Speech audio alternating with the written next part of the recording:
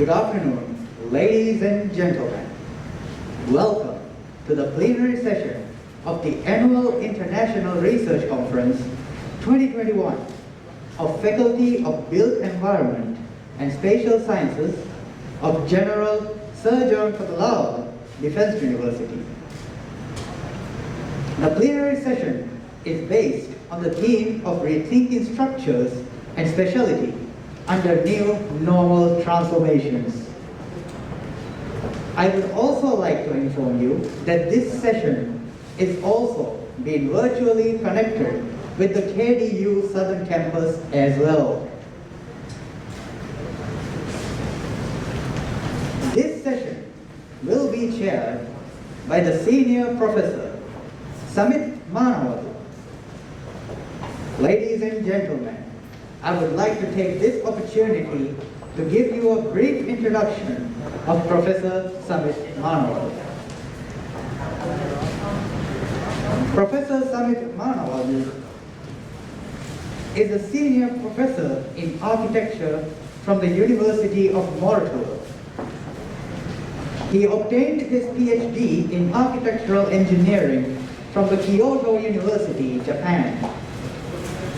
He joined the University of Moratuwa in 1993 and rendered his invaluable service in various academic positions, including the head of the department, director in postgraduate studies, a senior professor, and a council member of the university. Professor Samitha Manawadu is a fellow member of the Sri Lanka Institute of Architects and a member of the International Council on Monuments and Sites. He has been a corporate member of several professional bodies, including the City Planning Institute, Architectural Institute of Japan, and the Royal Institute of British Architects. During his career, Professor Samitha Manawadu has been granted several scholarships and special awards, including the UNESCO Asia Pacific Merit Award for conservation of historic buildings, the Japanese Ministry of Education Scholarship for Postgraduate Research Award in Japan, and from the University of Moratuwa Outstanding Research Award consecutively from 2001 to 2005. With all his achievements, he has published over 55 journal and conference papers at various international conferences as well. Professor Samitha Manawadu has played a key role in various major projects by the University of Moratuwa and the Development Consultants Lanka Private Limited.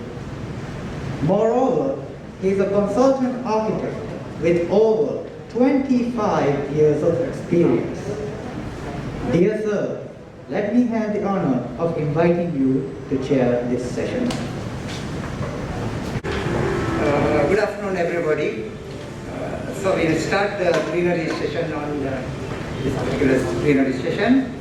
And we have 4 speakers, 1 in person, and then 3 on online platform.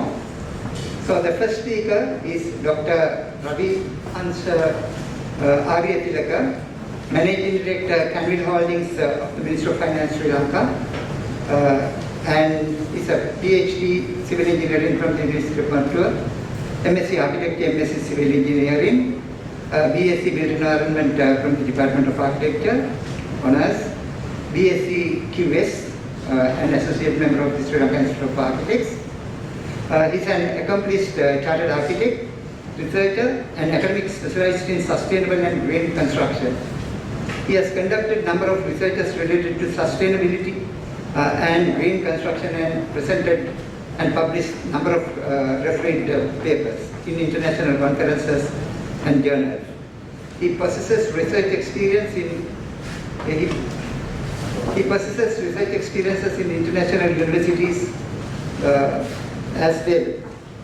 Dr. Ravihansa won many local and overseas awards for his research publications on sustainability and green construction, including overseas prize for Institution of Civil Engineers, UK, and President's Award, Sri Lanka, 4 times for scientific publications.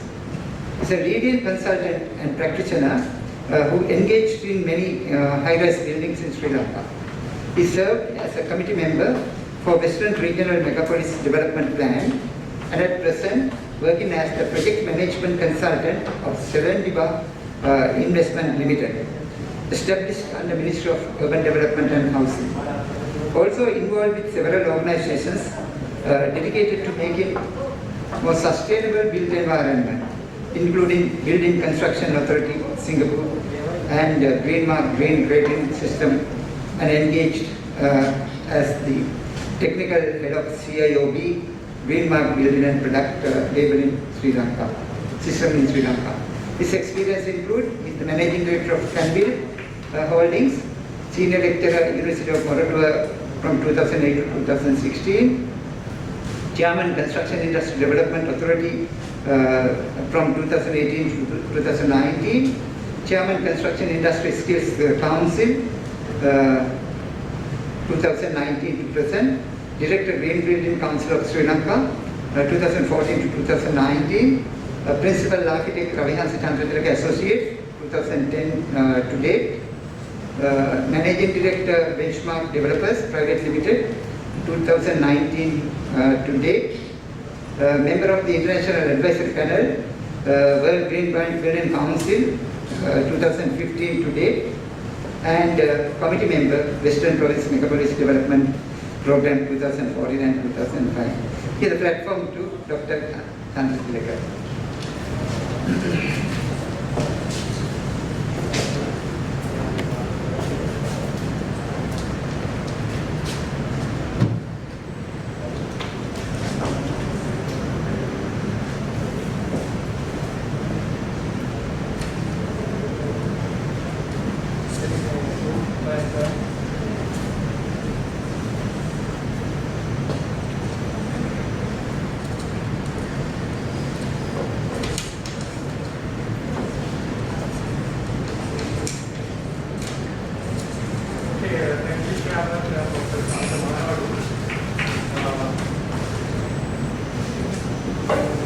So I thought of coming in person and attending this one to make it a bit more live, because even though the country is in a lockdown situation, we are working in all 5 days, right, to make it move.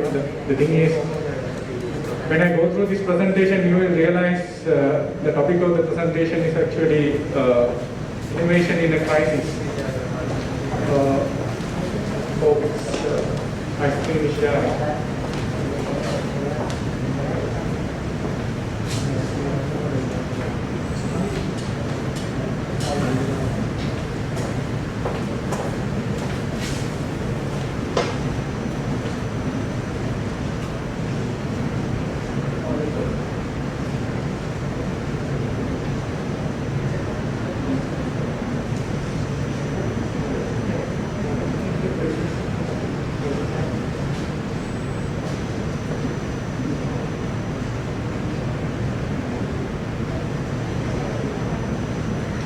So the topic of the day is innovation in crisis. So we are all facing a crisis today. It's obvious, right? So this COVID is a pandemic, in a way it's a crisis. The definition of a crisis, of course, I don't have to tell you. Crisis can be a natural or maybe a man-made or any type of situation which can lead to human, society, economic depression. And even it can be political depression to a certain extent as well. So moving forward, the crisis leads to see the world in a different way. Now of course, it's obvious, these days we are searching for so many avenues, right, to move forward. The reason that right now it's countries in a lockdown situation, all people are contained to their houses, and they find right little difficult because the boundaries are very limited. Right? So this sort of a situation, the normal life has become new normal life. It's quite obvious to a reason that the pandemic situation, right, which is already coming under crisis dimension here, is not quite normal. Right? Quite normal. It's a bit abnormal, making ourselves abnormal, right? And in terms of our behavior, we are a little bit abnormal, to be frank. So crises are dynamic, or crisis is dynamic. Why I am saying that one? If you take the definition of static, we know the magnitude and we know the direction of application. Whoever civil engineers are well knowing the definition of what is static and what is dynamic. Static means you know the magnitude of whatever the load or whatever the condition, and even you know the direction of application, where it comes and where it goes. But in case of dynamic forces, we don't know what is the magnitude, and we don't know sometimes the direction of application. Sometimes we don't know both direction of application as well as the magnitude. So crisis is something dynamic. We don't know what is the magnitude. Right? For example, if you take this COVID situation, before that we have experience of tsunamis and even earthquakes. Right? We don't have much experience in earthquakes, but to a certain extent, yes. And flood. Right? All these situations are crises. Right? So this crisis lead to a dynamic situation. We have to face in a multifaceted, right? We have to face it in the multifaceted sort of approach. That is what the uniqueness of a crisis. Having said that one, the innovation, and if you take the first phase of the so-called first wave of COVID, lot of innovations came into being. Right? You can see people have innovated different sort of things, some robotics, right? Maybe certain elements, devices, whatever, right? But nothing has materialized and used, right, in a bit of a high scale. Very famous singer who has recently passed away from us, right? Mr. Perera. Has his very famous song, right? Why? I don't know why. Right? Why? I don't know why lead to a research question. Right? So all these why, what, how lead to, right, initiate the research. Right? For whatever the research, there has to be a research question that has to start with, right? Maybe how, what, why, right? Dahaga malpipune aida nodanni, right? So there's a research question. You don't know why this flower, right, came into being in this particular tree, right? There's a research. So why these particular innovations were not popularized or in use? That is the issue, right? So you see. So 6 factors that foster innovation in a crisis. These are not directly related to, all the crises, but in general, these 6 factors can be discussed in common. What are the 6 factors? Mainly, we have to discuss the very first factor is called the shared focus. Now the thing is, when it comes to a crisis, different people are having a different motivations, agendas, different whatever the economic directions, different political directions, directives. But when it comes to a crisis, we all have a shared focus. That is the uniqueness of a crisis. Right? Everybody is attending to, giving attention to one thing in common. That is the crisis. Right? So when you come to tsunami, when it comes to this COVID pandemic situation, all our attention, our focus is toward this crisis. Right? So we have clarity on why we stand for what we are focusing on. That is the idea, right? So, crisis leading us to focus things. Then, we all know before this crisis came into being, right? Before you have selected this particular theme here, right? The last year would have been, or year before would have been, we are discussing about the climatic change. And perhaps it's going more than that. They are talking about climate emergence, where climatic emergency by definition is called a situation in which urgent action is required to reduce all the climatic change and avoid potentially irreversible environmental damage. Right?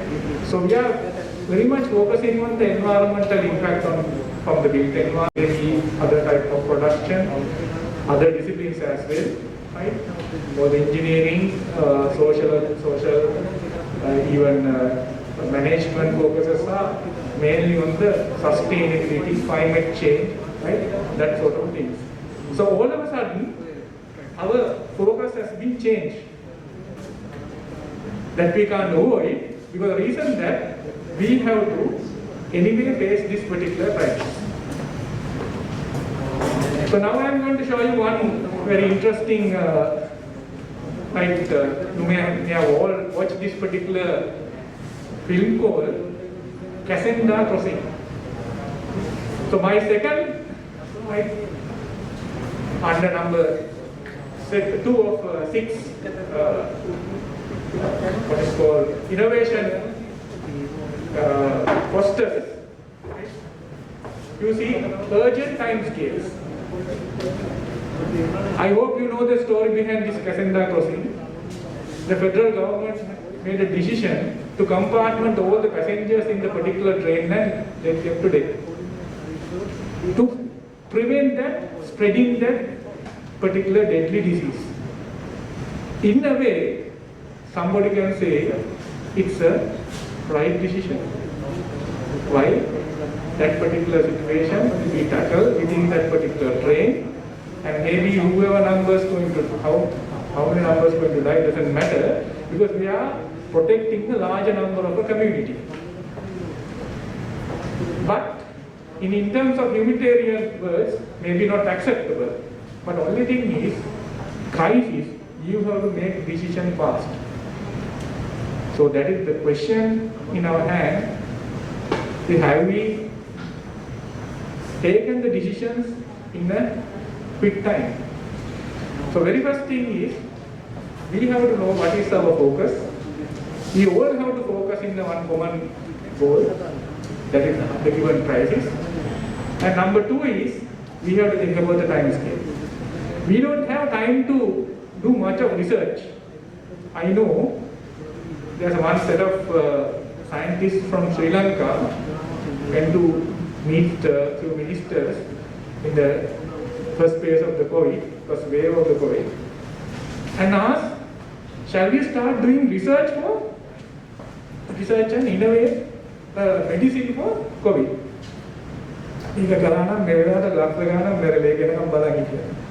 Right? So we don't have much ground to do that sort of a ground level research for a pandemic situation. Our capacities are very less. So in turn, now the government decision is to go ahead with vaccination. Whatever the higher the numbers you get vaccination, your chances for the pandemic to get it into a worse condition is less. So that can be considered as a wise decision. So in the pandemic situation, when it comes to a crisis, the limited chance for us to do experiments, much experiments. Whatever the research, you have a number of steps. Go for a literature survey and collect some data, right? And go for maybe analysis with the literature. After that, you have to go maybe field visits or collection some data, interviews, structured, semi-structured, whatever the interviews, and do the analysis, whatever. It will take about months and years for you to come to a conclusion and right, come with a particular product or whatever the findings.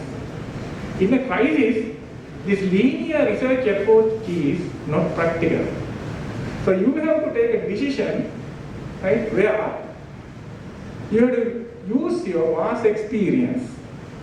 So might be wondered why these governments are appointing right, committees to make decisions.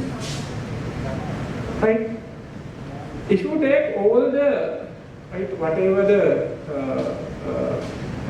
guidance what we have, right? For example, in terms of civil engineering, we have codes. The codes are developed based on the scientific research plus experience of the people. Now, in a crisis also, experience of the people will be utilized in a full scale. Need to be utilized in a full scale because there is no chance for a right experiment, much experiments. For the quick decision making, the people have faced to such situations. People, the committees itself considered to be collections of thousands of research. If you take, for example, one of the professors here, whoever the lecturers here, maybe a student here, you yourself is a collection of a research. That research insights are with you. The experience has brushed up that one. So collection of forming a committee to make a decision, yes, it has some sense. Right? Rather going for a ground level research because of the time is limited. Right? Okay. So the other one is need for scale. Out of 6 factors, third one I am pointing out is need for scale. It's not we are thinking of a 1 or 2, 3 or but a few numbers of outcomes or individuals or people that we are going to focus. Maybe the cases are vast. Maybe a community in a village, maybe community in a country, maybe community in the world. Now our focus is community in the world. Not only Sri Lanka, not only China, not only other part of the world, it's the entire world. Right? So whatever the decision that we are making, whatever the things that we are coming out of it, need to be worked at high scale or large scale. So in that case, going for a basic thing, for example, putting up a new hospitals, it will take time. It will not work because disease is spreading very fast. In that case, you can see some of the stadiums were converted into hospitals and some of the warehouses were converted into hospitals with quick time and giving the basic facilities required for the treatments. So that is what the built environment going to look at the crisis situation. If you go for the particular basics of design itself will take a month's time. So that is to be practical, right? We have to think about the grassroots level approaches are not going to work. So basically we have to focus on, emphasis has to be on what works fast. What works fast in case of a crisis, right? So don't take crisis, the definition only as a sort of a pandemic or something. Crisis can be economic sometimes. Economic crisis, maybe a political crisis, right? What has happened in Israel, right? Political crisis can happen, right? So you have to move. That is why some of the people have escaped from the country within few hours, right? So that is their action for that, right? So these things are need to be considered. So we have to go for hotels converting into treatment centers. Same setup, but essential hygienic conditions, and whatever the things which need to clean regularly will be replaced with something which demand less attention, cleaning, and even the particular whatever the setup, you have to make it fast moving, and even we have to think about modular made systems, because we are talking about a scale. Not only maybe country scale, maybe about the world scale, right? So modular systems will work. the modular coordination and modular systems the concepts were being initiated in Malaysia a long time ago. But in real work, some cases, some countries, especially in Sri Lanka, we are not much using modular systems, but some countries are so popular, right? So, for example, the container conversions, things like that, modular systems. And these particular treatment systems, maybe, right, we can go for the modular systems and production in large scale, and make it available and affordable, both things, right, important, affordable to the community, right? The other thing is, what we need to change in our new normal is we have to rethink about the concept of home. Now, the initial concept in our normal life, it's completely changed with new normal life, where we have to spend more time in the home compared to our previous situation, where we have spent sometimes more in office or more in some other places. We came home only for the sleeping, maybe in the afternoon, maybe spend night time only, so you have to spend the daytime too. So that needs to be rethinked. The other thing is, with the new normal life, what we are discussing is, the new topic we are discussing is mobility. Now we have, right, minimized our mobility to a great extent. So we are talking about low transportation and things to be in walking distance, and maybe rather you go to some place, whatever the things will come to you. That is the new concept. So you operate your mobile phones, whatever ordering online, Uber, right, Chumpang, everything comes to you. Right? Rather you go to the bakery and buy something, the bakery will come to you. Right? So this practice will be there even after the pandemic situation. Right? If it goes well. Right? User friendly. Right? The other one is we have to make a decision. Can we continue this remote working? For me, to a certain extent we can do. And we have to make a digital platforms for most of our work-based activities. Rather taking much time. Then, public sector innovations, of course, not much in our experience in Sri Lanka during the pandemic. So public sector has the full strength compared to the private sector. So they have to be very powerful in innovation and doing all the coordination because they have a lot of resources. But we have seen less number of innovations came through the government sector, especially the private sector, and it is not being materialized because of a number of reasons. Then, the fourth factor is repurposing the resources. Now, of course, we know we use 3R, 4R, 7R concepts. If I am taking short the 4R concept, the repurpose has to be, the apple has to fall into the, right, this particular R, which is called repurpose. The thing is, reduce, reuse all we used to, but now we have to think about something, right, in a way, whatever the product, whatever the place, whatever the space, right, how we can repurpose. Multi-purpose, multifunctional, connections, everything we have to think along with the repurposing of our utilities.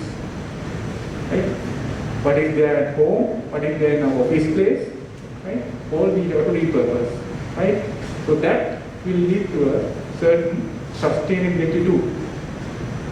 So during the COVID, we know the self-responding, right, whatever the softwares, digital platforms developed, and people are very much linked with the internet and networking through digital systems. Maybe time to come that will be going to be permanently established. So that is the world that we are thinking of. So other thing is openness to collaboration. So we are collaborating usually because of some purpose, organizations, everything. But now we have to collaborate for the common achievement, which is going to be open mind collaborations, which is going to give the good results or quick results. There are a number of methods of collaboration and networking. I have given, I am not going to explain because of time. And some countries now thinking of a digital basic income. Of course, we know what are the income bases we have for a country. Now, certain countries like Bangladesh, even Pakistan, are going to establish part of their income, basic income, out of the digital income. Right? So these are the things. So need to be fast. Right? We can't hang around one place. We have to run behind it, like what we are doing for the Chumpang every morning. The other thing is, we have to have right people to do the experiments. So don't go behind something just because it's materialized and need to be tested. No. Right? So you have to rely on the people who are the researchers who has a background in case of a crisis. Right? It doesn't mean we have to let down the people who are coming up with the new research. They are very much new to the research work. But we have a lot of proven cases. Right? We have went behind the people in their life. They have not done any innovation or experiment at all. And we set aside what we believe, and we went behind something which is not reliable. So what I'm trying to say is, rapid learning is possible, but you have to rely on the people. That is why we have to have expert committees, expert engagement to manage the crisis. Don't go behind the people who are just emerged and trying to give the solutions, which is not reliable and your risk is greater. Finally, sharp on time hope, right? We have to go for failures. Maybe failures are encountered in terms of managing a crisis. But failure has to be something which has a minimum impact on our lives and even in our economy. You might be wondering why I put a post box here. This is a colonial type post box. This is still remains in the cities, not in Sri Lanka, even in the London. The reason is that this particular box is very user friendly. Right? Just put your this thing here and take it out. Even though we have all the digital systems, whatever, in terms of hard delivery, hard copy delivery, we are still used to that one. Even during the last tsunami, those post boxes were survived. It was dismantled, floated away along with the water. But very first thing which was re-established after the tsunami was these post boxes. No much damage. Right? So we have to think about something, accepting the risk in a minimum way. Thank you. Thank you very much, Dr. Ravihansa Chandratilake. Begin out innovation in a crisis situation, and I think we can have a question and answer time at the end of the session. So we go for the next session, next presenter. It will be online presentation by Professor Kanchana Perera. She's a chartered architect. Professor Kanchana Perera is a professor in the quantitative surveying attached to the Department of Building Economics, University of Moratuwa. She is also serving as the director of the Staff Development Center of the University of Moratuwa after her graduation from the University of Moratuwa, and before joining the academic staff of the university. Professor Perera worked for several years in the construction industry, first as a quantitative surveyor and then as a senior quantitative surveyor. By now she has around 17 years of work experience in academia. Professor Perera is a chartered quantitative surveyor and a fellow member of the Institute of Quantitative Surveyors, Sri Lanka, Australian Institute of Quantitative Surveyors, and Royal Institution of Chartered Surveyors. She is currently the Vice President of the IQSSL, that is Sri Lanka Institute of Quantitative Surveyors. She served as a member of the Executive Council of IQSSL for more than 16 years and as the chairperson of the Board of Quantitative Surveying Education and Training of IQSSL for 4 years. She has also served as the chairperson of the Board of Quantitative Surveying Publications of IQQS. From August 2015, she is serving as a committee member and the continuing professional development and education coordinator of the Sri Lanka division of the international chapter of AIQS. She is also an APC assessor of IQSSL and AIQS. Since 2015, she has been also serving as a member of the research committee of the Pacific Association of Quantitative Surveyors. Professor Perera is presently serving as a member of the steering committee of the Construction Industry Development Authority. Professor Perera is an active researcher and has widely published in leading journals and conferences in the built environment. Her key research interests are in risk management, construction procurement, quantitative surveying, facilities management, and property development. She has published altogether more than 150 referred journal articles and conference papers in the area. Now, Professor Perera, the platform is over to you. Dear sir, thank you very much for your kind introduction. Let me share my slides now.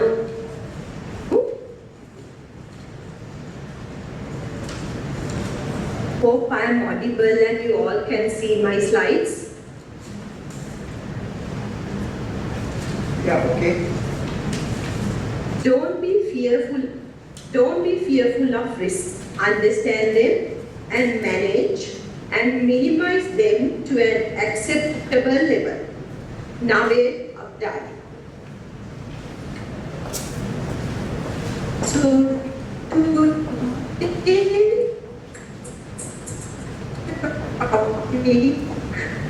for this session is financial and economic risk management in coastal. Why? The reason for selecting the topic is, number one, if I begin to talk about COVID, that make you more stressed. We all know when we see or when we watch TV news every day, we get stressed. So what I thought is I will move from COVID, and I have selected 2 points, very important points, which will be useful in the new normal condition. Number one, we all know due to COVID, so we are suffering with financial and economic problems in the country. Therefore, I think managing financial and economic risk is very important. Then with the COVID new normal, we will need 1 meter or 2 meter spacing. That means more space, more land. So coastal land reclamation is the solution for that. So due to those 2 reasons, I have selected this topic as financial and economic risk management in coastal land reclamation projects in Sri Lanka. So in my presentation, I will be talking about coastal land reclamation projects. What are they? Financial and economic risk. Then risk management in CLR projects. After this brief introduction, so I would like to disclose findings of our very recent study where we identified what are the financial and economic risks in CLR projects, what are the suitable risk response measures, that is the second part of our finding. Third part is how these risks should be allocated to different parties. So this is how we are going to do it. So finally, I will be talking about the concluding remarks.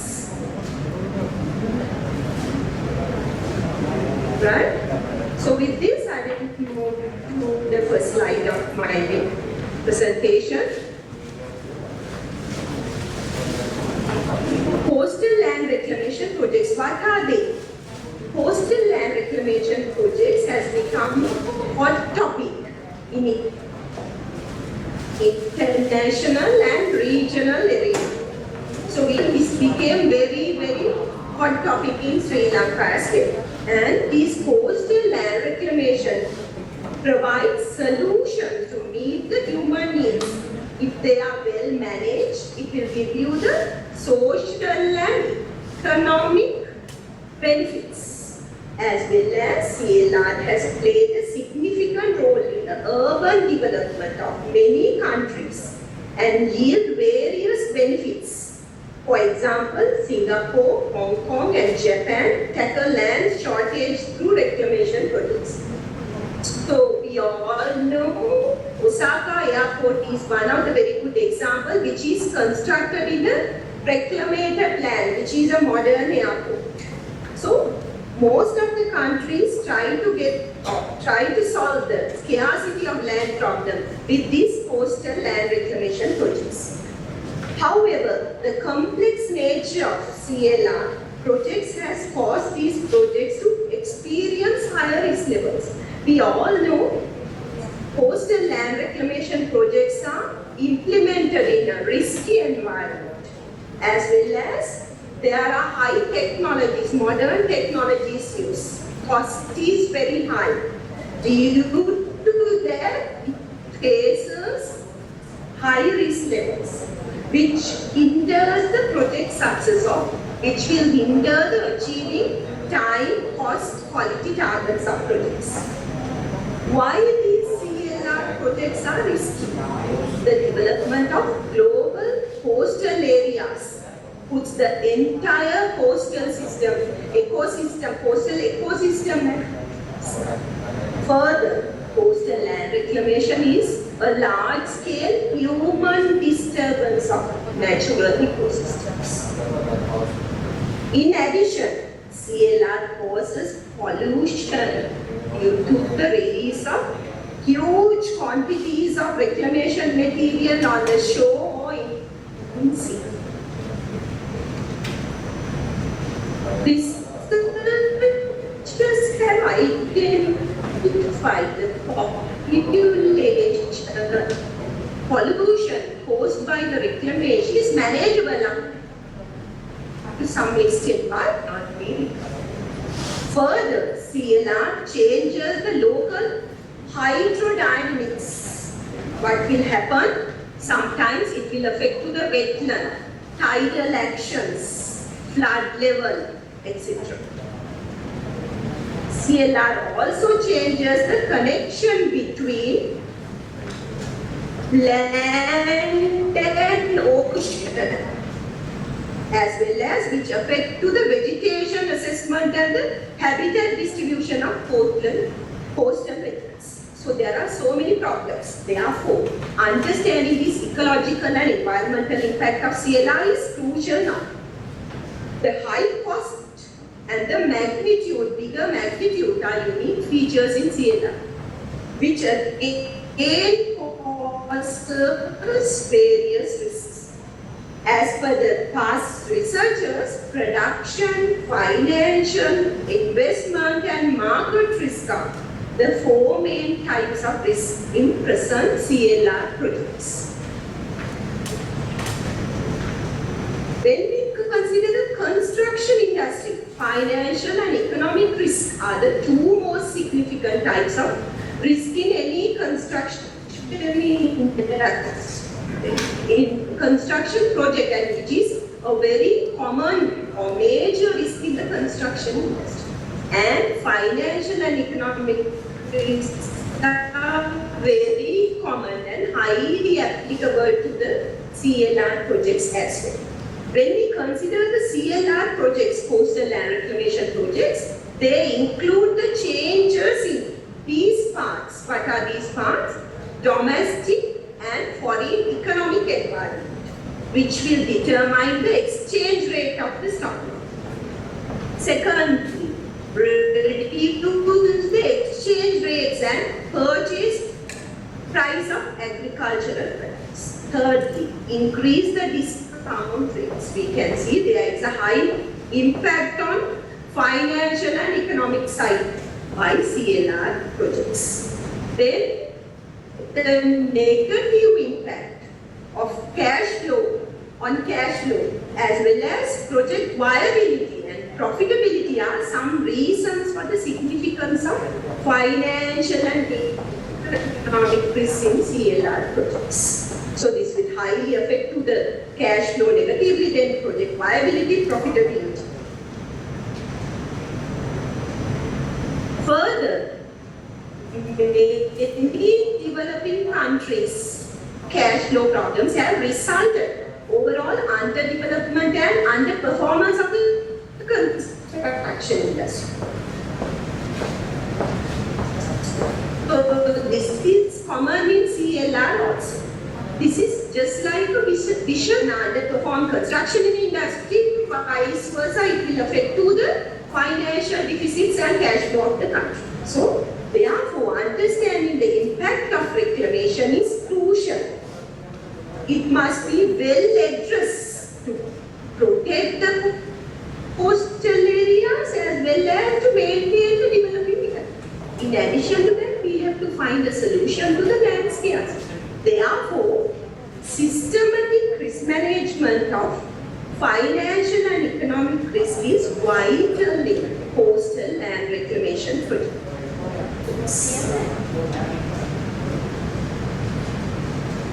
When we talk about risk management, it's a very common term. What is it?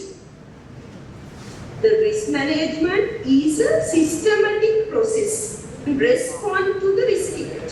So what is this risk identification? It includes the identification of potential risk event conditions and risk liability classification. What do you mean by liability classification? How those risks are apportioned or allocated.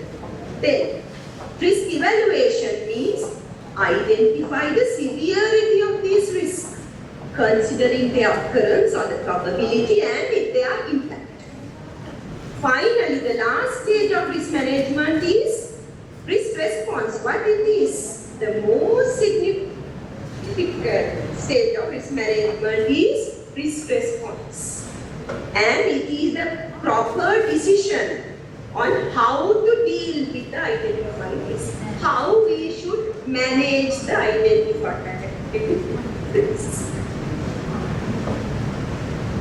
So when it comes to these CLR projects, as per past researchers, what we see is different construction procedures require different risk management strategies. Especially CLR is an unique construction procedure. It requires an unique risk management approach. So when we take building projects, high-rise projects, water treatment plants, road construction, airport construction, coastal land reclamation, those are different to each other. So they face unique problems. Therefore, unique risk management is required. Further, as per the researchers, they mention risk management in CLR projects differ from region to region, country to country. Why? So, when it comes to CLR projects, the attitudes about the risk, knowledge level of the professionals, education level, use of technology, especially the nature of the coastal area are different to each other. Therefore,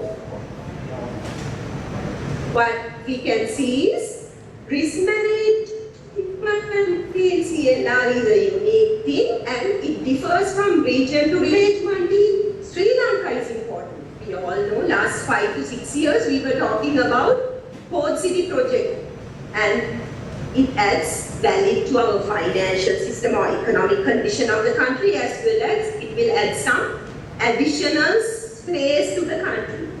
But there were so many problems related to that. What I hope or what we believe is there will be new projects coming up in the future, similar to Port City, to the development of the country. Therefore, Sri Lanka is a unique country where knowing the financial and economic risks for CLR projects is important to Sri Lanka. This coastal land reclamation is a hot topic in the world as well as what I believe in Sri Lanka as well. So we have selected this as one of our research questions. As Dr. Ravihansa mentioned, anything can be a good research question. So this is due to these reasons a good research question, right? So we try to identify how to manage CLR projects, in CLR projects, financial and economic risk. First part of our finding is financial and economic risk in CLR projects. We were able to identify 41 financial and economic risk in coastal land reclamation projects. These blue color ones are specifically identified in the Lankan context at the end of interviews. So what did we do after identifying these financial and economic risk factors in CLR projects? We have done a questionnaire survey and ranked them. So you can see we put them in a risk matrix, where one side is probability, the other side is impact, and the factors which were there in the red color area were considered as significant risk factors, considering their frequency and impact level. Okay? So what we can see is quality of sand and soil, delayed payments, unpredictable safety and security conditions of the country, dredging volume, defaulting contractors, subcontractors, financial problems caused by estimating errors, changes in the market conditions, poor contract management, material shortages, reduced profitability, deviations from planned work, unavailability of funds, inappropriate social awareness were identified as most critical 13 risk. Part of our research, we were able to identify how these risks should be handled or what should be used. You can see we have identified the risk response strategy, risk transfer, reduction or avoidance. In front of that, we have identified risk management strategies, conducting risk, transferring risk to the contractor, conducting quality assurance procedures, designs per standards, changes in clauses of contract regarding abnormal price rise of any material or any quantity. Likewise, in front of each risk factor, we were able to identify risk handling strategy as well as risk handling method. So likewise, we have gone up to all 15, 13 risk factors. So likewise, then finally we were able to identify the most critical response measures considering the overall picture of CLR projects. These are the most suitable risk response measures throughout the CLR project. Contingency plans designed as per standards, changes in contract clauses, rise of abnormal price rise or any material, or dealing with extra quantum of work, claiming for damages, minimizing wrong estimation, minimize financial difficulty by owner, extension of project completion date considering the problems, improve social awareness about land reclamation, environmental impacts. So these will be the commonly used significant response measures. Now I move to the final part of my presentation, the allocation of significant risk. My allocation, you can see this, right?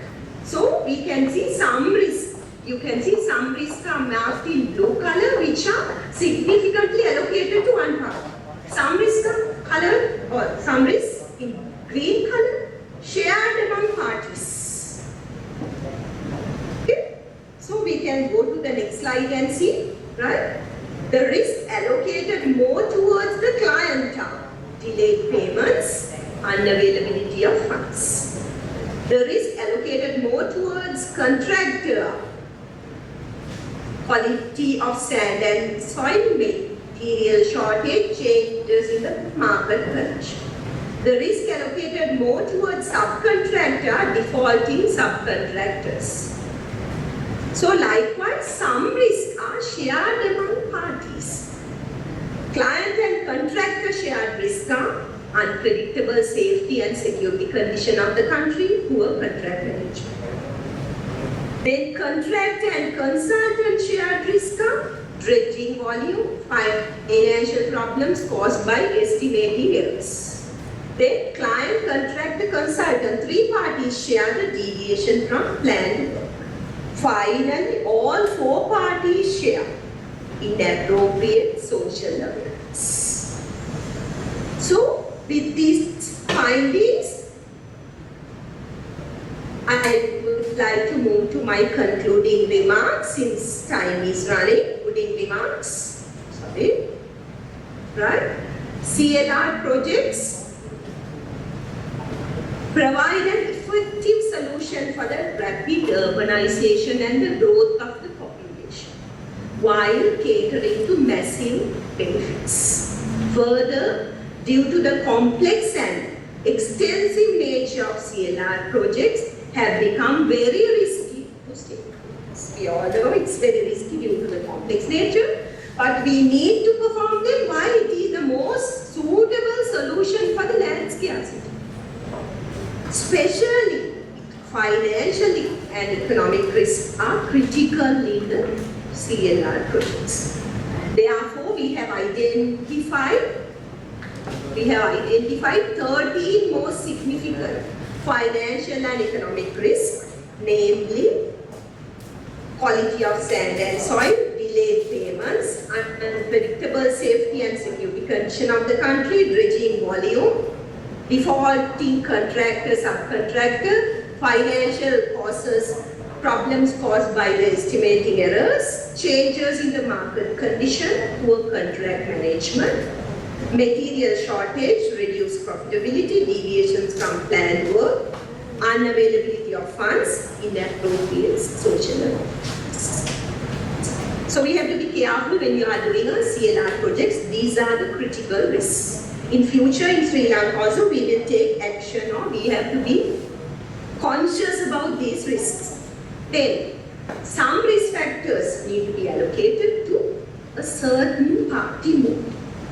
The party who is having the control over that is liable for that risk. But some risks cannot be apportioned to one party, but it should be shared.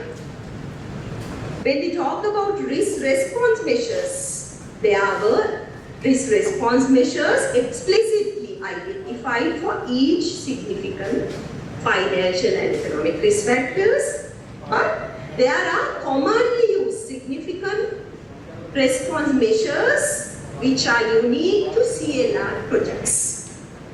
Contingency plans designed as per standards can be identified as most critical response measures in CLR. As recommendations, conducting environmental impact assessments, conducting cost-benefit analysis, adopting quality control procedures. And all the project stakeholders need to understand their commitment and their role and work towards that. Teamwork, coordination and proper communication are essential to minimize these risks. And finally, it is recommended to increase the social awareness of CLR projects with advertisements, articles, appropriate media sources to increase the market demand and to have the social acceptance. But we must try our best to minimize the other adverse effects by the CLR projects. Thank you very much. Thank you very much, Professor Kanchana Perera. So you may have to stay. The questions will be written after the session. So I'll make a correction to the introduction to the speaker, Professor Kanchana Perera. I said she is the current Vice President of the IQSL, but I was informed that now she is the President of the IQSL. Congratulations. Excellent. And then we'll move on to the next speaker straight away. That is, the next speaker is Professor Nalin Prasanna Ratnayake. Professor Nalin Prasanna Ratnayake is a professor in geology at the Department of Earth Resources Engineering, University of Moratuwa. He formerly held the appointment of the Vice Chancellor of the Ocean University of Sri Lanka. Added to his multifaceted career record, Professor Ratnayake is a Center of Excellence Research Fellow, Japan, and a chartered geologist. Professor Ratnayake got his BSc Honours in Geology from the University of Perera, MSc in Marine Geology from Shimane University, Japan, and a PhD in Marine Geology from Hokkaido University, Japan. These eminent scholars' academic instinct largely drive into the disciplines of marine geology and oceanography. His research scopes have been skillfully dispersed in the arenas of onshore and offshore minerals, global terrestrial ecosystems, geomorphology, natural disaster mitigation, and many other lead affiliations. Contributing to his accumulation of the knowledge for the betterment of professionals, learners, and academics in a wider scope, he has held a number of high-level positions in prestigious professional bodies such as President Geological Society of Sri Lanka and General Secretary, Institute of Geology, Sri Lanka. His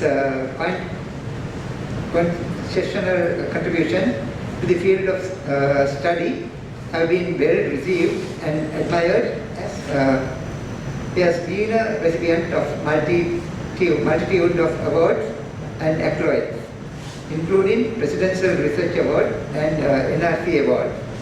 He has published over 30 peer-reviewed articles and over 60 other research communications.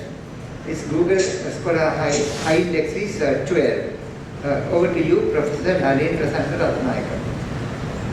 Thank you very much, sir. Can you hear me clearly? Yes.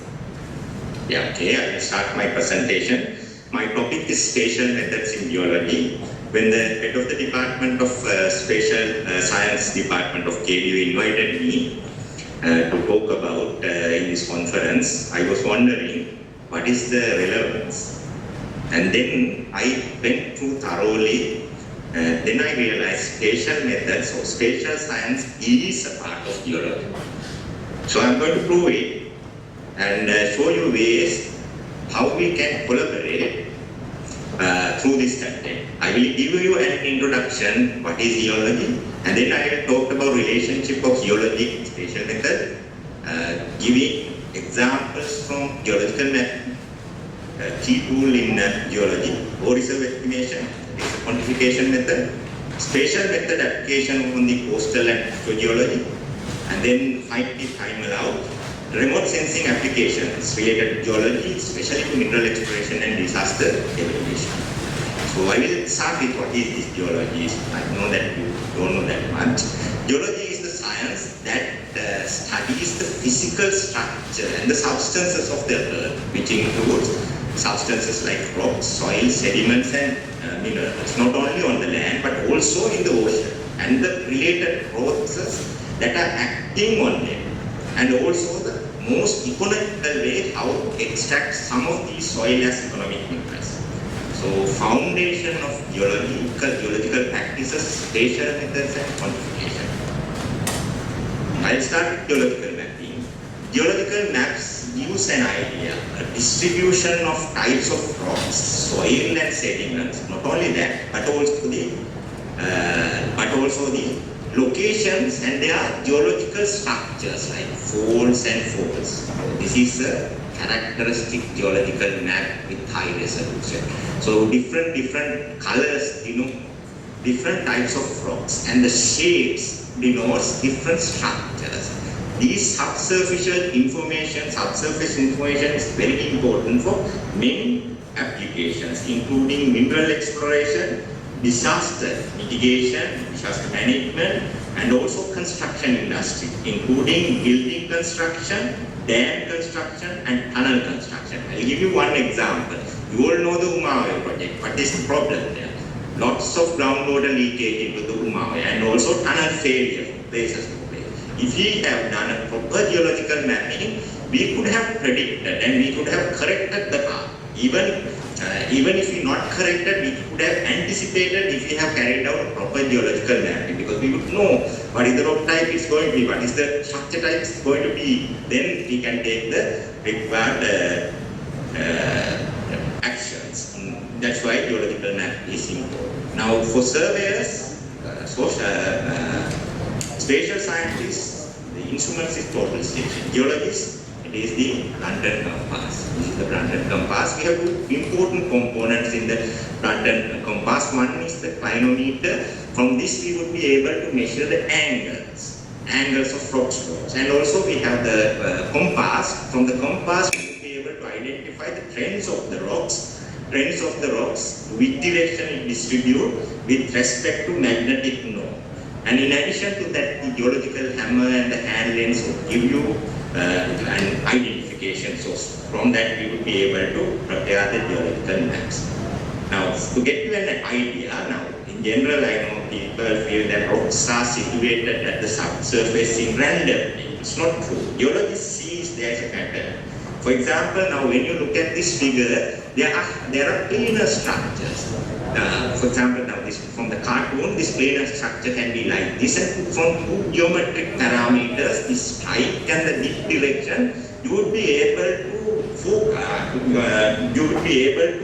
interpret that the rock, in which direction rocks are distributing in the surface and to the depth. For example, strike is the direction when you make a horizontal plane into this planar feature, there is a projection on that planar feature. That direction with respect to magnetic north would give you an idea about the strike. Now for example, we know from the strike we would be able to say which direction the rock is distributing in the surface. On the other hand, dip is the angle that it makes along with the horizontal plane, this angle. So from that we would be able to understand to which direction the rocks is going into the depth. Suppose that if you want to build a construction near dam or tunnel or something, then without doing any geological analysis, you can identification any rocks by geological mapping. Exposed rock, you would be able to predict that there would be at 100 meter or 200 meter, this type of rocks are there. It may create solution cavities, so be careful, take the necessary action. So that's why the geological mapping is important. So this is how we carry out the measurements of dip angle in a rock slope using the clinometer, and this is how we take the strike measurement in a planar feature in a rock wall.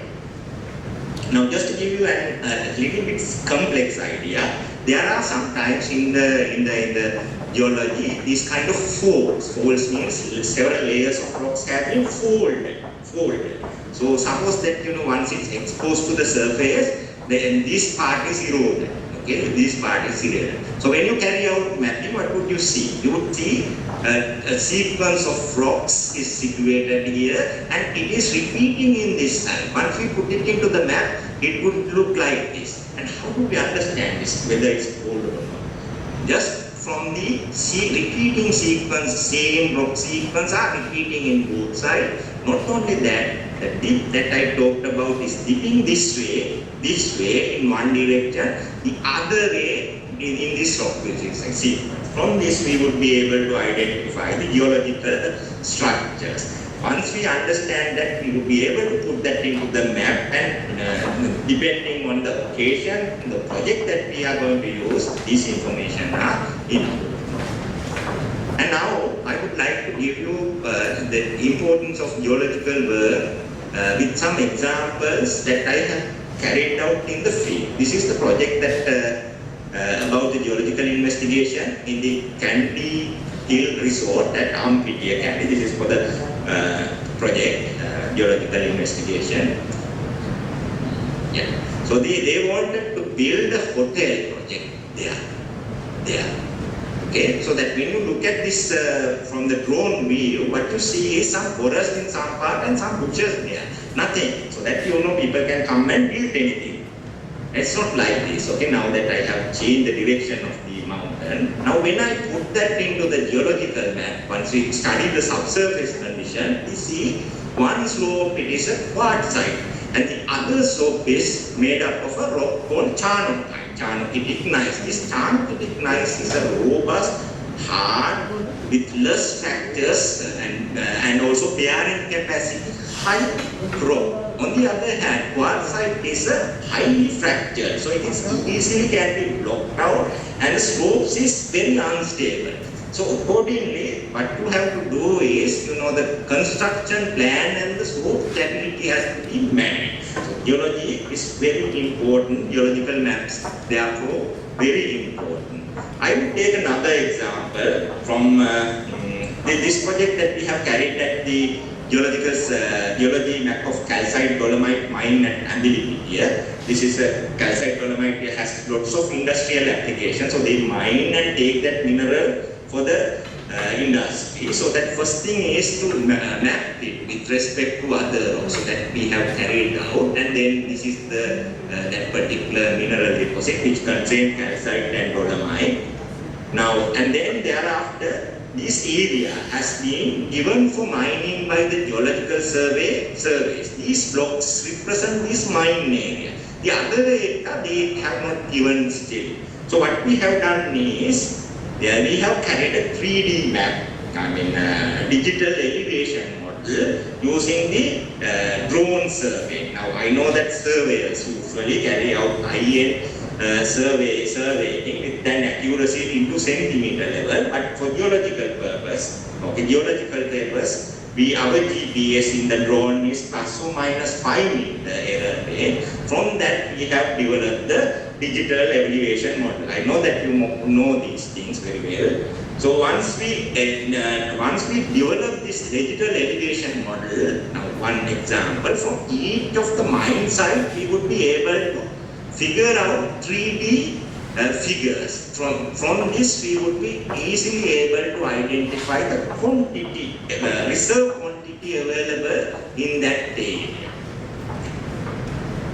And for this, developing this model, kits for the server-like software that you all are, I think the people from the Spatial Science Department are commonly using these softwares, can be used to get these kind of 3D models. Once you develop this 3D model and the geological boundary of the deposit put into that, then the people in that area and the geological survey realize, okay, some of these quarries, even though they have sold it, does not have deposit.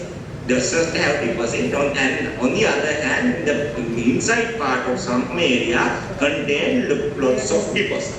One of the objectives of this project is to quantify how much ore reserves are there, mineral reserves are there. So usually minerals are not 100%. Okay, there are up to certain percent, like 50-60%. So we have to measure the ore reserve. When we do the calculation ore reserve, this quantification, usually the ore body or interested area, we divide them into blocks like this. Not only superficial blocks, square blocks, but also blocks to the depths we divide. And then we try to find out the average concentration of the one of these cubes.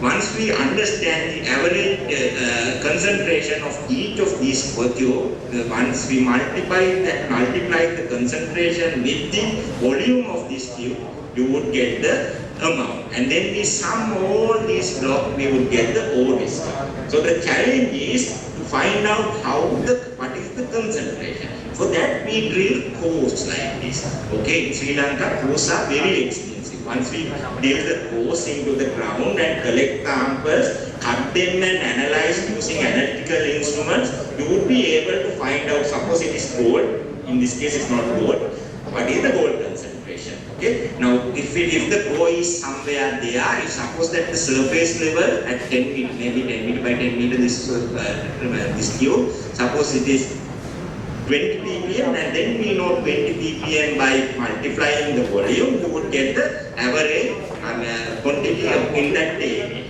Okay, now usually we don't get holes in, we won't drill holes in every square like this. What we do is we do several quarries. This is some other project, and then we make cross section like this. Suppose a tube comes in, drops into this area. From this cross section, we would be able to take the concentration. And then in that calcite deposit, you know, there are 3 types of important economic mineral. This one calcite, 2 types with grade 1 and grade 2, and the dolomite. In addition to that, there are impure dolomite and calcite, some 2 other rocks. These are the base material. So we have to make sure what are the percentage. We could not drill there. So what we have done was surface are exposed, so that in the horizontal surface we could map out the area, and then we can multiply it by unit area, and that would give you an idea about the average concentration. And not only that was not only the challenge, there was also tunnels, like they have a mine at Pasani, so that this has to be removed from the overall quantity. What we have done was the total station survey with the support of one of our colleagues survey. We have carried out a cloud survey, and from this survey this quantity can be removed, can be calculated exactly, and then finally with all this information, all the area we would be able to calculate the core reserve amount. When you look at this, you would see everything is surveyed. You would see that, no, but surveys can't do that. When it is coming to when we need high accurate data, we go for short surveys. When it is not necessary, in this case, for example, not that, then by ourselves we have carried out that. But you would understand there is common ground between surveyors, spatial scientists, and geologists. This is some other project that we have carried out. This is actually a PhD project that I am carrying out with one of your lecturers at the Spatial Science Department, Mr. Gunasinghe. He is PhD research. This is about influence of man-made effects on geomorphology, bathymetry, and coastal dynamics in monsoon-affected Kaluganga River outlet. You remember that Kaluganga River outlet, because of flood control, the government has broken this part, and then it has created to completely diminish. This figure shows it clearly. Okay? That happens in 2017 somewhere. So they have cut open this one. What has happened was the sandspit bar was completely damaged and the ecosystem completely changed. Environment has completely changed.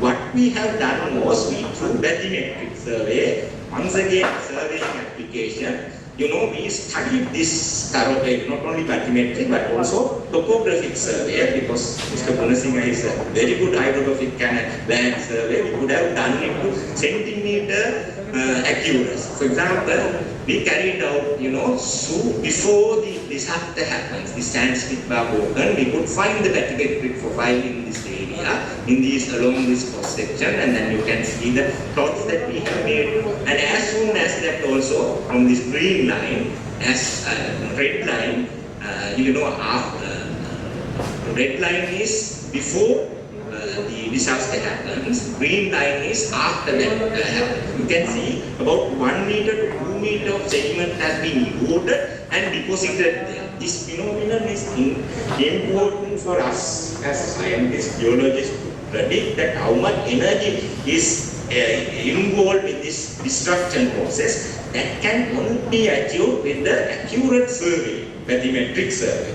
Not only that, we also carried out, the shoreline changes of different features in the coastal line area with respect to mean sea level. These are some of changes, and this is how we have carried out the surveying. For this, we have carried out GNSS technology, and also we have used Sri Lanka coastal correction facility.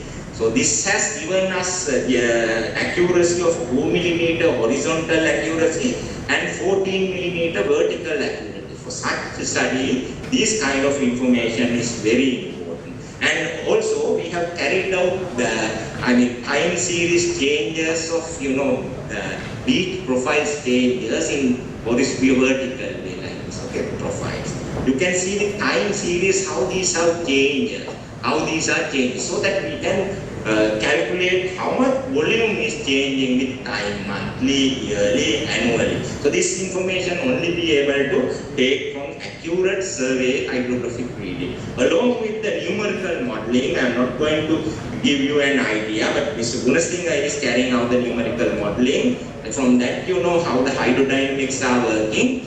And the topographic data, we have developed a model what has happened before dynamics, sediment and water dynamics before this disaster happened, and after this disaster happened, we have really understood that. Okay, there was an equilibrium system before 2017, and now if we do something to again recreate the old situation, we can say what would happen, and also we will be able to give solution to this environment to recreate the past environment. And in addition to that, there is one other important area. If I am exceeding the time, you can discuss the finish if necessary. And then, now for example, this beach, now beaches, I think there was one presentation last time, Professor has done very well. Now, these beaches are not stationary, they are dynamic. The beaches are traveling into one direction depending on the wave and the wind direction, one direction. So, quantifying how much sand is traveling is important. Mr. Prasad has done again this one. He has carried out surveys, very detailed survey with respect to benchmark. Has carried out this survey in this line, and after 3 hours he has come back and carried out the survey again, and then the difference will give you some volume. From that you will be able to calculate how much sediment is transporting into one direction, whether to north or the south. If we have carried out this monthly, at least seasonally, we would be able to understand how much sediment is transported one direction, then the other direction. This information is very important for coastal management. And once again, see that how the survey was failed, such science input is important for the science or engineering or coastal management. Some other applications. This is about side scan sonar and sub-bottom profiler surveys. This is again surveyors and geologists are commonly using. I will say that our story, this is side scan image, these are underwater image sending acoustic waves like you are sending echo sounding. So you can see this is sand, these are camera images. Clearly you can see this is sand, but what we see is foam backscatter and this ripple marks. You see the wavy-like feature. This only happens if the grain size is coarser material. This material, without a doubt, is suitable for concrete production. Even nourishment, beach nourishment is good enough. Now, for example, this backscatter is much more darker, not a strong backscatter, and there is no ripple mark, meaning fine, muddy sediment. Without going diving, we would be able to say, using the side scan sonar imaging, these are much more suitable. This is a common practice that we are surveyors and the geologists are doing that. In addition to that, there are also sub-bottom profilers we are using that. Side scanner surveys shows only the surface material, but sub-bottom profiler you can penetrate your understanding to deeper level up to about 100 meters. Now in Sri Lanka there is very important application. We mine sand. We are dredging sand for coastal protection. Understanding where is the rock is important. So interpreting this rock is geologist's task. And also when we are interpreting this geologist, we may confuse with other features. For example, this is an unconformity. I am not going to explain you. It's a geological sedimentary feature. So that all geologists can interpret with the support of a seal survey. Now, to some remote sensing application. For this, I have taken some examples from the proposed project that we are planning to carry out at Oman for a construction building selection and development of a construction building site for marble and other building site. So now, without we have done most, we have taken a Google image and then we have transformed into 3D image. Now you know that how to do that. From looking at that, we would be able to say, okay, there are mainly in that area two types of rock. One are carbonate, means marble type rocks, and then the other is a igneous rock, basic or mafic type rock. These are usually black color. What you can see is from here, you know, these are the carbonate rocks. So we can approximately quantify. You know, I think using Google Earth, you can develop your dam.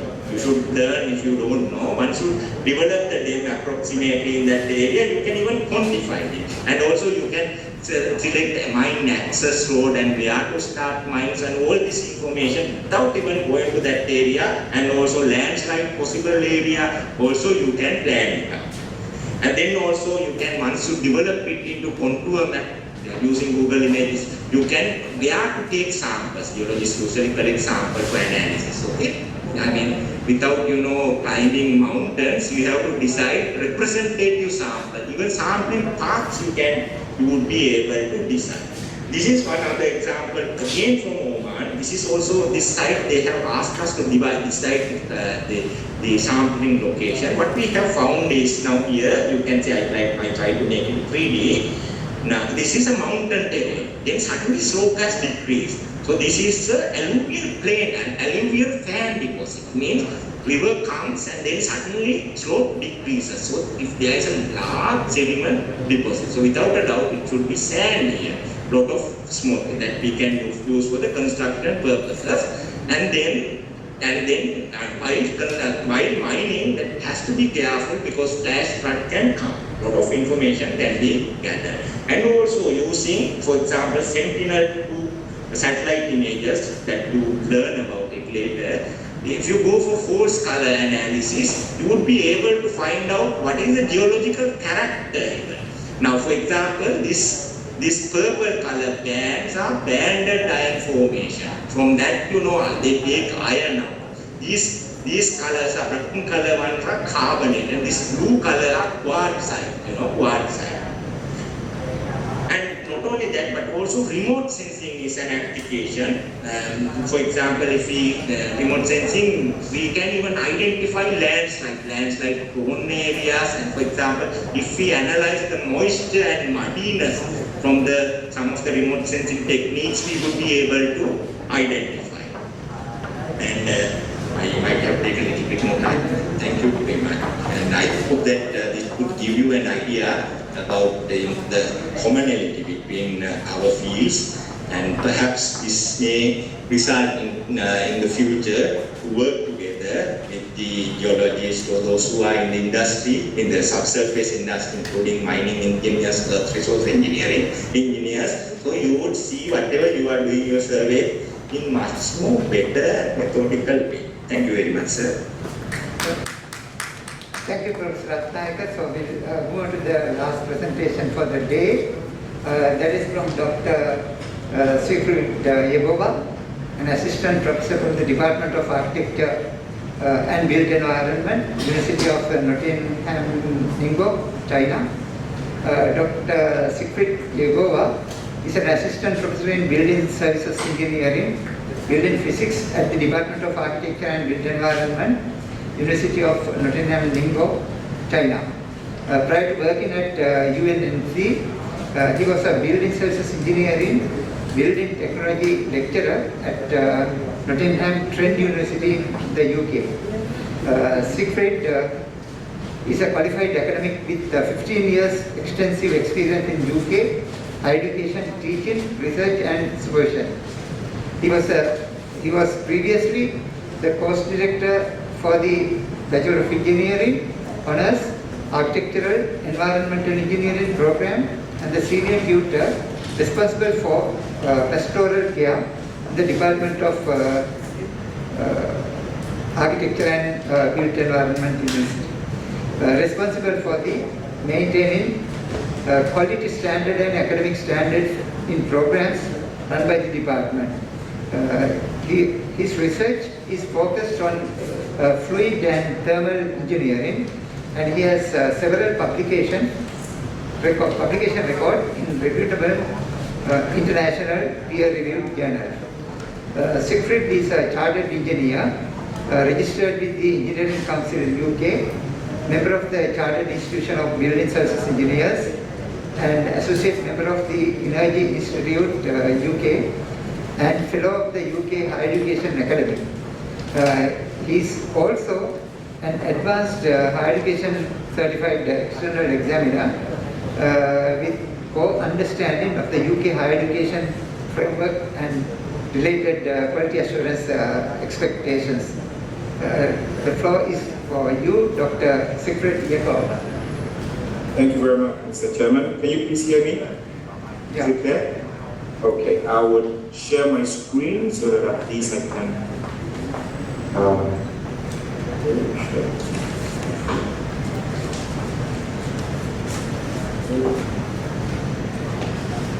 Right. Can you please see my screen? Yeah, okay. Okay.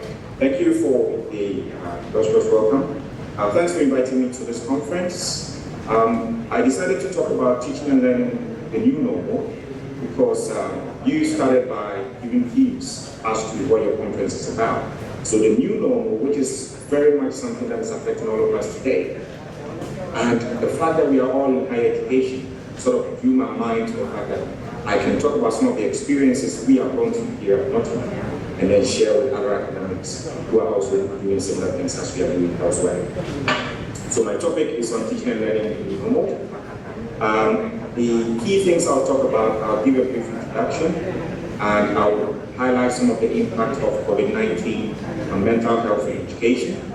I'll also talk about the recognition of the new normal, which is part of the theme of this conference, and then also outline some of the online education challenges, and then provide a brief of what our experiences here at Nottingham University.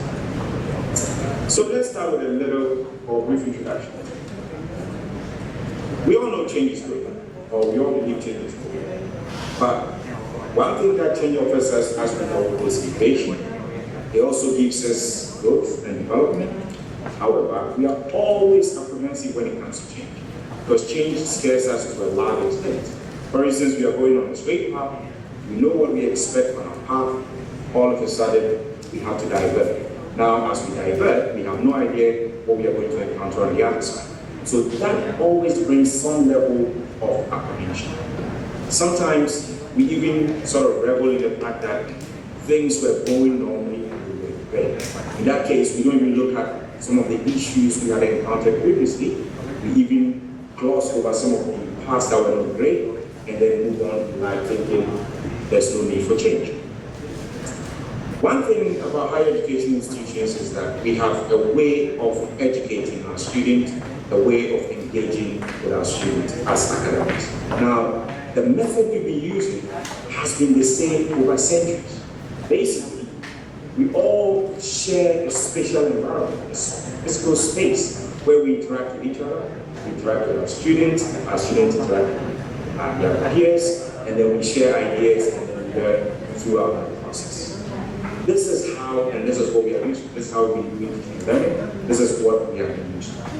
However, in recent times, out of nowhere, of course, virologists might disagree, but to us as general public, out of nowhere, we were hit with the COVID-19. Now, that technically disrupted everything and how we do our things on a daily basis. So it became a sudden disruption to how we would deliver our teaching and learning processes in terms of working in our institutions. Now, the United Nations Department of Economic and Social Affairs, they did a bit of study, outlined certain data and stuff relating to this COVID-19 pandemic and how it has affected us globally. In fact, the information they have, the stats they have, shows that half the global population was under lockdown in 2020. Half of us. And that's a lot of us. We are about 7 million globally. 90% of students during that period were out of school. This is significant because we go to school to educate ourselves. This is how traditionally we have been educating ourselves. So 90% of students being out of school create a big deficit in education for the ones coming and for the ones who have to continue and also fill up the job market and other future innovative environments. Now, as innovative people, what did we do? We used the internet, and we all started making the internet our home. Families were celebrating activities, birthday activities, all sort of things on the internet. The internet became our classroom, our workplace, meeting space, and as I speak to you now, funny enough, I'm speaking on the internet in order to be able to be at the conference in Sri Lanka whilst I'm in China. So we have changed the way we do things in order to be able to be innovative and still achieve the same objectives that we have. So we, based on the COVID-19 challenge, moved from an old school of sitting in the classroom, engaging directly with each other, moved to the computers and then engage with others all over the world. The thing is that this pandemic has caused a lot of problems. The key thing is mental health. You see, the COVID-19 disrupted the way we live and we're not ready. All of a sudden, we have this pandemic. All of a sudden, we have to change the ways we do our things every day. All of a sudden, some people even lost income. So it really created a lot of problems, physically and mentally, to a lot of people. One thing that you need to understand is that mental health is really critical. Our mental health is linked with our physical health. So once we have a problem with our mental health, then we will also have a problem with our physical health. So as people, one thing we want to do is ensure that our good quality of life is not compromised by poor mental health. Some studies have actually shown that the pandemic, the COVID-19 pandemic, which basically occupied most of our lives during 2020, created a lot of psychological problems. People were anxious, there was anxiety, there was depression, there was stress, post-traumatic stress. And that itself, as I said, because mental health is linked with the physical health, impacted the physical health of a lot of people. Now, our mental health, our physical health, we need it in higher education to study, to teach, to learn, to do all sorts of things in our workplaces.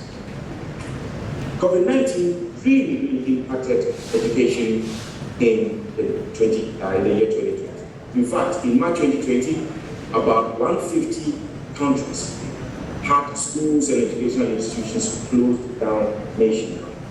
I mean, this impacted about 80% of the world's student population, which is really significant. So technically, we had 1 year of the generation's life being disrupted in terms of their education and learning. 1 year on, 1 year into the COVID-19 pandemic, close to half the world's students are still affected by partial or full school closures. And this is statistics from UNESCO. Now, UNESCO reckons that basically we are going to end up with over 100 million children who are going to fall below proficiency levels in reading simply because of this pandemic. Now, that creates a big challenge because we in higher education, we are expecting the younger ones to come through for us to be able to educate. Now, if a lot of them are going to have educational challenges, that means down the line, we are going to encounter significant educational problems. Due to COVID-19, many countries had to put restrictions on travel. Now, I live in China now. I'm not able to go back to my home country because of the fact that there are travel restrictions. Other students who were abroad visiting family during the COVID-19 period couldn't come back to study. So these travel restrictions, although was to limit the spread of the virus, ended up affecting educational institutions. Now, I pulled this information from UNESCO, which covers Sri Lanka. I've never been to Sri Lanka, by the way, sorry about this. And it did show that over the period, even from 2020, where there was lockdown now, Sri Lanka has had about 5.5 million learners affected by COVID-19. That means currently you still have some institutions that are fully or partially closed down. In fact, I did check with Dr. Mendes, who invited me to this conference, and then she did say that actually we are not doing face-to-face teaching at the moment, which is a disruption to the normal way we educate ourselves. Now, this brings us to the new normal. What is the new normal? Basically, this UN Under-Secretary General, Liu Jianming, and he's the head of the United Nations Department of Economic and Social Affairs.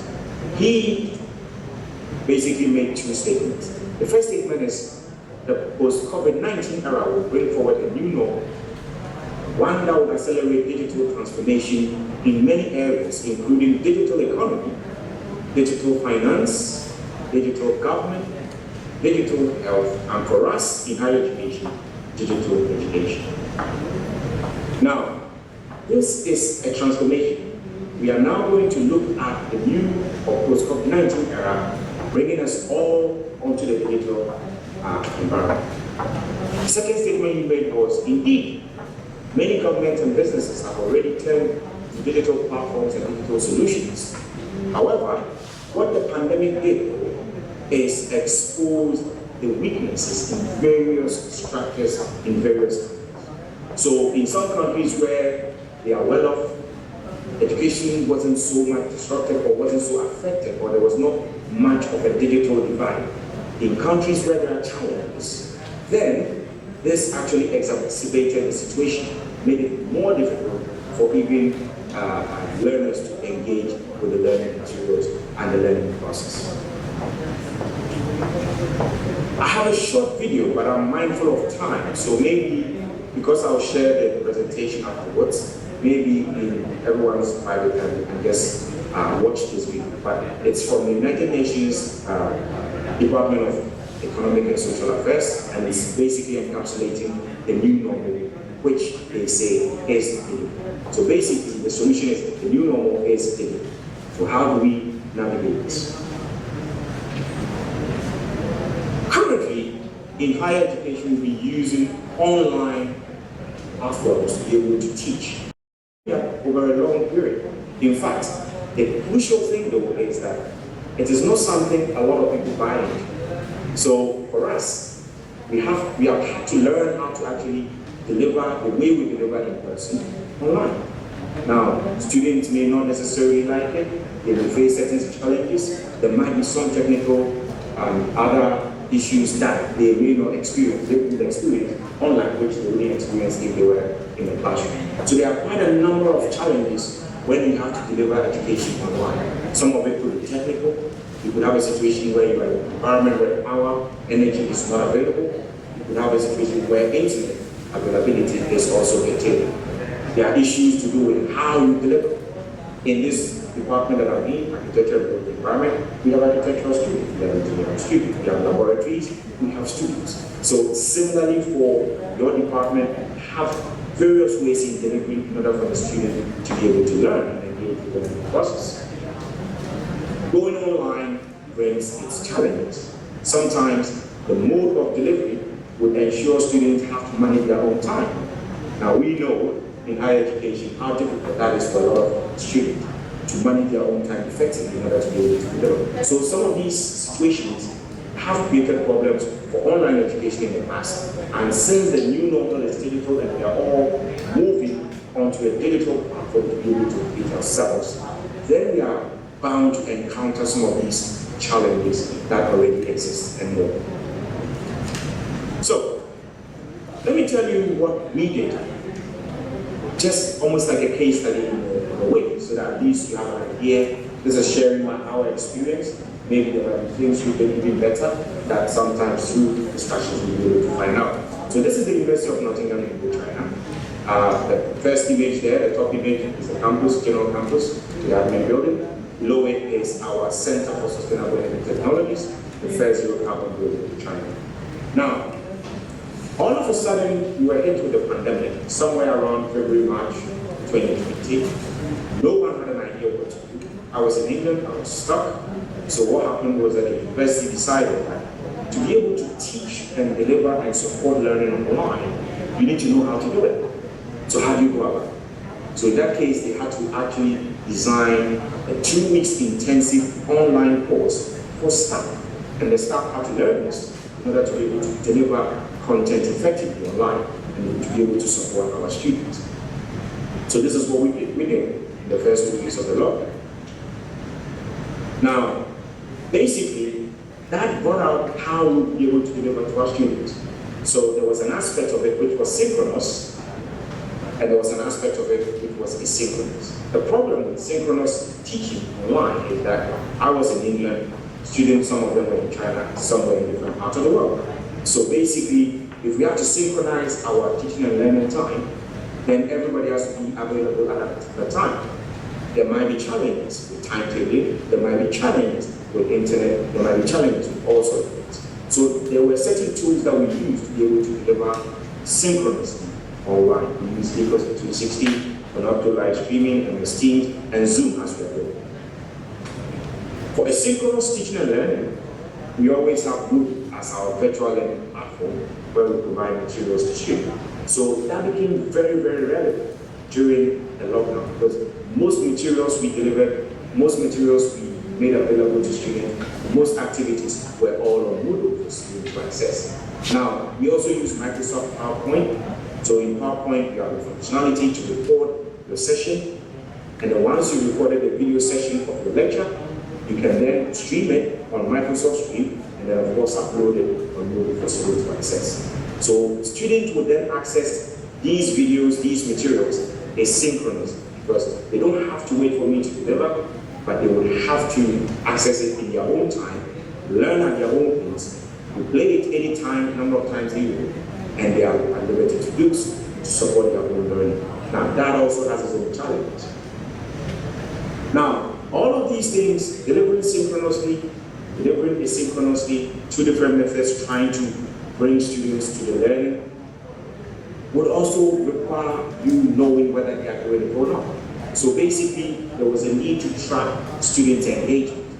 Now, student engagement, you need to know whether they are engaging with materials, you need to know whether they are engaging with lecturing, or they are actually doing the learning themselves. So, to be able to engage whether students in Beijing, students in Sri Lanka, students in the UK are all learning the materials that you put on the system, you need to be able to have a means of monitoring that. To be able to do that, on Moodle we use what is known as completion channel, where a student would have to go through materials. After they've done that, they automatically check that student has completed. We could also monitor student activities on Moodle. So sometimes we check in and say, oh, a student has never engaged with the material. Maybe 6 weeks, 3 weeks, 4 weeks into teaching, a student has never opened to check any of the files. So you'll be able to use activity monitoring to do that. Now, these things are really crucial because it's not to do with the fact that they are not learning. They have the right to learn or not. However, it also helps you to be able to determine who is having challenges. Because some people may be going through mental health situations, as we talked about COVID-19, creating those problems. Some people will be having other challenges. So by not engaging with the material, as a higher education teacher, you'll be able to pick out who is having a challenge and who is not. In that case, you can then tailor-make solutions to support these kinds of students in order to bring them to the same level. Now, one thing that I also did in my own modules was to physics. So basically, how would I know a student has just basically checked to say completed and gone to the material? So if you have a quiz, what the quiz does is it's not going to be assessed. However, once you go through the materials from point A to point B, you would be able to answer the questions in the quiz. If you don't read it, you can't answer it. And then if you don't answer it, it shows on the system that you answer it, which then in turn shows whether you are doing the material. So quizzes were also another way we used in monitoring and seeing how students were improving with those materials we have made available to them. Now, bear in mind, all of these things were for asynchronous teaching, because if you're synchronous, you have to be there present, as is live, and then you'll be able to tell who is available. Another thing that was a very important way of engaging students online is the discussion format, where you basically raise questions, or you ask students to raise questions, comes like a chat group, and then everybody will read these solutions are provided. In fact, some of the situations I found myself in, Sometimes I had to do new videos to explain certain medical concepts so that students would go. So these are some of the ways and some of the approaches we use during the lockdown in order to overcome the key challenges delivering that program. Now, as we know, we'll be teaching, we'll be engaging with the student, but we need to be assessing. To be able to assess the student, we have the normal Turnitin on Moodle, which allows students to submit coursework report for evaluation to be done. However, what about exams? Exam became a challenge. Because some of the modules will have a description and they will have a learning outcome objectives that are supposed to be met. So how are you able to assess students through exams when they are sat remotely somewhere else?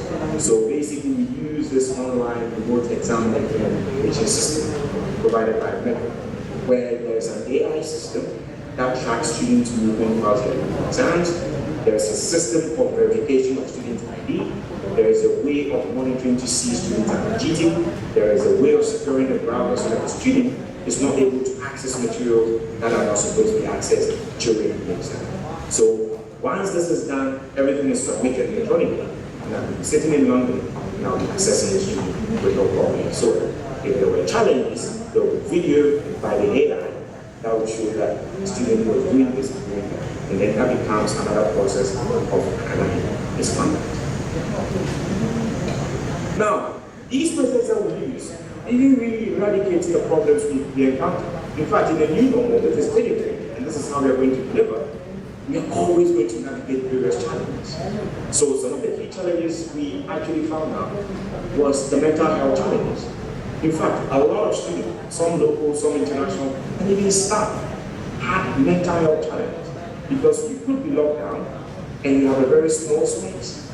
You cannot go out, you cannot do anything. That would have a toll on your mental health.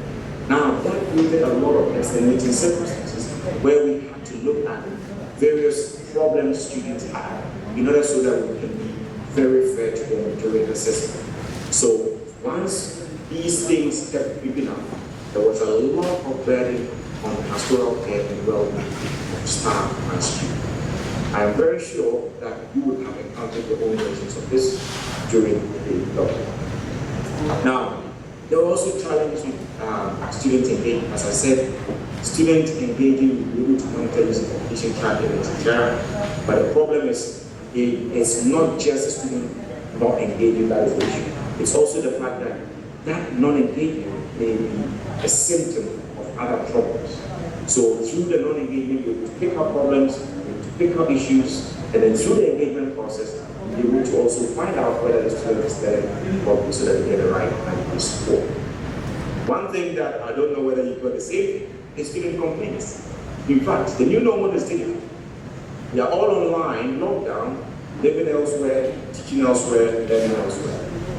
However, students felt not being face-to-face is not the same as being online. So basically, there was a challenge between face-to-face and online. They felt the support wasn't adequate. Some felt that teaching online was cheaper school fees. Some also felt that the quality of teaching and learning went down because it's online. So quite a number of challenges to navigate during that period because students have all sorts of issues. And some of the issues, even though it could be local to them, because they were at home or were remote and they had to engage, they put some of the problems on the fact that they were actually teaching online. Challenges in terms of architectural development. Architects will use design studios, engineers will use the laboratory to do work. How do you actually achieve those learning objectives as you expect, as you are expected to do? Because in accredited programs, a student who has graduated with a BH, with an MH, would have to meet certain learning objectives. So if we are teaching online and they are not engaging with the practical aspect, how then do we justify that this person has achieved those objectives? Hence, they can go on to the BH, MH, and proceed to be chartered engineer. So there were quite a number of challenges there, and how we had to address some of these issues. Timetable. Students do various modules. So my module, I have the same student doing another project's module. So if I'm in England, and we are in Italy, and we're somewhere else, and you have to engage these students in different environments, When do you timetable? So somebody's waking up at dawn, somebody's waking up in the morning, evening, etc. And sometimes convenient times will have to be compromised. Assessment changes to the online challenges, online exams, as I highlighted. Crucially, there were a lot of students who experienced technical hitches. Some who did that due to their own slow computers or the visual issues, bad internet connections, all sort of problems. Now, these were the general problems we encountered because we had to move away from the way we regularly do things to a new way of doing things. And we were learning as we go. For international students, that was a challenge. Some could not go home, some went. So those who went home couldn't come back. Those who couldn't go home were here and stuck and couldn't do them. That brought a lot of issues. Time zone issues, scheduling conflicts. Some people went home and the environment wasn't conducive for learning. Some people lived in a different environment where the challenge in accessing the internet, reliable, to even download materials to learn. Access to online resources and library became a challenge. But sometimes due to logging into the university logons in order to access certain materials, and that also became a challenge. So international students face problems, local students face problems, and in fact, for higher education institutions, if international students are crucial to your running of your education institution, then these challenges will make it even more difficult going forward in the future for students to study abroad. So, to conclude on my talk, the United Nations is saying the new normal is it. I believe so too, because from the experience we had, everything was fine. Of course, now we are doing face-to-face teaching in China, because Geology is fine here, but most of the activities are still partly online, partly face-to-face. So blended learning is what we are using at the moment. If there are challenges in the environment, we move on. So the new normal is the goal. But are we ready for it? Are we ready to go in? Because not every country is the same. Not every educational institution is the same. We have various challenges all over the world, even in terms of the vaccine that we are having access to. Some countries have it, some countries don't. So the challenges may be. Can we go back? Is there an opportunity to go back to before? I'm not quite sure, because we're used to a new normal, which becomes our normal, and then obviously we don't want to get until something else happens, because we're used to it. With all nations and institutions needing to cope with this new normal, not at the same level, but some nations are wealthy enough to build the capacity, some institutions have the capacity to provide the facilities and support for digital education. What would it take for nations and institutions to manage and address the new normal? That would be a lot of money, that would be a lot of changes, because it's not necessarily money, willingness for academics to even be trained to learn how to use new technologies in order to be able to deliver. That is always a challenge, because you need to relearn certain things. You need to learn how to provide the same thing you do from face-to-face to an online system. It comes with its own challenges, and you need to be able to deliver it in a way so that you can achieve the same objectives. Would this narrow the digital divide or exacerbate existing issues? That is also down to how well we adapt to the technologies going forward. Different nations will have different capacities. Some nations already are using the digital platforms. Some nations are using the digital platform, but not designed purposely for the way we are actually carrying education, especially in higher education. How do we want to move on from there? This is a big debate. I believe that different institutions will have to have, different institutions in different countries will have to have their own way of doing it, so that they will have solutions that are specific to the problem. Because there's no need in having one size fits all solution when some of the problems are not very common too. So you need to look at your own context and then say, look, this is a problem we have, and this is a address, and then obviously move forward based on the challenges you have. So this is the end of my little presentation. These are some of the reference sources for the material that I've delivered today. I pass this information on to Dr. Mendes. We also have a conference coming out in November on sustainability and resilient strategies. So basically, if you are interested, I think Dr. Mendes can circulate this information for those who are interested in taking this to submit their abstract for this conference.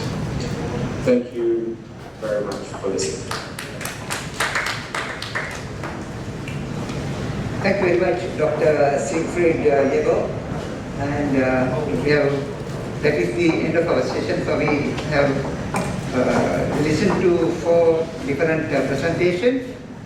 And now, according to the agenda, we have about 10 minutes for question and answer session.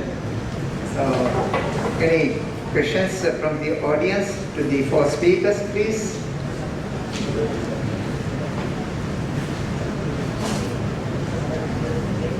Hope that presenters, online presenters are still online.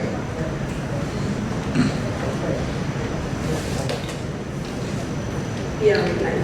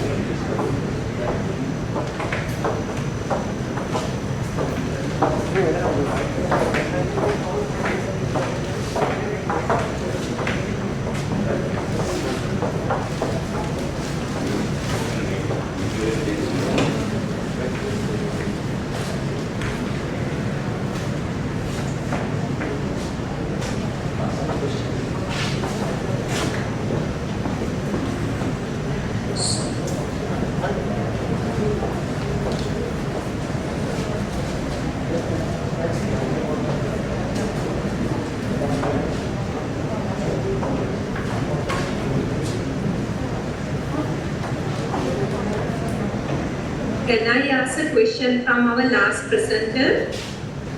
Okay.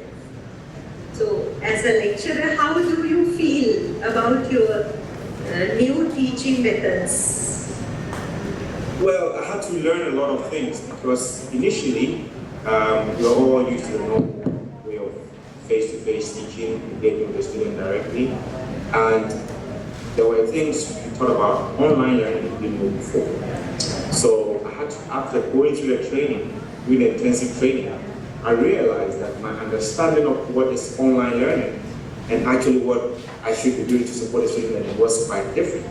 So I had to learn a whole lot of things, and there were theories, actually, educational theories behind it, and ways in which you can engage students online.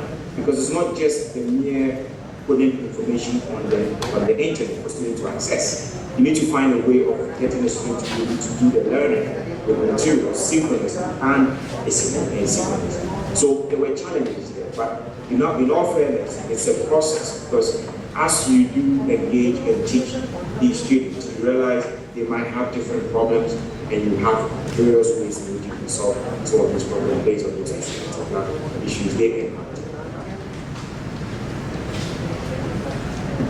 Thank you, Professor.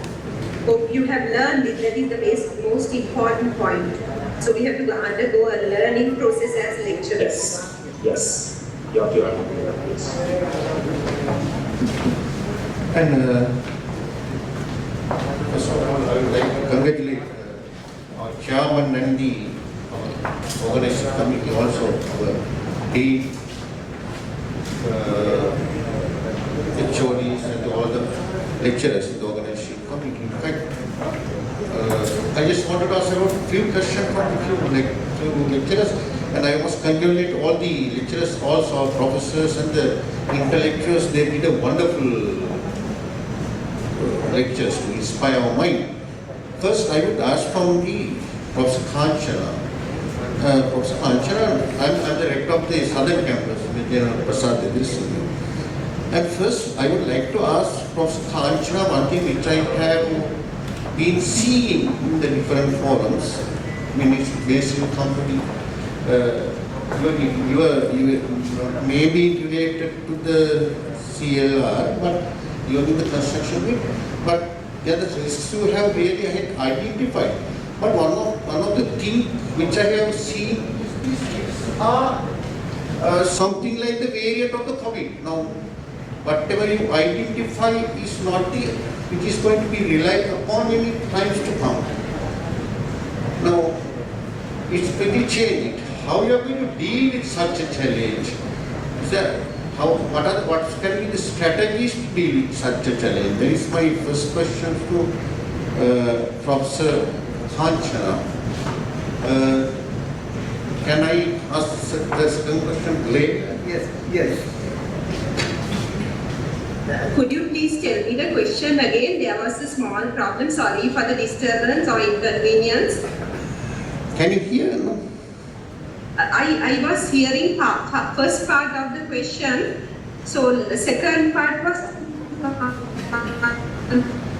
you mean these are not related to COVID, but the risk what I have identified. Is that your question? No. My question was now the situation of COVID gave an exact environment for us to identify the risk, especially in this construction field, where the keywords are experts. And whatever the risk you have identified in the mitigation of this, whatever you suggested are, yes, quite obviously they are correct. Very constructive ideas which you have brought up. But my point is, this risk, the terminology that's called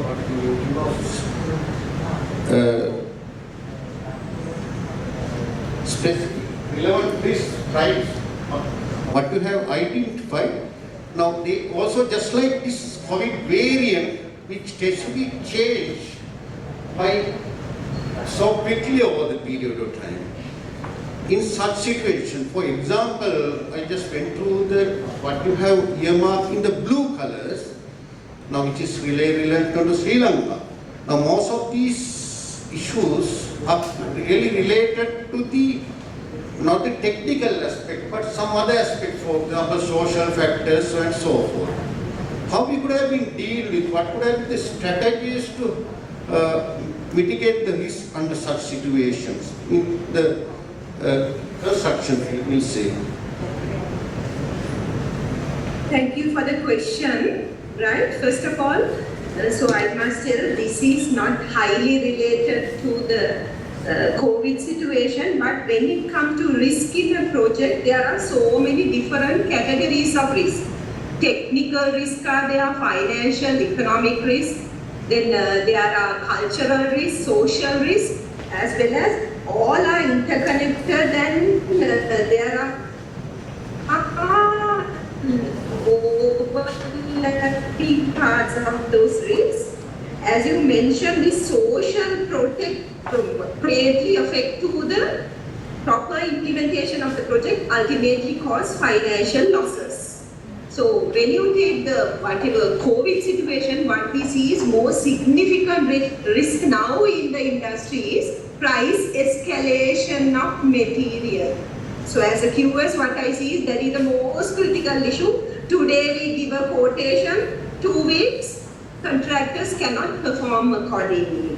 Therefore, I think still we all, contractors, consultants, clients, academics and policymakers still are in the process of learning COVID. But as Dr. Ravihansa mentioned, we have to take quick response. Sometimes the response what we quickly take may not be the correct. Gradually we have to learn it.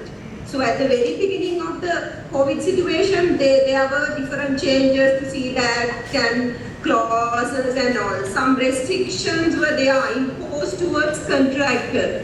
But now we can see that cannot be fully implemented. Likewise, as you mentioned, just like COVID variations, that's why they are changing. After COVID was not that much serious at that time. When it is getting serious and when we introduce vaccines and all, the COVID situation is also changing. The solutions and risks are also changing. So we cannot come to a conclusion since we are in the middle. Did I answer your question? Yes, Professor, thank you. And probably you would have been developed some metrics to identify the these particular changes at times to come. Ideally, could have been, you could have done it. And Professor Nalini, it's not a real problem which yeah, I'm here. It's good to hear, see you after a long period of time also. And my second question, Professor, now this is not really related to the subject what you discussed, but which intuited me to ask this question. Now this is one thing which has stuck in mind. What is the difficulties of turning our water flows in the wet zone towards the dry zone? Now we have seen there are certain dry zones just close to the wet zones also. For example, I'm asking a practical question as far as from geological point of view. Now, for example, I have seen the close to this Ratnapura area, you get a lot of waters, but when it's come to the Udavali, that area really dry. And the same story which I see, this Kalani river, which flows and take a lot of water away. But from the other side, it's a dry zone. It's true that we have turned, we have used the water in the Mahaveli river. Now, is there a ecological, not ecologically from your field, is there any technical problem for us to go with that such a design for the Sri Lanka? Thank you, Mr. Prasad. It's not my field of study, but still I would comment to using one example. Now, for example, Yeboah project, consider about that they are trying to get the water from one catchment into another catchment. It's possible. It's no problem to Hambatota from Badulla area. That is the main purpose of the project is that. The problem is where that has to be carried out either through tunnels or canal. In the case of tunnels, if they are trying to use it, they have to carry out proper study. Otherwise, it would create an environmental disaster. In the case of Yeboah, you might know that when they are tunneling underneath the Bandara city, all the groundwater vanished. And then, some of the building was collapsed, cracks appeared. So this has to be carefully studied and then has to manage. So that is my point. Thank you, Mr. Prasad. Okay, thank you. And my next question is to Professor Yeboah. I think I pronounced your name properly. Professor. Now, Yeboah, this is a quite interesting topic you had selected. What I really wanted to know, especially in this higher education, the inspiration is one of the key elements now, which really require the physical interaction. But as an alternatively, is there a strategies you use? Now you had identified the challenges and the whatever the actions which you have been taken to mitigate those challenges in the online teaching and the learning. But what is there any strategies you use to inspire students, which is very important, especially in higher education? This is where in the higher education is where this is where how the future professors, doctors, and the award winners are being made, or Nobel Prize winners are being made. Now, how you could have been done it? Because if this era is going to be absent such an inspiration, probably times to come, it could have been given a real problem after many years to come. Okay, so if I can get you right, you were asking about how to inspire students during online teaching, right?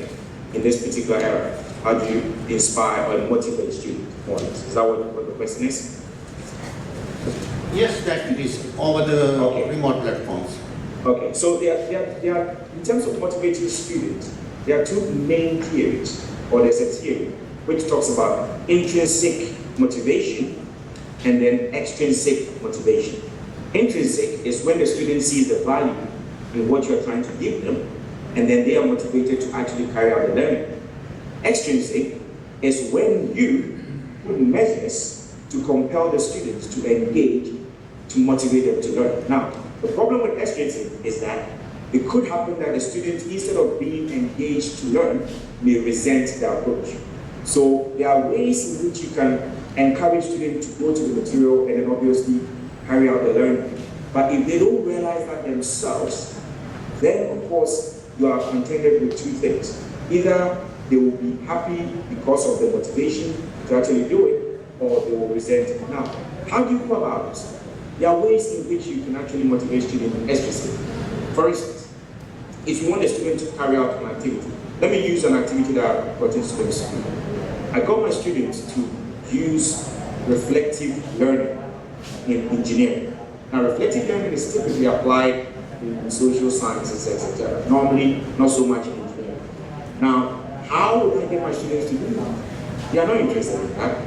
Chinese students who have not really gone through that process as well. So what I did was, I said, look, if you keep a reflective journal, and this is how you go about it, this journal will be assessed with 5% mark. Guess what? We were all motivated to do it for 5%. Now, what do I find? I found out after surveying the students that some of them did it because they wanted to. So they would have still done it without my 5% mark. Others did it only on the basis that I had marked. So there are ways in which you can motivate students to learn. Sometimes they might come to the material and not feel that motivation, but because you have this incentive to drive their motivation, they go through the process and then the learning is. So it's very, very difficult. Because for instance, if I'm sitting here and a student basically mutes their Zoom and they are doing something else, how would you know?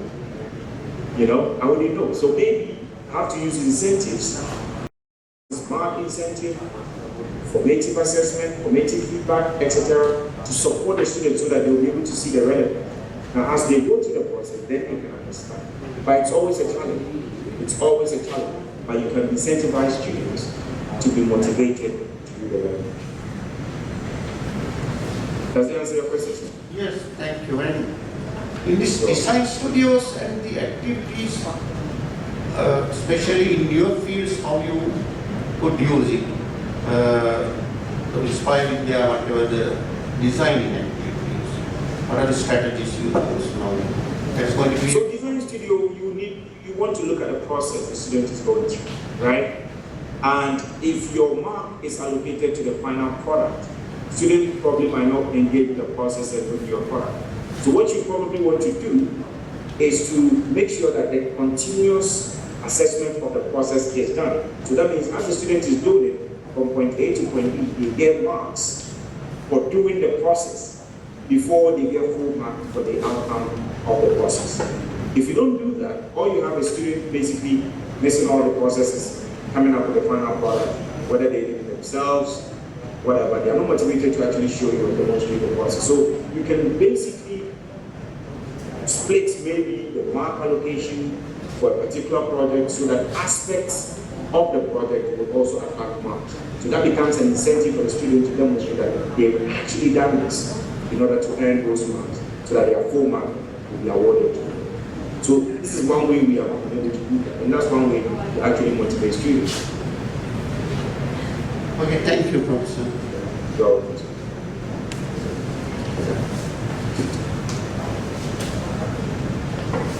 So, this question goes to Dr. Ravihansa Chandratilake. Especially you did a nice presentation on the new normal condition. So I would like to discuss in more further because this new normal is not, we have now adapted a lot of techniques and a lot of concepts, but one thing I am concerning, that the attitude, people's attitude, because it is obvious that we cannot close the country and the institutes totally, and we cannot run this process. So for that one, I think that there's a novel attitude change should lie with this new normal concept. So what do you think about this? Yes, I think that's a very good question. So that really endemic, we call it as a crisis as well, and lead into economic crisis.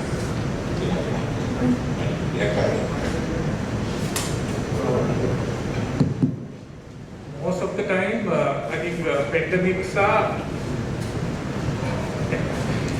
again result with economic crisis. Of course, I think Brett has already raised that question from Professor Kanchana, where I think this particular crisis in the construction industry is not mainly due to COVID, right? Because of the reason that now we are struggling with the economic crisis. It's more related to economic crisis than the COVID. Of course, most of the construction sites are now functioning and things are happening to a certain extent with a lot of restrictions and a lot of health guidelines and all.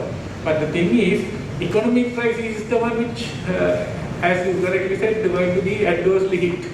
Right? The lockdown is not a mere solution. Of course, we have to get used to that and we have to live with that now. But the thing is, to what extent that, for example, now you can see the country is locked down. For me to come here, it took more than half an hour from Kolpiti to here. But people are moving, right? So now that is being accepted to a certain extent, right? But if the people are used to that one and get themselves adjusted to that particular thing, government can gradually relax this particular borders and let them to move forward with their regular economic activities. Right from the first day, my belief was the lockdown is going to severely affect the economy. But the thing is, for example, now the government offices are closed mostly, and even the schools are closed. But let the people to the main hit is to the people who are having the middle level businesses, mainly middle and bottom level businesses.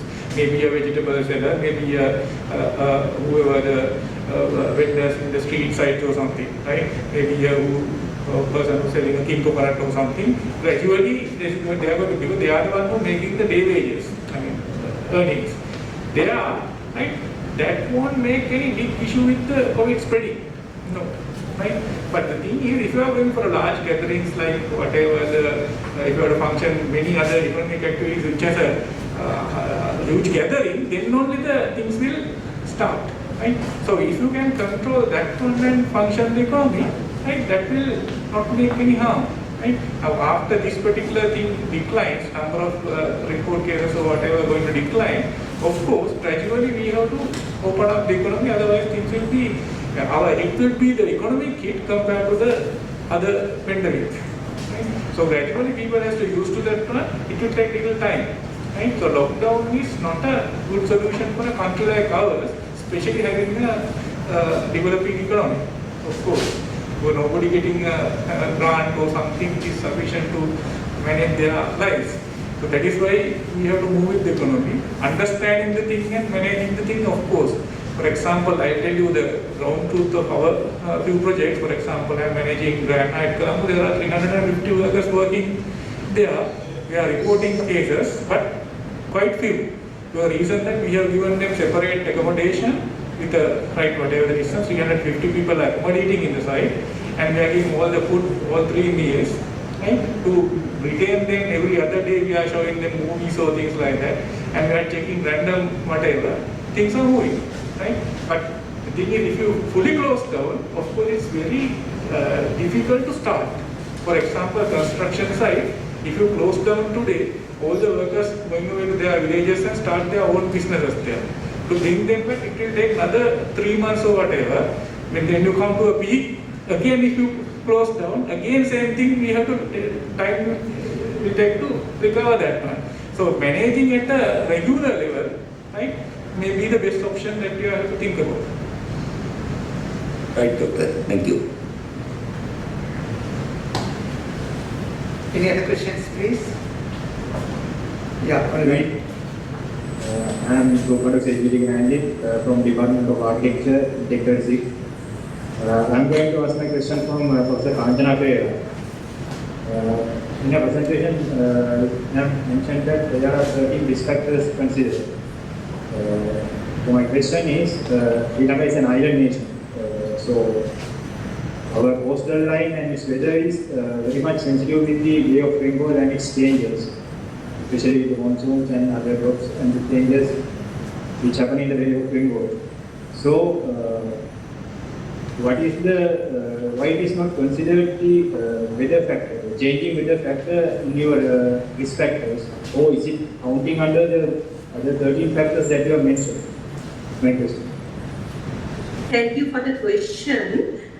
Actually, this is related to financial and economic risk factors, and it was there in the other list, but when we consider the severity and the occurrence, it was not identified as a severe risk factor. Unpredictable safety and security, it is something else. It will not come under that factor. And when we look at the list of risk factors, as you mentioned, this did not identify, or whatever respondents did not identify. I believe our equation is impact is multiplied by occurrence. There may be a small problem with the occurrence.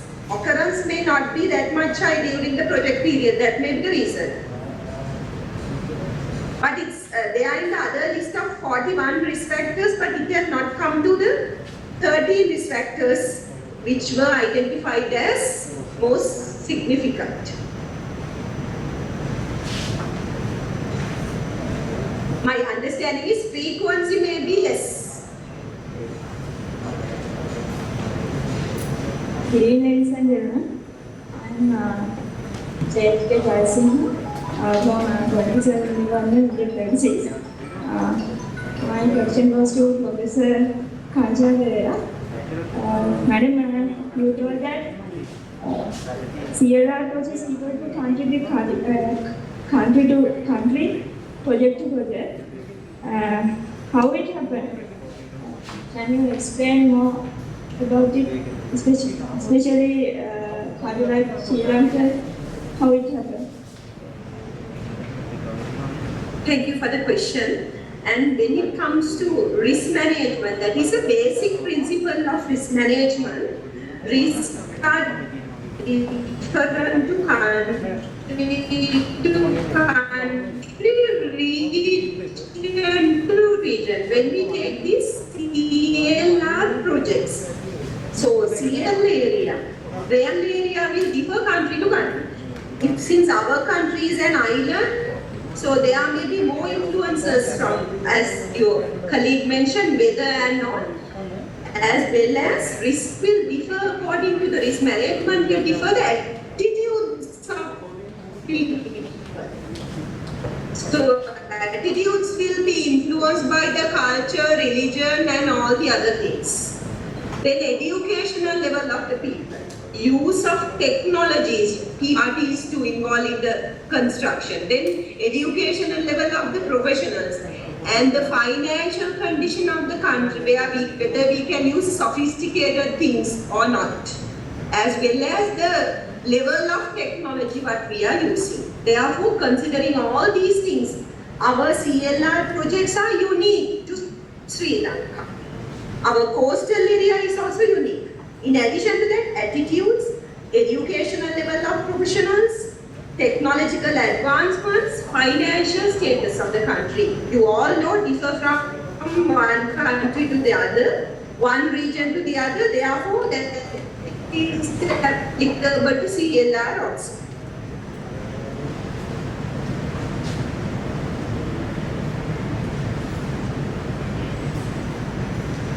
Any other questions, please? Yeah, one more question from KDU.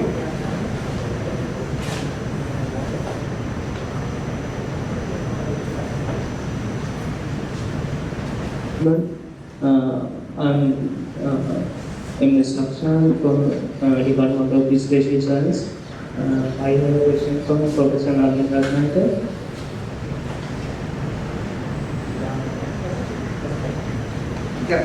Yeah, I'm here, you can ask. By mostly sense method, you can identify the area that effectively any natural disaster or any disaster like landslide or any. My question is, are there any method in the subject area you can be applicable to Lanka to identify the issue before the disaster happens? Now problem, remote sensing rights, for example, now a national building research organization is the responsible organization. The method that they are using is a warning system, without using remote sensing. The method that they are using is they have put a rain gate in every potential landslide areas, and if the rainwater, and then they have trained the people in that area how to measure rainfall, and if the threat is, suppose say rainfall is more than 100 millimeter, then what they do is they give the warning. So that's what they are now, for the time being, they are applying. Otherwise, now if we are going to use it, remote sensing data directly to detect landslide, it would be very difficult. Before happening, it would be difficult. Up to a certain level, of course, it's possible. Now, to recognize landslides, usually we observe soil groundwater content, moisture, muddiness. Muddiness, of course, would be able to identify by remote sensing. If muddiness increases, if the satellite images at that particular time is there, fortunately for us, then we would be able to, up to a certain extent, would be able to predict. Rather than going into remote sensing, if we can get this information from the people in that area, especially this should be the information that they sudden appearance of springs, and then small scale slope failures, and then ground settlement, sudden ground settlement, and high rainfall. If those indicators are there, then rather than going for remote sensing, it would be better to evacuate. So that is my answer. I hope that you understood. I think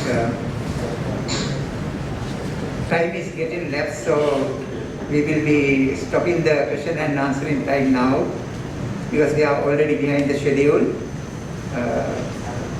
So anyway, I will leave only for one question from KDU. Yeah, you can ask the question. That may be the last question.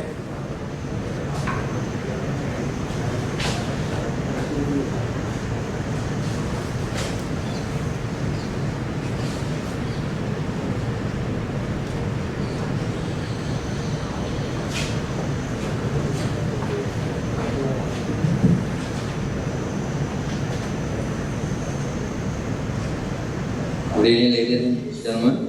I am Junior Officer at HAG Perera from Intec 38 Department of Special Science. My question goes to Professor Kanchana Perera. My question is, in real projects may cause to the environment pollution. So, what are the precautions taken by the government, and how to reduce those issues?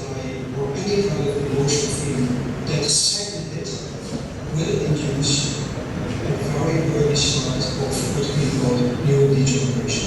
And there, for these children, which we also performed over the past, we had some interesting examples.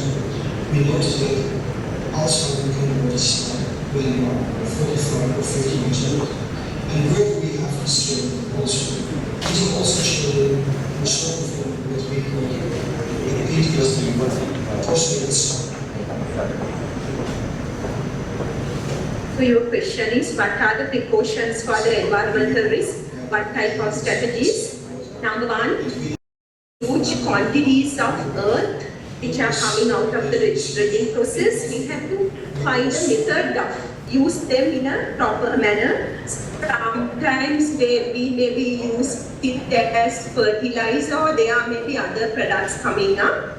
So that is one option. Alternative options, without dumping it just on shore, there should be a proper methods to use those material. Plus there should be regulations, as well as there should be an allocation in our BOQ or in our project estimation for handling those environmental risks. Those are the main things what we have identified. Hope I have answered your question.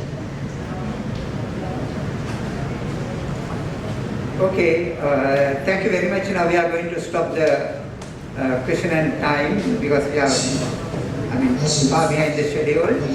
And as per the agenda, next item is the summing up by the chair. So that's my role. So we have been listening to the 4 presentations in this afternoon. The first one was from Dr. Ravihansa Chandratilake on innovation in a crisis, a very timely subject. And then the last one also, teaching and learning in the new normal, that again a solution for the crisis situation at present. So those two have really raised the issues, prevailing at the time being, and then the answers to find between the lines. And then of course we had 2 more presentations. One was from Professor Kanchana Perera on the management of significant financial and economic risk factors in coastal land reclamation projects, which is pertinent to the Sri Lanka at present because we are facing with a lot of problems in the Port City project. So there are always criticisms and negative comments by various parties, environmentalists, and then even the environmental impact assessment also was challenged at a particular time, and there are high financial losses to the country immediately, but in the future that will be corrected because that project also she has raised,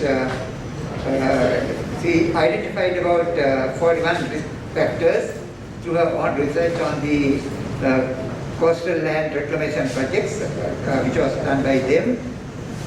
And then of course out of the 41 risk factors, 13 have been identified as the most critical factors.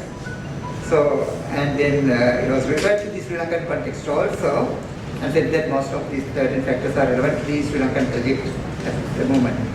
And then of course, if I comment on the very first presentation by Dr. Ravihansa Chandratilake on the innovations in crisis, you might have seen on the TV that there are a lot of new innovations came up during this period, because it was something like a blessing in disguise. And then even the young people, unknown researchers, unknown professionals, began to develop their innovations as an answer to the crisis. So that was imprompted. So that was, prompted by the situation of the country. And then basically 6 factors fostering these innovations were highlighted in his presentation by Dr. Ravihansa Chandratilake. So I think this presentation may be recorded in, printed presentation, maybe circulated among the others, so you will be able to get more information from the presentation. And then the third presentation was about the spatial methodology in geology. So as professionals in the field of engineering, architecture and spatial sciences, that is a very important presentation. So without getting deep into the field, by the remote sensing and using various images, the preliminary surveys for a project could be done. So that was the main theme behind his presentation. So the spatial methods are considered. So the importance of the spatial method have been raised during his presentation. And then the last one was about the teaching and learning in the new normal. And then Dr. Siegfried Yeboah presented his true practical experience at his own university in China during this presentation. So the assignment reviews and then the all kinds of problems faced by teachers as well as the students have been raised. So I think that is sufficient for the time being as the sum up of the presentation. And I have to thank all 4 presenters adhering to the time and enabling us to complete the session within the time period allocated, but quite unfortunately or fortunately, their CVs were very lengthy CVs, so I have consumed more than 30 minutes for the CVs, including mine. So that was one factor which we could not manage our time allocation. Otherwise, we are within the time. And then the question and answer time also seems to be very interesting. I saw some people are raising questions from the KDU station, KDU campus. So that means they have been they have paid attention or concentration on the presentation. That's why they were able to raise these questions from the presenters. And thank you very much for everybody. I'm thanking for all the presenters on behalf of the university.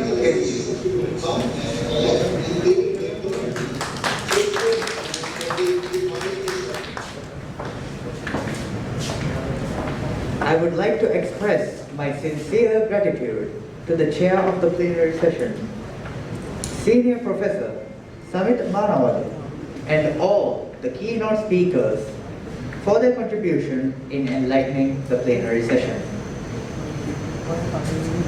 Ladies and gentlemen, now it is the time to give away the tokens of appreciation for the plenary speakers.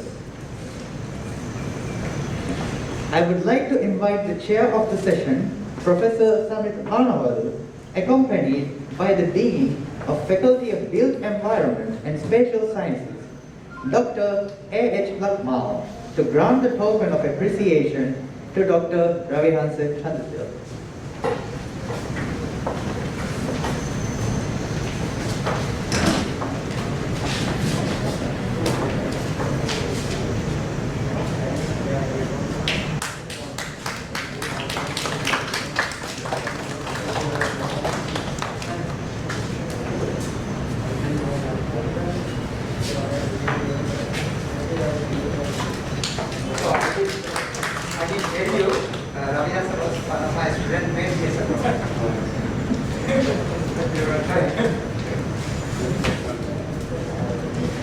Thank you, Professor, and thank you, sir. Please remain standing.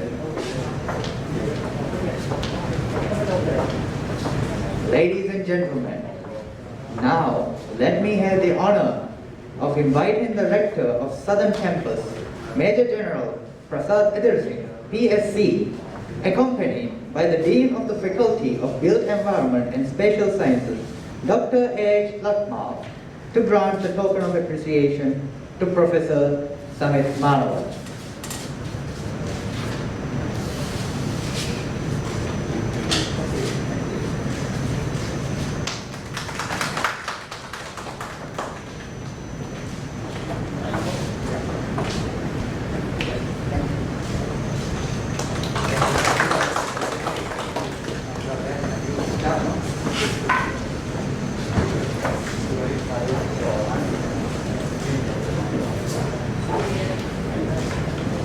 Thank you, sir. The proceedings of the plenary session are hereby concluded, and I invite all of you to take part in poster presentations of KDU International Research Conference 2021.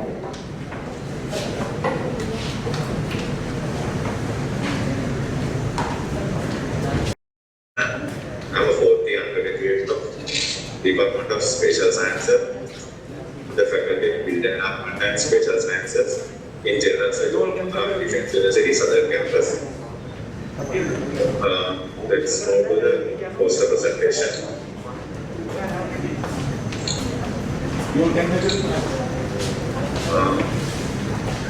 The theme of my poster is accuracy assessment of duality thinking based on pattern and density of ground control points.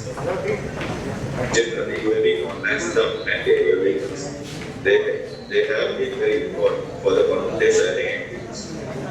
The main two advantages of UAV are the time taken to complete and the labor required to conduct a certain task. Here, the images easily captured and find attributes with a complete navigation technique available inside the drone. Both the other facilities are available on the market. the initial cost of a surrogate drone is quite expensive than the others. Several researchers have conducted the site accuracy of drone surveys, but not on the exact factor. Therefore, I have conducted the research to study the suitability and accuracy of data obtained with commercial yearly survey industry. Here, I have focused mainly on two objectives. The first one is to observe the accuracy variation with continued ground control points and to examine the effective distribution of ground control points over the area of interest.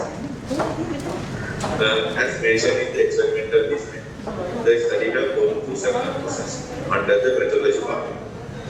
The data used for the study were collected using both field data collection and drone data collection. The exact coordinate of the ground control points are calculated using a total station, and the exact coordinate of the same ground control point was calculated by using a perpendicular arrangement. And these two techniques were considered as the most prominent data collection techniques available in the surveying industry of Sri Lanka. And later the drone data collection was conducted, and with the collected images, I have processed by using the surface from motion technique to obtain the 3D model of the area of study. And hence 6 different GCP combinations laid in 4 different lane patterns are examined. Then I have created a digital terrain model with the fixed coordinate and again digitize the digital terrain model with the GIS software to extract the XYZ coordinate of the terrain model I have prepared. Later the root means was calculated for both the extracted coordinates and the observed coordinate with the field data. Here I have calculated the root means for both manager and data and special root means XI was calculated as a radial line, which is a combination of both X data and Y data. Then we need to observe these results. They show that the number and the location of GCPs are really important for the searching accuracy. Compared with other layouts, the regardless of number of GCPs, the edge and star distributions as shown in the poster, they show high accuracy than the other techniques. In the planimetry and amplitumetry, the reasonable accuracy can be obtained by placing 12 to 16 number of ground control points in the star distribution pattern. It is possible to conduct the research in different areas such as mountains or urbanized areas to determine the effectiveness of urine hunting in the future. And based on the study conducted, this concluded that the commercial drones could be used to determine the direct features with the reasonable accuracy for the study industry. That's all about my presentation. Thank you all for listening.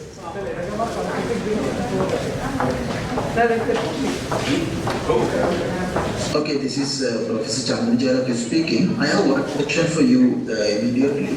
What kind of methodical limitations you faced while carrying out this research?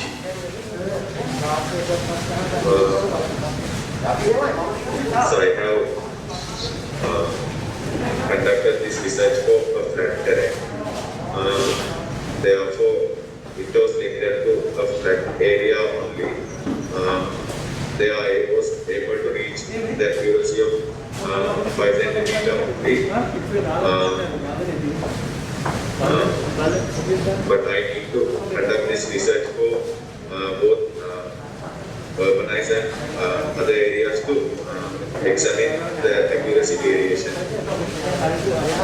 Well, how did you specify the location? What kind of the sample location that you thought of in carrying out this research? Cosmopolitan or suburb or coastal? I'm referring to that side. So this area is a water-free area of a river tank area. Therefore, there was urban gathering of the vegetation cover was clearing place. And here the soil was clear to get the details from the drone. Thank you. Other panel members?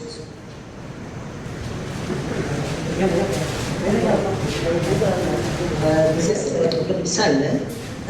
How many points you use for this as GCPs? So I have used 120 DCPs. Right. Then did you compare your drone survey result with what? GCPs? No, sir, I have collected data of the GCP from the drone and both field survey technique. Yes, yes. GCPs to get the coordinates of the GCPs. What did you use the technique? The technique you use? In the field survey, I have used GNSS technique to get the coordinates. Handheld GPSO? No, sir, survey grade GPS. That means static observations you. No, sir, not static. I have placed two control points using static observation. Then I use my total station to orient my grid according to the true north and Right. And then that means you conduct the field survey technique to get the coordinates of DCPs. Yeah. Right. Then what is the error there? I mean, when you compare these results with the drone technology results, what is the root mean square error? Sir, root mean square error was conducted for main methods. In the best method, I got 5 centimeter error with the drone data and the field data collection. Okay. Right. Thank you. If there are any questions, we can move on to the second presenter, DMM Perera.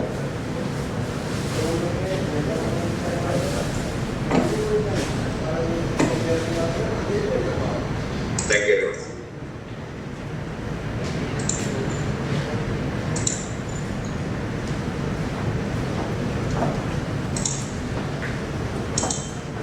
Good afternoon, everybody.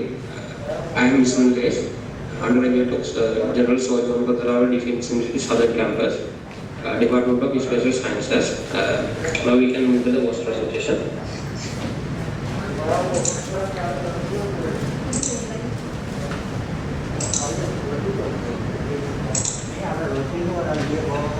My theme is an analysis of suitable location for establishing a telecommunication tower around General Soil Defense University Southern Campus. The current situation in Sri Lanka showed that the telecommunication system in the last decade have increased heavily.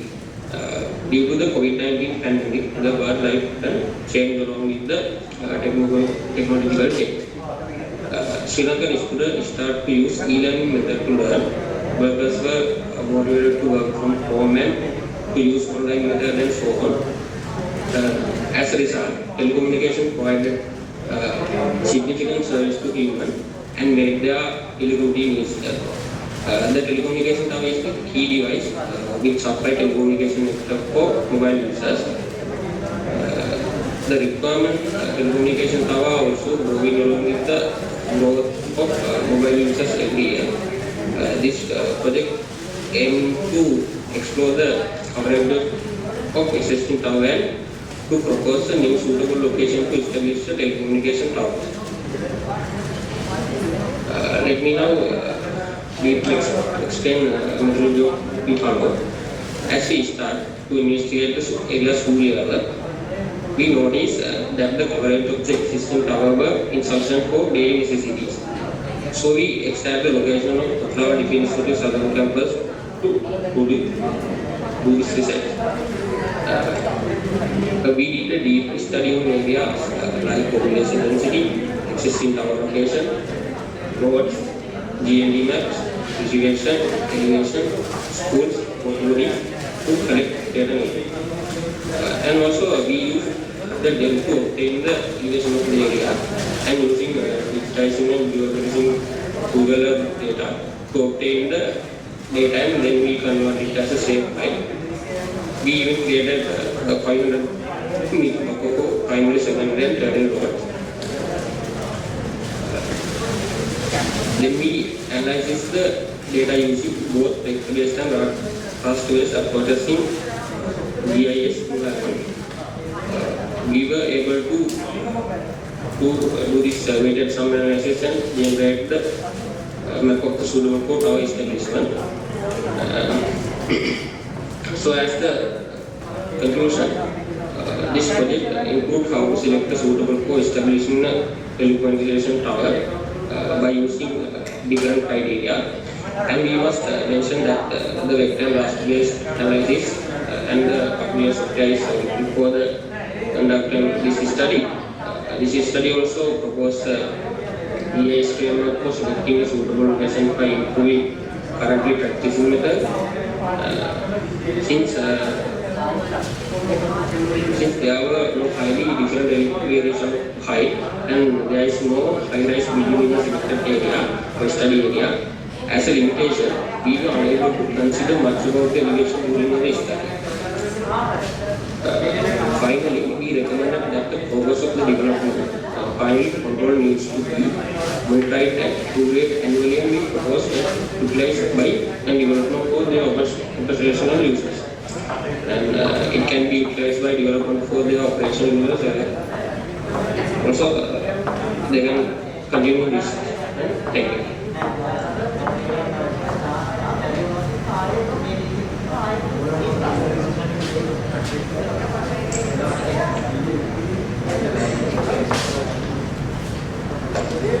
Yeah, okay. Now I'm going through the abstract and the presentation. Yeah, it's an interesting study. Now, are your recommendations going in line with the objectives? Sorry? Yeah, in this poster, are your recommendations going in line with the objectives? How do you map them? Because for me, it's difficult to find the We already completed our objective, and we recommend for this study to this control to monitor and evaluate annually and propose the operational development for the operational users. Is it the operational stage? No, like you are selecting the location and recommending that? That recommended for user studies. Okay. Yeah, what's that? Well, I was about to ask the same question, the relationship between the objective and the final outcome.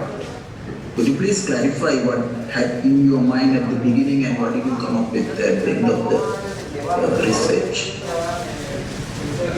First of all, we use Google Forum and we share with our campus students, and there are 100 over person required for the better connections. Therefore, we get some factors from the research papers, and we did the weighted analysis, and finally we get result, and we did the accuracy assessment finally. There are 7 towers compatible with our final result.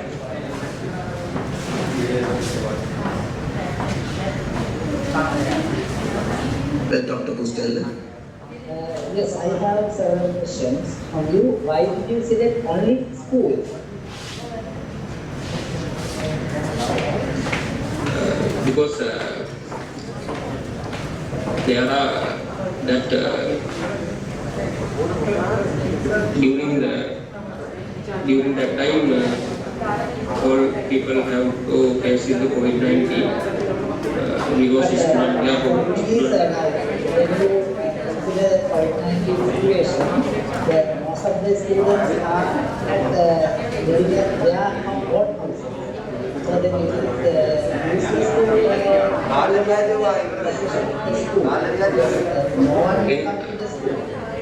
After this pandemic, we have to give best network coverage for even in schools.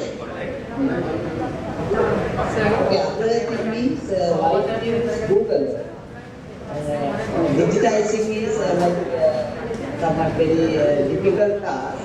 So then it is better to work with, you can get some data from some department and then shapefile from it. And then I think it is quite easy because your study area is maybe bigger study area, so then it is very difficult to get all these information by digitizing. And that is a suggestion. And also, yes, weight. What about your weight? How did you collect the weights? I did some analysis. I did weighted sum analysis. Yeah. What are the values for these weights? For example, land use cover, land use and land cover, what is the weight? Aeronautical filters, what is the weight? If you apply several weights to each and every factor? No, sir. Same weight, equal weight. Same weighted for every criteria.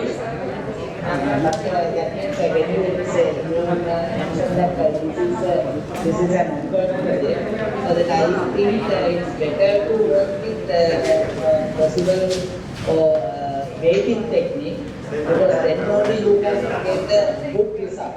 Otherwise, you give equal weight for all these factors. There are individual weights, individual influences can be changed, because the person who is having his own children, then he is giving more weight for schools, but not only schools, actually house location, and also others they will give low weight for the school. So likewise, you have to understand all these things also.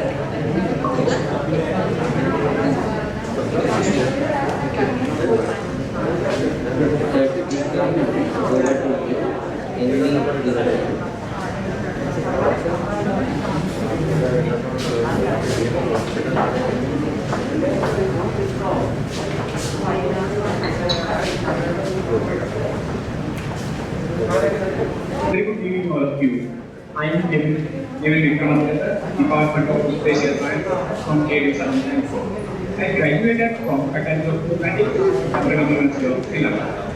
The theme of my research is the approach for identifying a suitable location for residents in order to municipal council area.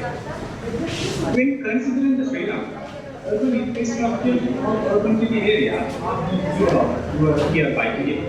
So people are moving to urban city areas to compete with the future from rural areas. Then the government of Sri Lanka now will face some problems to find these suitable locations for residential areas.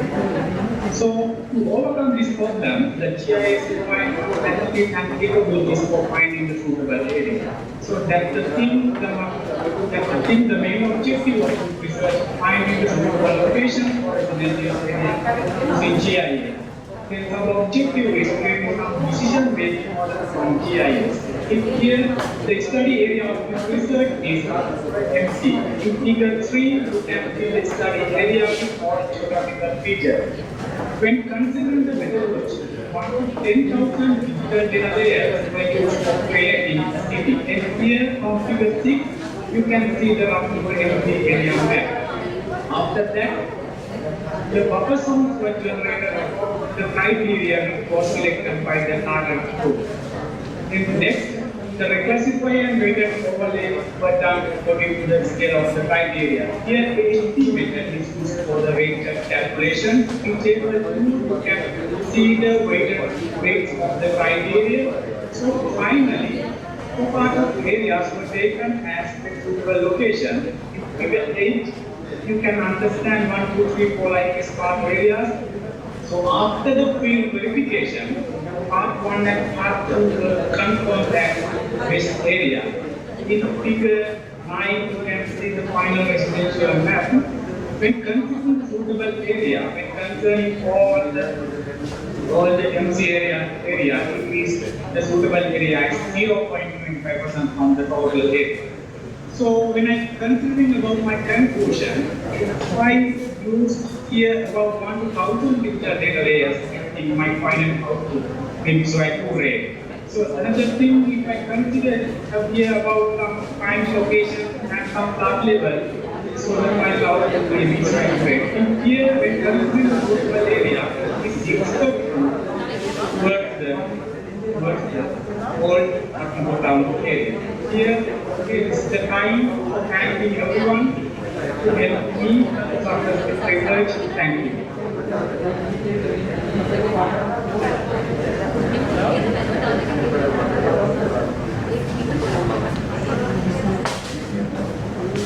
Hi, Neville. Well, I have seen similar sort of researches are being undertaken at the moment in selecting locations using the GIS technology. What kind of backdrop study, pilot study you had to carry out in getting into this and finding out the vacuum in order to start the actual research? Thank you for the question. According from previous researcher, according from problem identification, I went to this output. So GIS provides some capabilities for solving what kind of problem has a meaningful way by using adding some layers and I can derive some final output. So this is for the community-wide, I mean, location for residents or for some other? Yes, sir. Yes, sir. This is the location for residents. In our hand, you can here is finding any suitable location. We need to find suitable location for school. In that kind of situation, we can use and here I use it for finding the suitable locations for the residential area. How long it took you to complete the survey?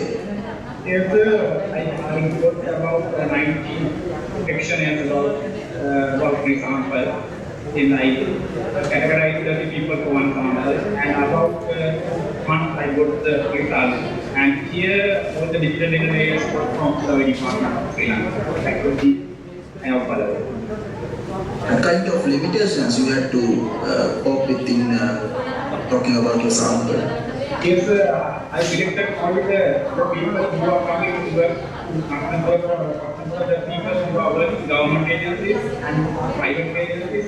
That combining both government and non-government agencies, and finally I get the coverage for scaling the value. Okay, fine. Yeah. In terms of impact, what about the situation of the existing demography in the Ratnapur area? Yes, in considering 1 to 3 and 4 parts, the 3 parts I believe that is the existing building area suitable location. And the thing to verification I neglect and got 1 and 2 only. Over to my colleagues. Thank you, Professor. I have some questions from Neville. So, Neville, can you tell me about the way of collecting data for your action, media action data? How many, how did you select those experts? Firstly, I selected 9 people. Okay, there are no special situations. 90 people. 90 people. Then I divide them into 3 groups.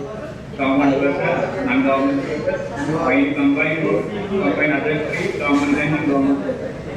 Then, according to their willingness, they have selected 7 criteria.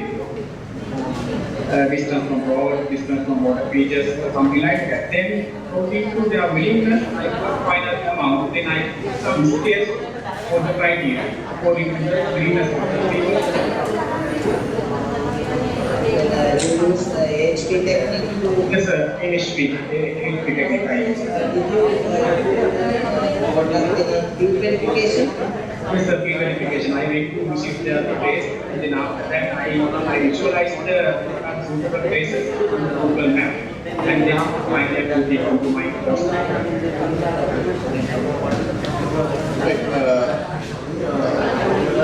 One question and one comment. In your presentation, I think the methodology is not clearly explained.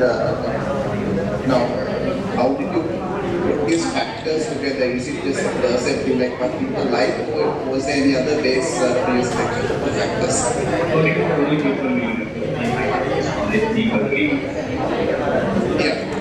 Your field verification, how do you map with the results that you have got? So, field verification, after getting some Google areas, I went to the field and after checked the field verifications, and then I did the Google visualize there, but concerning about the people willingness to find out. Only I got the people willingness for this to find criteria, and finally getting suitable locations, I do consider those people. Systematically, I have that. So, what your field study or field verification, like how did you impact your final outcome of your study? The field verification is very important. We have to understand about the real situation of the ground after we do the research. Very important thing after the field verification, I can conclude the real environment situations before doing some more. Yeah.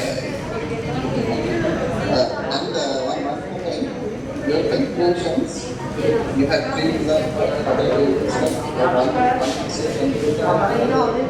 points are limited. So it's okay. And it's an interesting study. Neville, one more question to you. How is the willingness of the people, kind of approach you to confirm? I put a question and try to feel what are the criteria you like. Then they have put their distance from road or something like that. Then I found what are the amount of them selected by the people among. Thank you. Good luck.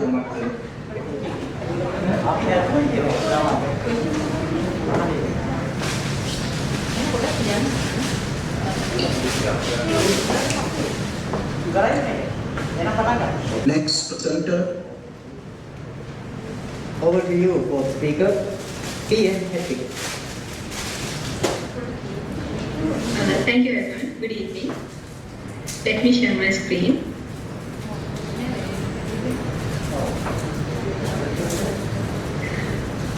Again, good evening to everyone. I'm Yeboah, working as a consultancy quantity surveyor in Sri Lanka, and I'm going to present you our study on implementing of collaborative procurement method to Sri Lankan construction industry. I hope you all have know about construction procurement method. But simply, construction procurement is the way of achieving or obtaining construction work. So there are a number of ways of procuring construction work in all over the world. And there are a number of procurement methods practicing all over the world for many time periods. But all those construction procurement methods could be categorized under four main categories. And collaborative procurement method is one out of those four main categories. When we think about collaborative procurement methods, we can again further divide these collaborative procurement methods into three main categories as joint venture, partnering and alliancing. Joint venture is almost focused on short term and focused on resource collaboration, and it is project basis concept. And partnering is somewhat lengthier than construction joint ventures, and it is basically focusing on business relationships and to obtain common objectives and the common achievements. And balancing is cooperative agreement between parties to perform business activities. So collectively, those three collaborative procurement methods, those three subcategories commonly called as collaborative procurement methods, has common aspects. Like all those three allows the parties involved in that concept to share their resources like human resource and financial knowledge, technology, and their best practices, their knowledge, and likewise it allows to share many things among the parties, and end of the day it will help all the parties to be in a win-win situation. It will help the parties to gain more profit, more benefits, and then collaborative procurement methods help to share best practices, as I told you, and from that the parties will be able to increase their efficiency and to reduce the cost overruns and time overruns. Likewise, they can have obtained many benefits through this collaborative procurement practice. So identifying those benefits and the conformability of working with collaborative procurement methods, world has tended to practice collaborative procurement methods in a higher rate. When we are doing literature survey, we get to know, surprisingly, that collaborative procurement method has been practicing all over the world more than 2 decades, and yet it is progressively increasing the practice of collaborative procurement methods in the other countries. So the literature survey also mentioned that in Sri Lankan context, we have not practiced collaborative procurement methods at a higher rate due to several reasons like government promotions of separate traditional method likewise.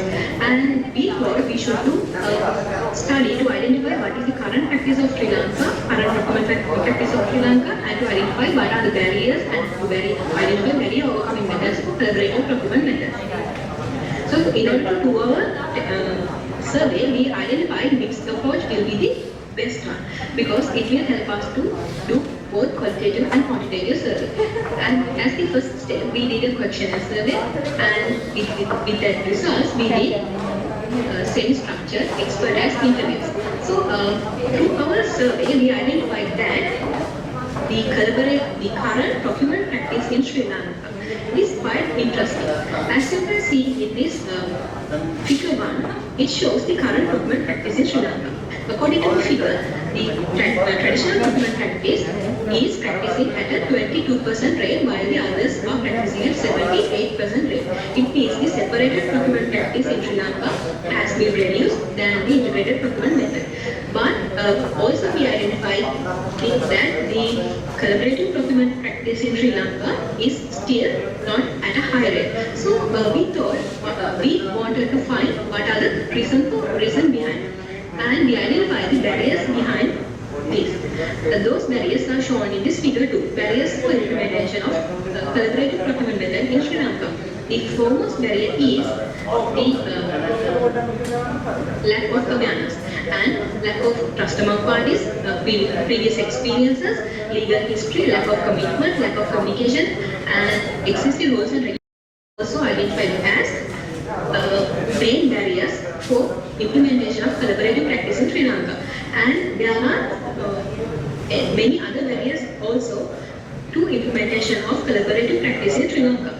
And when we think about the overcoming methods of these barriers, we identified that it should organize promotional campaigns and workshops more oftenly to improve public awareness, and also it should introduce and establish clear legal procedure and establish framework agreements and to introduce form of contract to matching to collaborative procurement practice, and to especially to conduct frequent training sessions between parties to improve their trust and to share their mutual expertise. And likewise, we have identified many barrier overcoming methods to overcome the barriers for implementing collaborative procurement method in Sri Lanka. And concluding my session, I would like to say that we identified that this collaborative procurement method would be really suitable and ideal for Sri Lanka to practice, because Sri Lanka is an upper middle income country. These collaborative procurement methods will help us to take investment into our country and to take new technology to our country. And we identified that this concept would be really suitable for building project which exceeds the cost of rupees 100 million. And finally, we found that the Sri Lanka is a success. Sri Lanka will be at a good stage if we practice collaborative procurement methods in Sri Lanka. And thank you for the time and thank you for taking interest in our research. Thank you. Thank you, Ms. Tige. Well, there are enough literature, a lot of plethora of information available regarding this topic, which has been very much talked about in the research arena in construction management about different types of collaborative procurement methods available in the construction industry. I have just one question that is about the literature survey. Okay, what inspired you to do this? Because of some gap units have been identified at the beginning. Okay? It is not just your personal interest, but there should be a proper vacuum. As I said, there are a lot of research papers available talking about this particular mode of procurement. Okay? And there are challenges, there are motivators, and so many things. So, how did you, there should be some systematic way of finding out the knowledge gap. Okay? So, how comprehensive your literature survey was in order to come to find out the research gap? Actually, at first I thought of doing this research because, as I said, I'm working under a consultancy quantity survey firm, and when we are working, we do not come across with this collaborative procurement concept more frequently. So I thought, but considering some clients' resources and their requirements, I felt like if they go with this concept, they would gain more. So I thought to do this research on this, and then literature survey. When I'm doing literature survey, we went through many international publications and the domestic publications to identify these theories about the collaborative procurement method and the current practice in Sri Lanka and the world context. And actually, I feel like the current practice of Sri Lanka, when we are talking about that, we were not able to find many literature to prove that current practice in Sri Lanka, even after 2016, no kind of. So that's why I thought we should do. How many papers you could come across during your literature survey? Around 100, 150, 100 and 120. What kind of approach? It has to be methodically done, no? You cannot just ad hoc basis, you can't just surf the internet and download the papers without having a proper approach. It has to be systematic. Did you do that, or just you randomly picked up as the provides you? That research papers, right? When we are doing literature survey, I went to this library, campus library, and not did a comprehensive survey. Okay, I understood. Papers we want, I just search and download related. Okay. How did you administer your questionnaire anyway? Using Google? Yeah. Using Google. How? I didn't get your question actually. How did you administer your questionnaire? I prepared questionnaire based on Google survey and circulated among around 45 samples, and around 35 people respond to that. And I basically focus on all kind of, not only the quantity surveys, but also engineers, architects, and project managers, and draftmen working in Sri Lanka. and who have experience more than 3 years. Over to panel members. Yeah, okay. Very dangerous to speak of issues when talks in the it's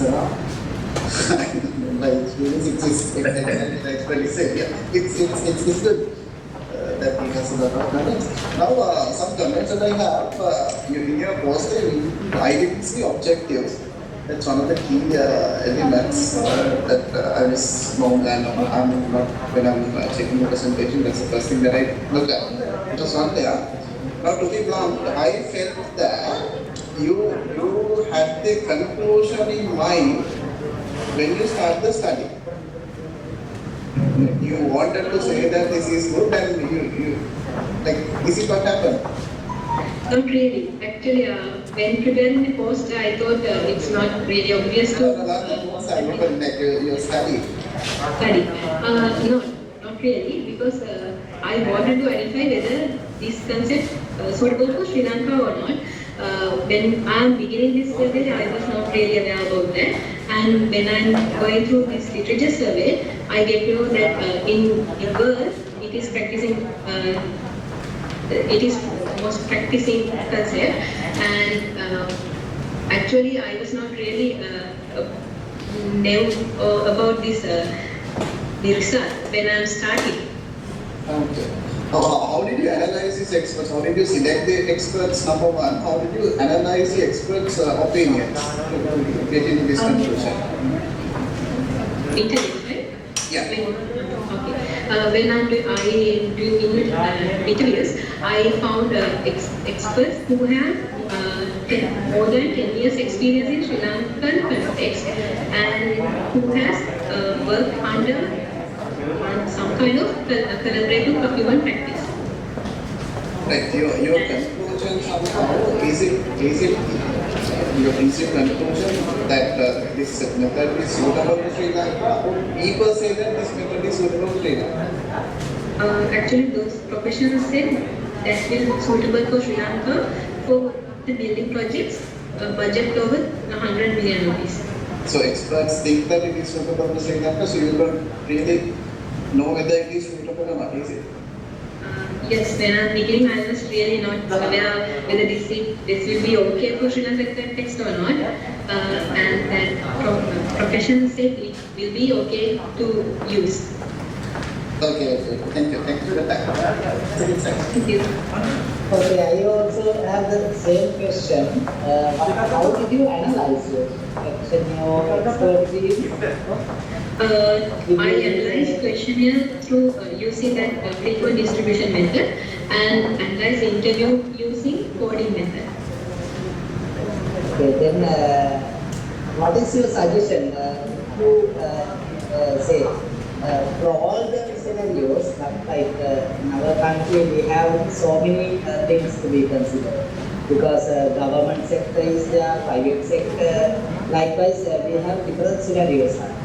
Right, so then according to your suggestion, I'm just asking, can you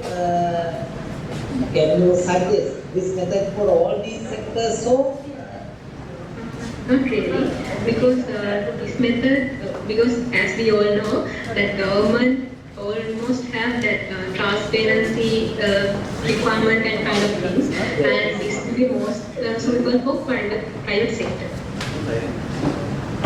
Okay.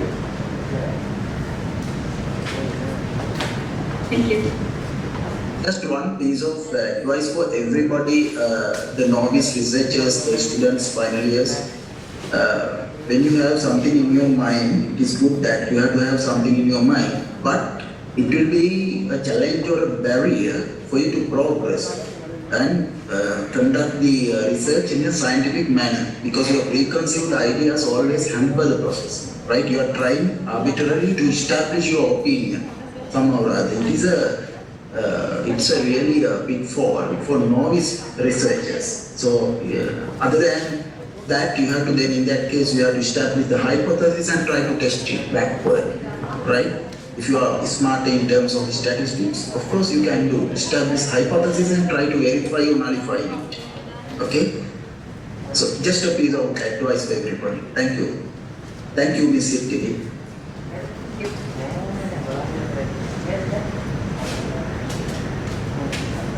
Thank you. Now on to number 5 for their post presentation. However, due to some technical issues, they'll be presenting a video presentation instead.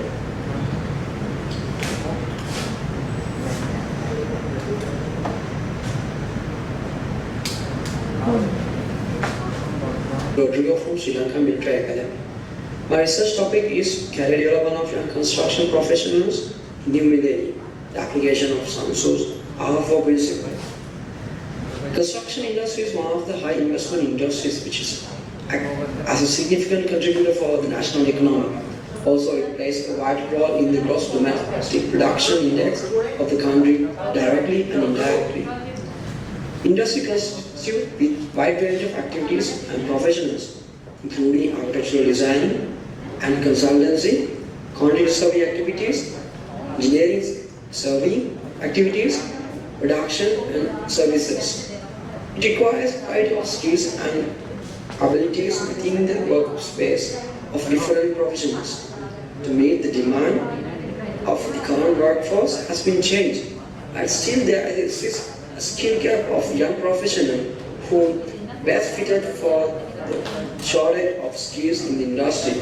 Thus, those also a threat for the future of the industry. To mitigate the gaps and flaws causes to hinder the career advancement of young construction professionals and strategically face and specified challenges, the application of R4 strategies are being mapped into the context of career development. The research questions are is there any gaps in construction industry for the career development of young construction professionals? How these tertiary education learner process related to the degree of the developing the career among the construction professionals? How can gaps will be filled by implementing principles of the R4 for career development of young professionals in the industry?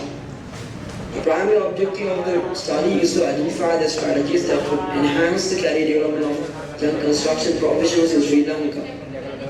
Thus, to integrate and foster the significant addition that will help to mitigate and problem faced by fresh graduates entering the construction industry through experimental learning cycle and R4 principles. The experimental learning cycle reflects on 4 modules. We transfer the capturing grabs and capture the experimental in 4 methodological ideas such as concrete experience, abstract conceptualization, reflective observations, active experimentation. This is widely used in the field of education. It defines experimental learning as a process whereby knowledge is created through the transformation of experience. Learners will translate the experience into meaningful learner friend attributes. Learners are encouraged on the reflection of the things they experience, and this reflect is used to generate new skills of thinking, new thinking skills, and positive behaviors. So mainly, when considering about the R4, there are 13 chapters. So by 13 chapters are being mapped for the career development by investigation how the careers are being built using the R4. So it will be dream parallel lines between the R4 and the career development process. So that these strategies are being identified as cost, cultural and cost employed applicabilities. I have used population sampling as all the expertise in the construction industry, architect, civil engineers, quantity surveyors, project managers. And for sampling techniques, I use stratified sampling and random sampling. For the first objective, to identify the barriers which hinder the career development of young construction professionals, I have identified the barriers as insufficient career preparation, conflicts among peers, not engaging work experience, lack of appropriate education, disapproval by significant others, decision-making difficulties, dissatisfaction with career choices, job market constraints, inadequate relationship and networking. Through in-depth interviews with expertise and strategies for young construction professionals are derived as career planning, leadership, flexibility, information, handling conflicts, relationship and networking, office politics. For the third objective, by analyzing the questionnaire which has been given, by using the Parsons correlation analysis, have derived the relationship between the tertiary education system and the career development. Finally, problems were solved, the objective was achieved, and the questions were answered. The study was qualitative in nature, whereby it was focused only on the young construction professional within 1 to 3 years of experience in the industry. Effective strategies were identified, hence the fresh graduates can adopt these military strategies to enhance the career development.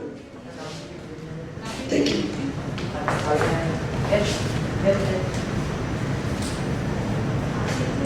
Thank you.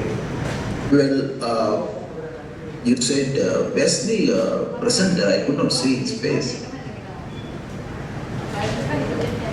On to you, number 6, EMPK Economic.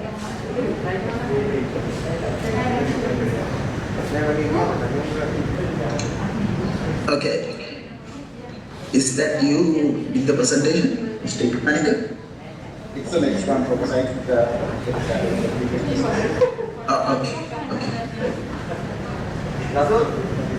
Okay. Good afternoon, everybody. I'm EMPK Ratnayake. I will share my screen now.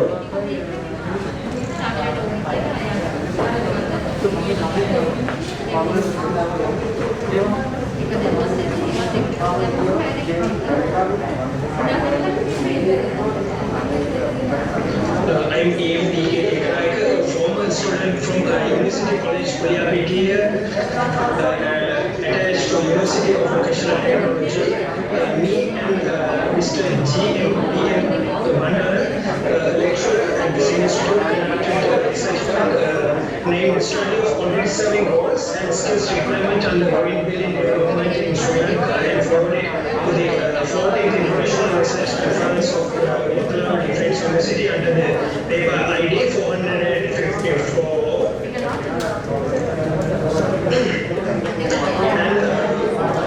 Under the conference track, Building Environment and Spatial Science, let's move on to the poster. I maximize the screen considering the limited space. If I abstracted our research work with the development of construction industry, modern quantity surveyors diversify their roles as cost managers and perform multidisciplinary job practices in present. Green building is one of the recent trends in construction industry. There is a tendency of adapting green concept to building construction in Sri Lanka. When adapting green techniques to green buildings, reformation, design, procurement and construction and management processes is required. Therefore, the skills and activity requirements of construction industry professionals to be evolved with the recent development according to this research attempt to identify principal quantity serving duties and skills that continually evolve with the green building construction practices and the outset detailed literature review and trade-driven interviews were carried out and identify 7 core skills and 25 roles of quantity surveyors that possibly to be enforced by green building development. Then a questionnaire was formed and tested same among 50 cost experts who worked closely with the Green Building Council of Sri Lanka. At the time of questionnaire survey, 76% of respondents were responded. Then if I introduce our research, as cited in Green Building Association official web page in the year 2015, the number of green buildings certified per year in Sri Lanka from 2010 to 15 has been grown rapidly. As applying principles of sustainability into buildings, there are many changes in design, procurement and management process that have to be developed further.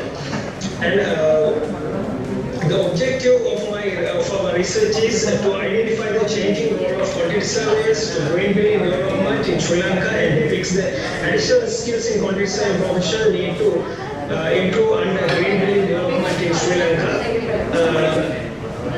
If you pay attention to the research methodology, the research area was quantity surveys and construction industry cost experts who closely work with the Green Building Council of Sri Lanka. First, we have carried out a literature review and then local and overseas documentary supportive information as our literature review. Then questionnaire survey is developed as I explained earlier, and we have targeted a population. Actually, quantity surveying and industry construction cost expertise who closely work with the Green Building Council of Sri Lanka, 50 targeted population, and served our questionnaire survey. And relatively important index formula is used to summarize our gathered information and process our gathered information. The significance of our research is, according to Green Building Council of Sri Lanka, there is a growing demand for sustainable construction, and therefore the number of green buildings certified per year rapidly increased, as I explained earlier. As a result, professional quantity surveyors are of no scale. They have to keep it up a pace with the new trend of green building development and sustainable construction. They also have to improve their skills and roles to survive in the new trend of construction as green building development. When paying attention to our results and discussion summary, in the literature review we have identified that 21 number of roles of quantity surveyors which are evolving for green building development, such as environmental services, technical auditing, financial management, measuring of carbon footprint, insolvency services, project management, investment appraisal, advice on contractual disputes, working on green lease and green finance, valuation of insurance purposes, final account preparation and agreement, whole life costing, cost controlling during construction, value management, interim valuation and payments, risk analysis, preparation of financial statement, cost engineering services, settlement of contractual claims, procurement advice, subcontract administration, tender evaluation, measurement and quantification, document preparation such as bill of quantities, finally cost planning. I have summarized it, I have arranged it into the importance increasing order, and I have highlighted that, emphasize that top 12 results, top 12 roles of quantity surveys which is required for, which is mostly required for green building development. And other thing is skills. We have identified 7 number of skills according to Royal Institute of Higher Survey and nominations. Appraisal and quantification skill holds same place, and after that documentation, after that management, after that communication skill, after that analysis skill, finally the synthesis skill. Conclusions of our research is, though Sri Lanka is still a developing country, a number of multi-scale construction projects are carrying out at present. However, a considerable proportion of environmental pollution is evident with the works related to construction industry and building operations. Therefore, green adoption is very much essential to the present construction industry, and professionals like quantity surveys have to evolve their existing roles and competencies. The quantity surveying is one of the leading professions which is evolving and diversifying its scope into a new dimension with the development of sustainable and green building concepts. Professional and multidisciplinary job practice of quantity surveys are generated from their core skills and activity base. Difficulties behind the green building adoption, such as high initial cost, issues in pricing of green materials, may be the possible reasons behind the selection of quantification and appraisal, which I have explained earlier, those two skills. As the prominent environmental skill requirements, and post-planning and controlling and bill of quantities preparation. Those are the three major roles. The formulas of quantities and duties to be performed under green building development, as I explained in the result discussion summary. Then, thank you. Well, you are lucky today because in the panel we have the eminent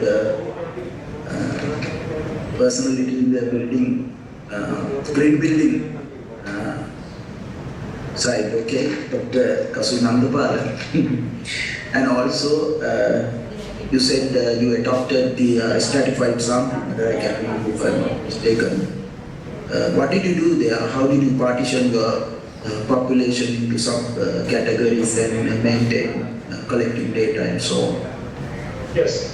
So when sampling, I used probabilistic sampling method because we knew that when according to the word green building, the Green Building Council is there in Sri Lanka, is we can available information from them. So we went there and gathered information from the associated quantity surveys and the host expertise who are working closely with the Green Building Council of Sri Lanka. And we have contacted them and served our questionnaire survey to them and retrieved the feedbacks for our questionnaire survey. I didn't get the right answer. I was expecting something else. Then the synthesis skills, the quantity survey should pop. What do you mean by synthesis skills? Synthesis skills means the ability of combining objects and ideas into a complex whole. It means amalgamation of combination of objects and ideas of performing a complex works as defined of the Royal Institute of Chartered Surveyors. Okay, when you go to results, what is the most significant factor relatively in your assessment?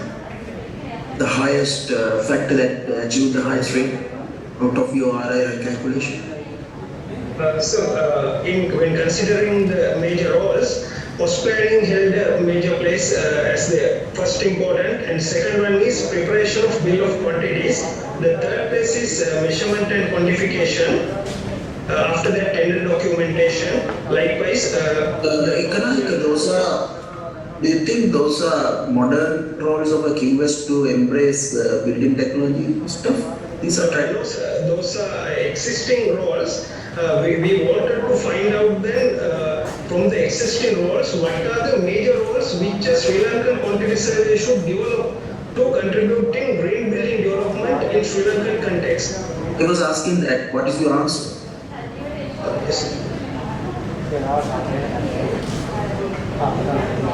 For QS work into green building side, if a quantity survey wants to embrace and work as a green building consultant or whatever, right?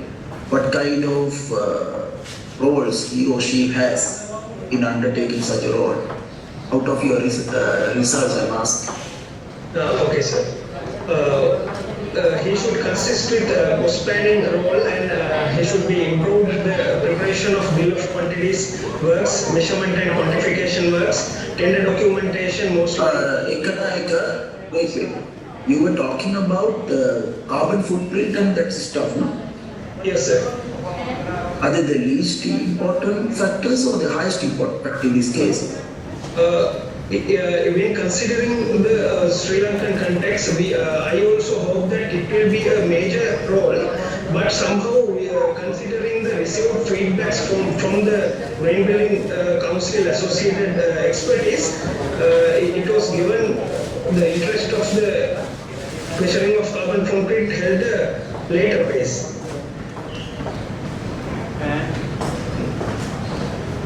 Dr. Kasunandapal.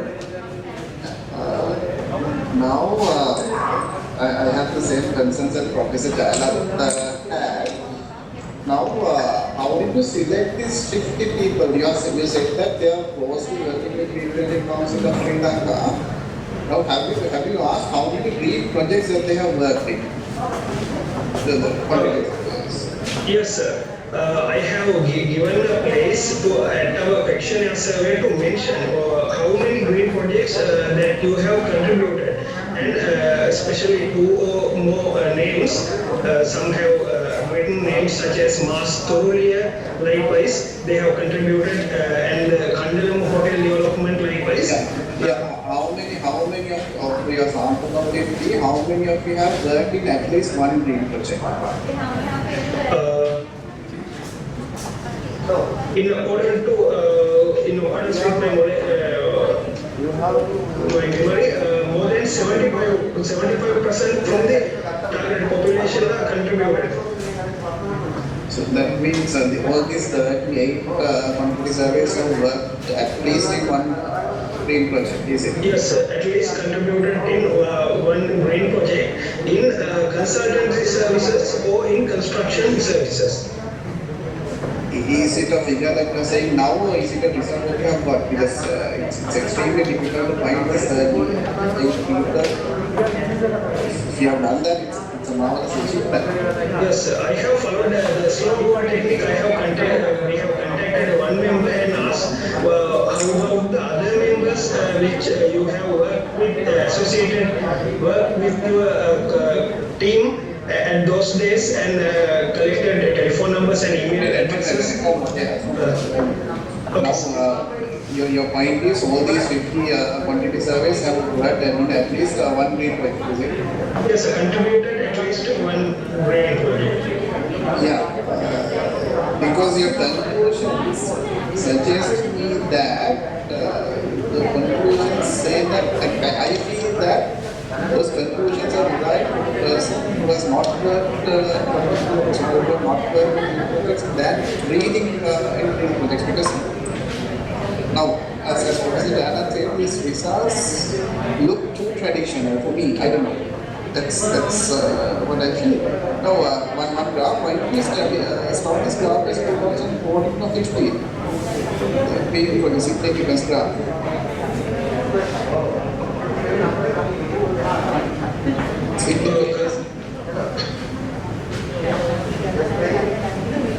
Actually, this is taken from the Green Council website.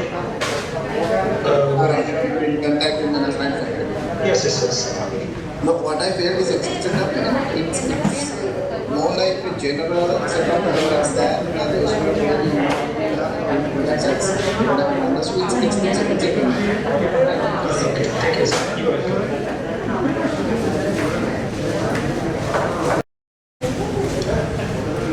Yes, I have a question. You mentioned that several roles and skills for green building industry practice as then you mentioned seven skills. But all of them are not anyhow any quantity surveyor has to practice these things. But have you identified any specific role or skill to practice as a quantity surveyor in order to develop green building? These factors are, we have to follow these factors. Any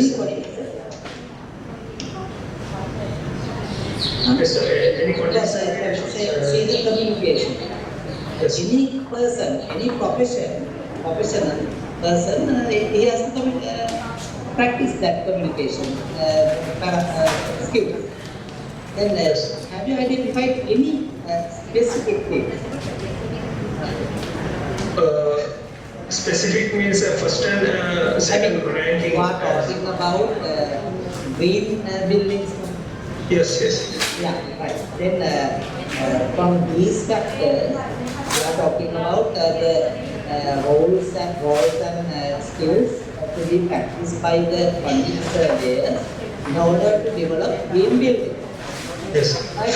You are talking about seven these are the factors, the values of quality surveyor, survey involved in implemented thinking. Construction in Sri Lanka. Then here, I think, for my knowledge, I think all these skills should be followed by education. Yes, sir.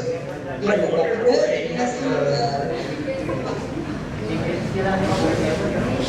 Economic, how do you account for Dr. Pusala's argument? Sir? Yeah, anyway, okay. I understood now you're talking about snowball samplings also when explaining one of the questions. You were talking about stratified sampling, snowball sampling, but there are two different approaches, no? So, please be careful when you are doing your research. It has to be methodical, scientific, and authentic at all times. For all the students, I am offering this opinion. Don't just come without rational behind your case. Okay, you must be properly guided, supervised in that case. And you have to be very, methodical at all times in doing your research. Otherwise, the outcomes are wrong, or rather of no use at all. Okay, just for sake something. Right. And also, sir, I have one suggestion for all these to be present because they are, when we consider about their post, they have used full sentence and also lot of paragraphs. I think when you present as a post, then no one will read all the sentences and all the paragraphs because we are having a limited time period to read all this. Because just moving here and there to read the paper of post. So abstract is okay. And then I think it's better to include more figures and more like flow charts, something like that. Then it is quite easy to understand why you are going to the situation. Thank you, sir. Thank you, sir. You are very sister. Thank you.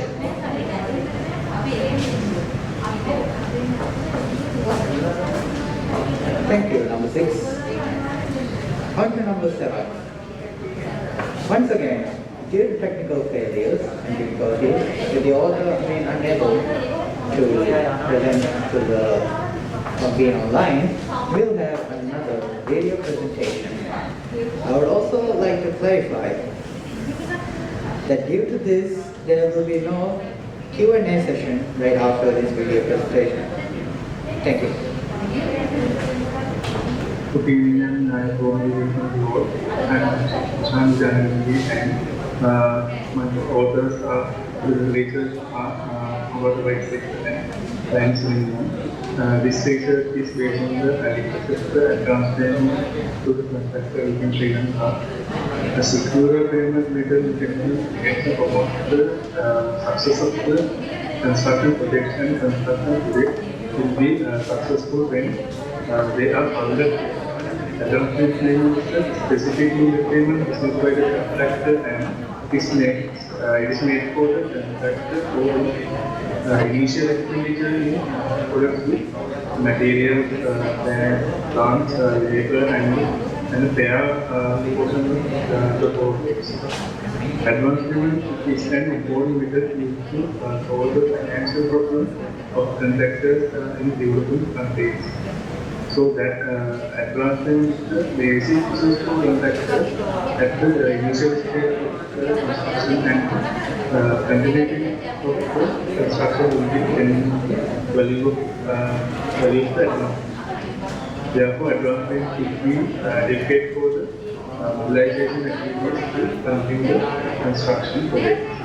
Most of the contractors in Sri Lanka intend to their mobilization with the initial procurement using the advance. Therefore, the aim of the research was assess the adequacy of the advance for the mobilization activities of the construction practice in Sri Lanka with the perspective of some factors. When considering methodology of this research, first I identified the research program from a background study and conducted a deep review based on the then solve questionnaire for distributed conductor organization and 38 of Ningbo scholar. After that, open-ended questions, questionnaires were analyzed by manual content analysis as a qualitative approach, and close-ended questions were analyzed by SPSS and relative reporting technique as a quantitative. Then before finding we touched the construction process and solving financial problems, void and interest-free loan, mortgage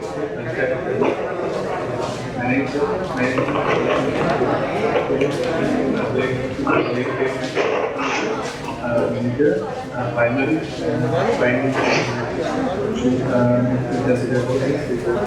there are internal and external factors that negatively affecting the utilization and the consumption as English poster and indirect and incomplete design and modern policies are the main direct and indirect factors that negatively affect on advancement. Therefore, according to the findings, misuse of advancement and utilization of advancement identified as main challenges for factors while using advancement.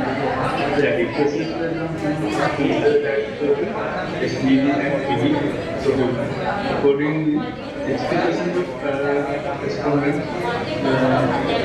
between that those adequate to the factors of the answer for the questionnaire and other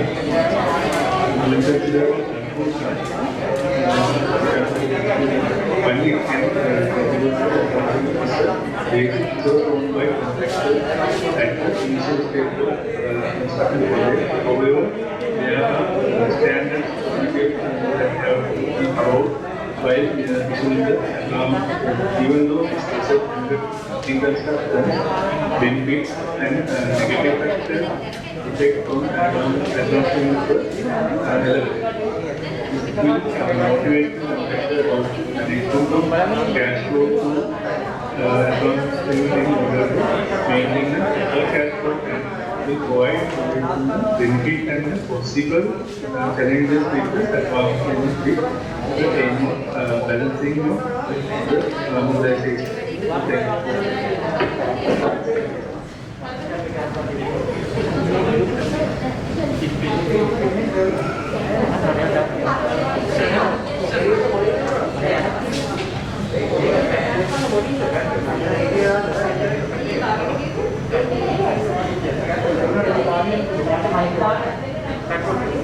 That concludes the video presentation of number 7. On to number 8, MU Nanayaka.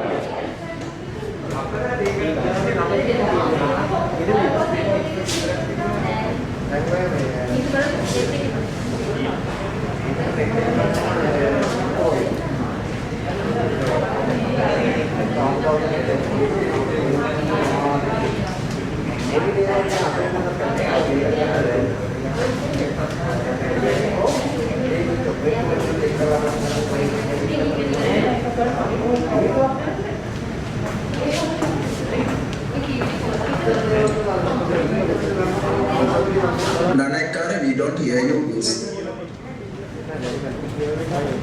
Can you hear, sir? Yeah, okay. Start from the beginning.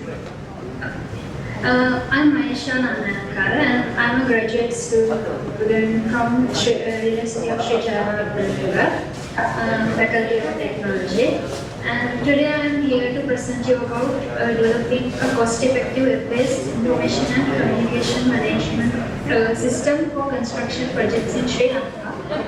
And as a developing country, there are certain problems in the Sri Lankan construction industry, as project management tools and high cost of managing hard copies of documents can be seen.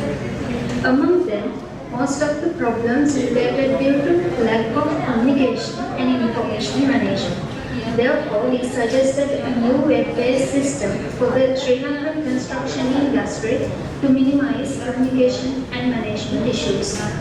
Selecting a web-based project platform is the best option we have than designing a high-cost software. A web-based system is a common system which can easily access using several devices and easy to operate on various operating systems like Android, Windows, or Mac. Also, cost effectiveness is an important factor to consider as we design a system to developing country. As a result of that, a web-based security platform was developed to answer major problems in the construction site.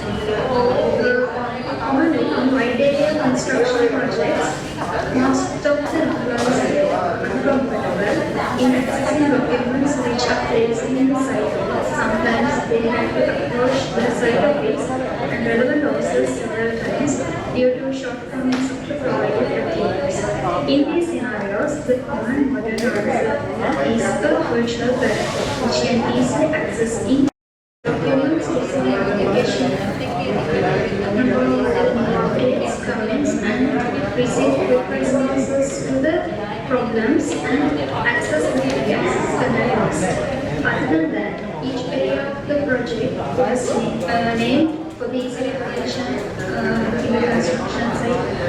We commonly name it as block A, block B.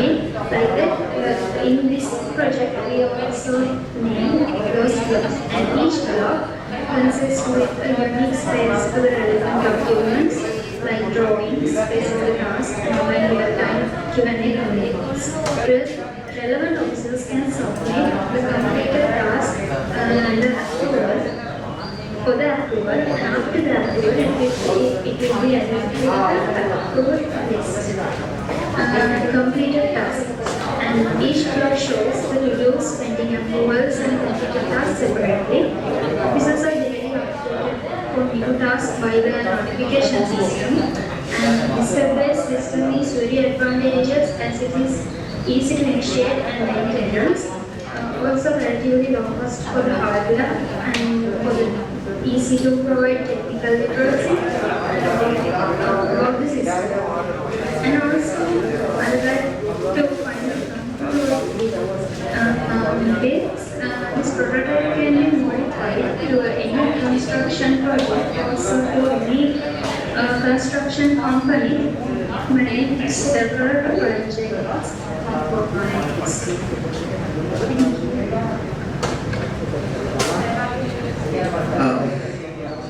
Audience, what is the theme of your symposium today? Anaka? Well, okay, what is the theme of your symposium today? I'm sorry, I didn't get that. Huh? Symposium theme, I'm asking. Okay, the context is technology and the new normal, okay? And it's a timely thing I felt, what you have tried to do is something that is timely significance. Of course, I have come across many different ICT tools, database management tools and so on, cost effective. People say it's less cost effective, but how do you confirm that it is truly cost effective? How did you establish that fact in your research? Before I started my study, I researched about if there are possible softwares for this approach. When I found some project management tools, sometimes they have very same idea in there, not the very same, but few similarities there. But very significant feature in this study is this is a web-based system, so it's not very costly to initiate and maintain. So it's easy to, it's like example, it's like LMS. LMS is different from Kanchana country, and this is also a common element. This is not a highly cost platform, so we can initiate it in any company. Like Sri Lanka has most small scale companies, construction companies, so they are really unable to purchase those very high cost project management. That's the thing. Those softwares are very costly in initiation and maintenance also. And sometimes those softwares are very hard to give the technical literacy to the people because they are very complex. And this is very simple. That's the feature. Sorry, Are you a QS student or IT student? I'm a technology student, sir, and my focus area was construction and building services technology. I'm an engineering technology student. Okay, the country is badly needing a generation like you for future technocratic movement. If possible, I mean, okay, that is the new word, especially in the southern Asian countries, including Sri Lanka. So, how can you think that your product will be commercially exploitable in the future? That I'm asking a futuristic question. Actually, sir, we are modifying it these days. This was my research on point here. So at that time it was just a prototype. These days we are modifying it for it as a common platform. So I'm not actually concentrating on commercial benefits. We are developing it for the whole Sri Lankans to manage their activities and construction. Okay, wish you all the best. Try for a pay.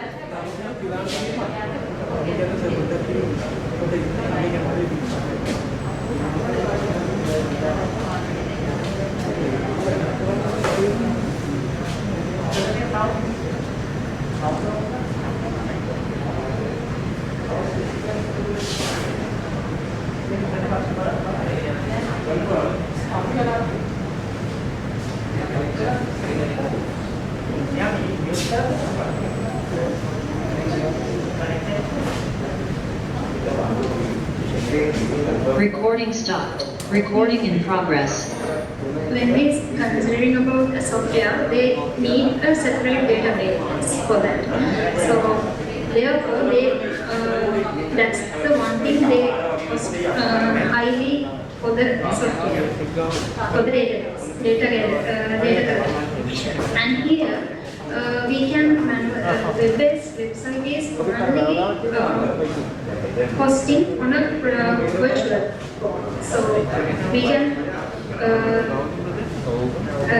that's the point. We have to what is the server that you have installed? Right, okay. Now, the problem in that case is how to sort of justify the cost for this, what we call the monthly cost, monthly expenditure for the server, with the traditional system. Is there a calculation that you have done to say that this is feasible? Professor, we know that there are many advantages, but financially is it feasible? Have you done a study on that?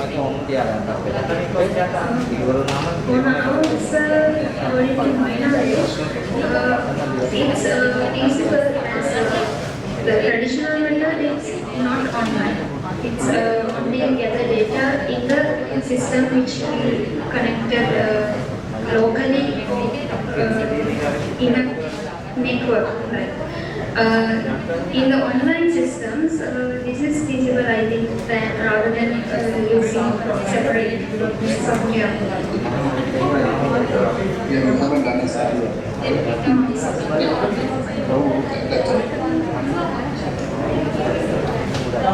I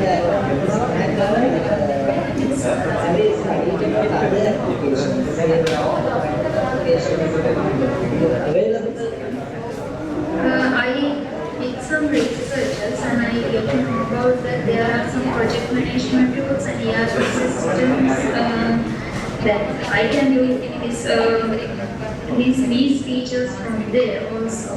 But I figured I designed it for the developing country and for small scale physics site construction.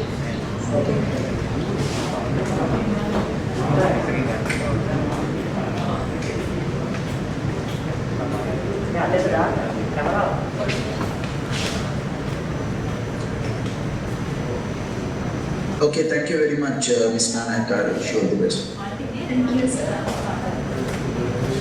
Thank you, number 8. Now we will move on to number 9, who will be giving the post presentation physical details, SMM Sanju.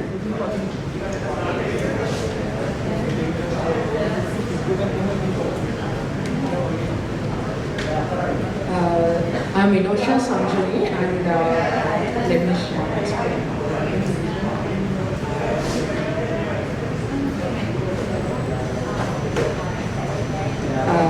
So I'm Inosha Sanjuni and will be presenting a poster presentation at the 14th International Research Conference of KDU on the title Compact City as a Response to New Normal, Designing Resilience to Encounter Pandemics, written by SMM Sanjuni and H. Munasinghe. A cluster of pneumonia caused by an unknown source was found from Wuhan, Hubei, China, and informed to WHO in December 2019. Later, they named the novel virus as coronavirus disease of 2019, or COVID-19 as we all commonly refers to. The coronavirus is a pandemic which defines the greatest crisis of modern cities, and it is the most critical challenge that the world faced since World War II. Considering the scale and the effect, WHO declared COVID-19 as a global pandemic and identified the epidemic as an unprecedented socio-economic crisis, but not just solely as a health challenge. From the early 2020s, most of the cities were in lockdowns to prevent the spread of the virus, resulting in empty cityscapes all around the globe. This is evident that the modern cities or the modern urban built forms are not coping up with the pandemic. Yet this non-resilience of cities or urban structures was not much unique to this pandemic era, but very common to the world prior to its emergence. These cities were failing with an urban crisis where its urban mobility was not sustainable or which is a sole dependent on automobiles. Though the need of sustainable transportation was identified in prior pandemic world, it could not be initiated as the world was very much used to fast and unsustainable means of transportation based on automobiles. But however, pandemic has created a temporary momentum towards active and sustainable means of transportation due to imposed transport restrictions. And when the history of epidemics were concerned, pandemics always results new city forms. Therefore, when this COVID-19 pandemic subsides, our world will not bounce back to where it was prior to the pandemic. And this very commonly known norm of today, new normal, defines this exact situation, and this study was done to provide an insight to use this new normal concept at right location and towards the right direction in the field of urban design. From 2020 to now, most of the cities were in lockdowns in different times. And this is the initial concept which is identified to use in sustaining of post-pandemic cities. Leftover space is a very large area where the parking, some of the parking has been SLT, office parking has been located. So it's not a good area for developing as urban proper. It would be more sustainable to use as a building. So compared to that, this other tree has a small area where they have no future of building it. Develop this as a building or another project. It will be more good to develop this as an urban. where the people can gather or any kind of urban activities. So your objective is identifying 3 probable locations. Yes. Am I correct? Yes. So you have identified 4 because... I have identified 4 left out spaces, but only it has the possibility of developing as urban. That's right. Yeah. So you have identified 4, the other one is large, yes. There are some other parameters. So you have singled out 3. It's a qualitative statement that you make, correct? So you haven't done anything as such. You are saying that this is not suitable, therefore other 3 are suitable. Yes. You don't have any strong justification that these are suitable. Yes. You have identified 4 because other one is considerable. You are saying that these 3 are the places of your students. Yes. Yes, in urban pocket criteria, it has to be a small urban space. There are some criteria, so I make these 3 are the main spaces that has met. Okay.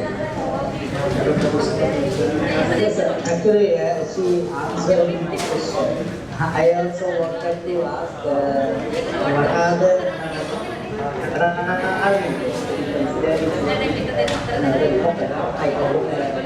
what is? I mean, you mentioned that space. It has to be in between spaces of the gate structures. And also it has to have the walking capacity where people can walk through and has a gap, kind of creating a gap between spaces. So if you compare these 2 spaces, these 2 spaces, this is the one built between built structures. This is kind of built on the edge where this has more large areas and any other the road network, also some other environmental factors,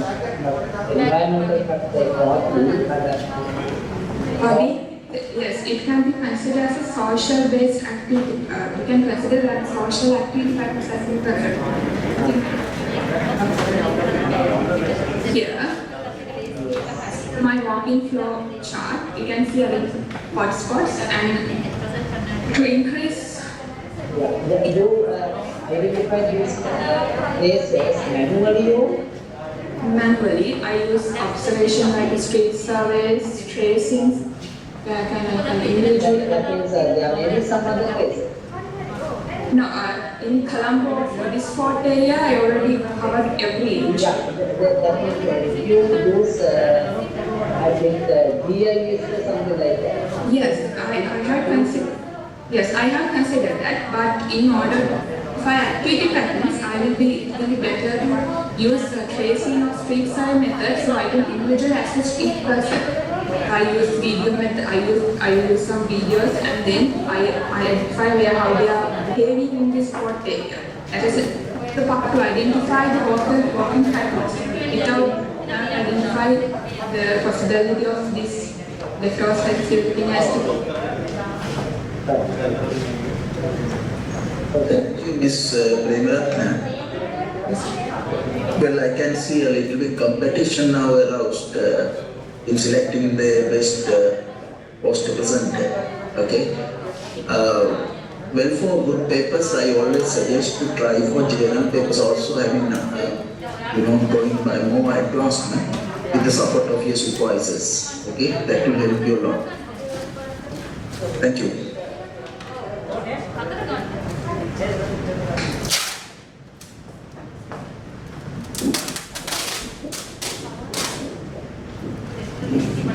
Thank you, Dr.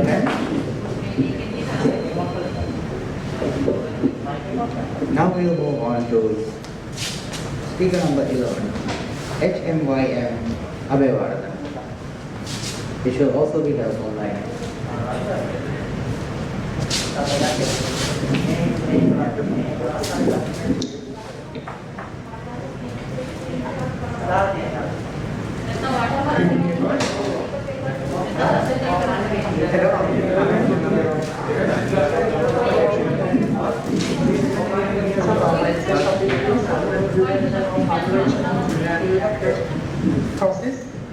in Sri Lanka. So children are like when seen in other parts of them makes an impression according to in society or in our context, Sri Lanka, we can identify children have many offences and children who have been victimized in the society. In our Sri Lankan context, we have specific facilities for our legal situation for the specifically designed for children for the rehabilitation process. But when child is going to rehabilitation to another place for a different area of different society, this for original form, they might be sick in mentally, and we cannot be done correct better.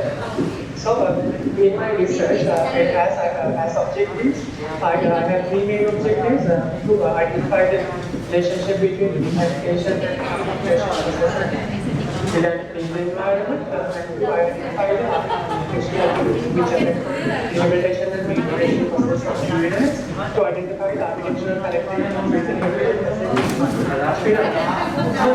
when I work identify the qualitative and quantitative methods. In qualitative methods, I have tried some architectural parameters which can be used for the exact architectural facilities in our country. And I have tried some shapes which can be used for the children. Because they are children and vulnerable children, I'm going to in my research I will ask and I have if they are guardians quantitative. So in my research I have 4 main case studies. SOS student SOS youth facility activity and certified school as Kanwill and other in last one is so when I have told that in my framework I have used specific parameters to identify architectural elements like location and size, spatial organization, functional activities, subversion and security, visual character. So in this case, as example, I will go to an example. My example, considering both SOS facilities, these facilities are specially designed for the children rehabilitation process. By then, experience architects. So, in this facility, they have English, not like the other children. We have reinvented the society. If they are coming to the society, they can survive all the rehabilitation process. So they have identified those scenarios that they have added some public facilities in a proper manner for the these facilities. As an example, in SOS facilities in India, they have added some schools and some welfare activities which can public also can gather for specific rehabilitation process. So these children in same page they can learn with the environment. When considering the other certified school activity, because originally mentioned for use of residential services and we can estate in our so when the student put up those facilities, each they are given up society. So in this strategy of the design, they need some development. So they are mainly used to maintain as the main. They are maintaining, but when they are introducing for the island, they did not identify the specific process and the other function within the facility. So like they have some accommodation, like here they are in the recovery center, any activity inside their facility, and some they are mainly considered to other facilities. And they are also training like facilities. They are not proper manner providing them. And even in the when it comes to architecture for it also uses generally as residential building. So this also not particularly designed for these students. And as example, this theory have very boundary wall around the building. So initially they are isolated, they are in the center. So when considering rehabilitation in their relationship with the building, like in the SOS building, they are much heavily with their environment. They have courtyard around the courtyard. They have their individual house. So the guardians and who are the responsible person can be without their knowing, that's a positive one. Because the child feel that he or she will be in monitoring, like seeing them, they are very difficult likewise, but in the example, go to the river country, the Kanchana, it is like very huge, and it has very huge character, like mentioned character. So children who are increasing these feelings, they are like very harmful. It has its situation. And that will, like, so when they are process, like in the process, that sounds like in the voluntary form. They are allowing to become the society to be the different information of the authorized person and the facility. And for the giving perspective, like donation purpose. So children feel like vegan feelings. Likewise, as a third question, I would say very young child, I follow this research because of that there is a high rate of reoffending rate in Sri Lanka after this rehabilitation process. They are going to again to society, but they cannot survive in society. So they are going to society, but they are directly joined with the society. So we are paying them this as the victims of the offenses. So when we are considering the child rehabilitation, we have to consider about the specific purpose. As a conclusion, when considering that these storage facilities, some of these students are having very good marriages, and they are some of they are going to the other countries for their education. They have individual reaction process. These students are very excited. Result and profile consider vulnerable children, they are much and they are being referred to as criminal. The society. So, like considering the research objectives, I have identified main objectives I have completed, and from this I can do work under different points. Thank you very much.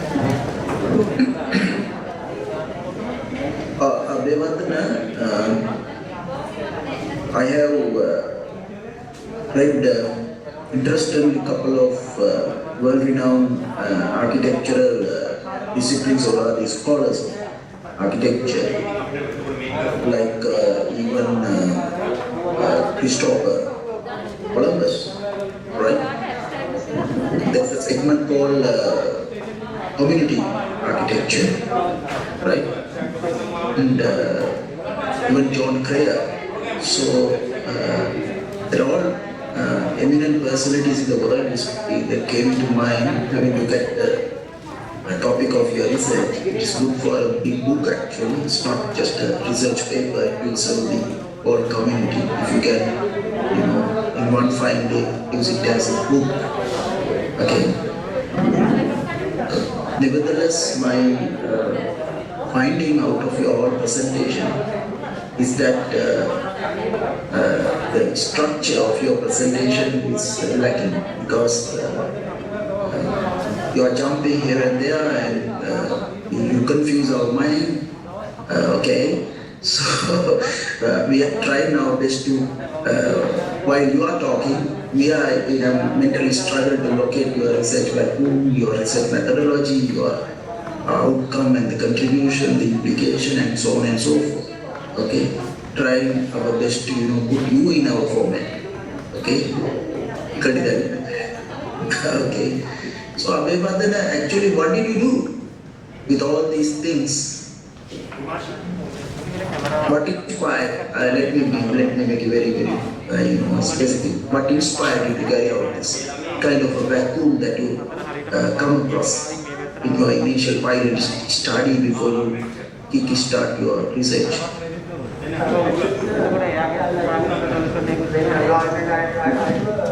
I initially worked with the children. In my school, also I had a I have like there are like some children like they need some guidance. Like children are very vulnerable. So in the other context, children are if they are not if they don't have correct guidance, so they can be like they are very vulnerable.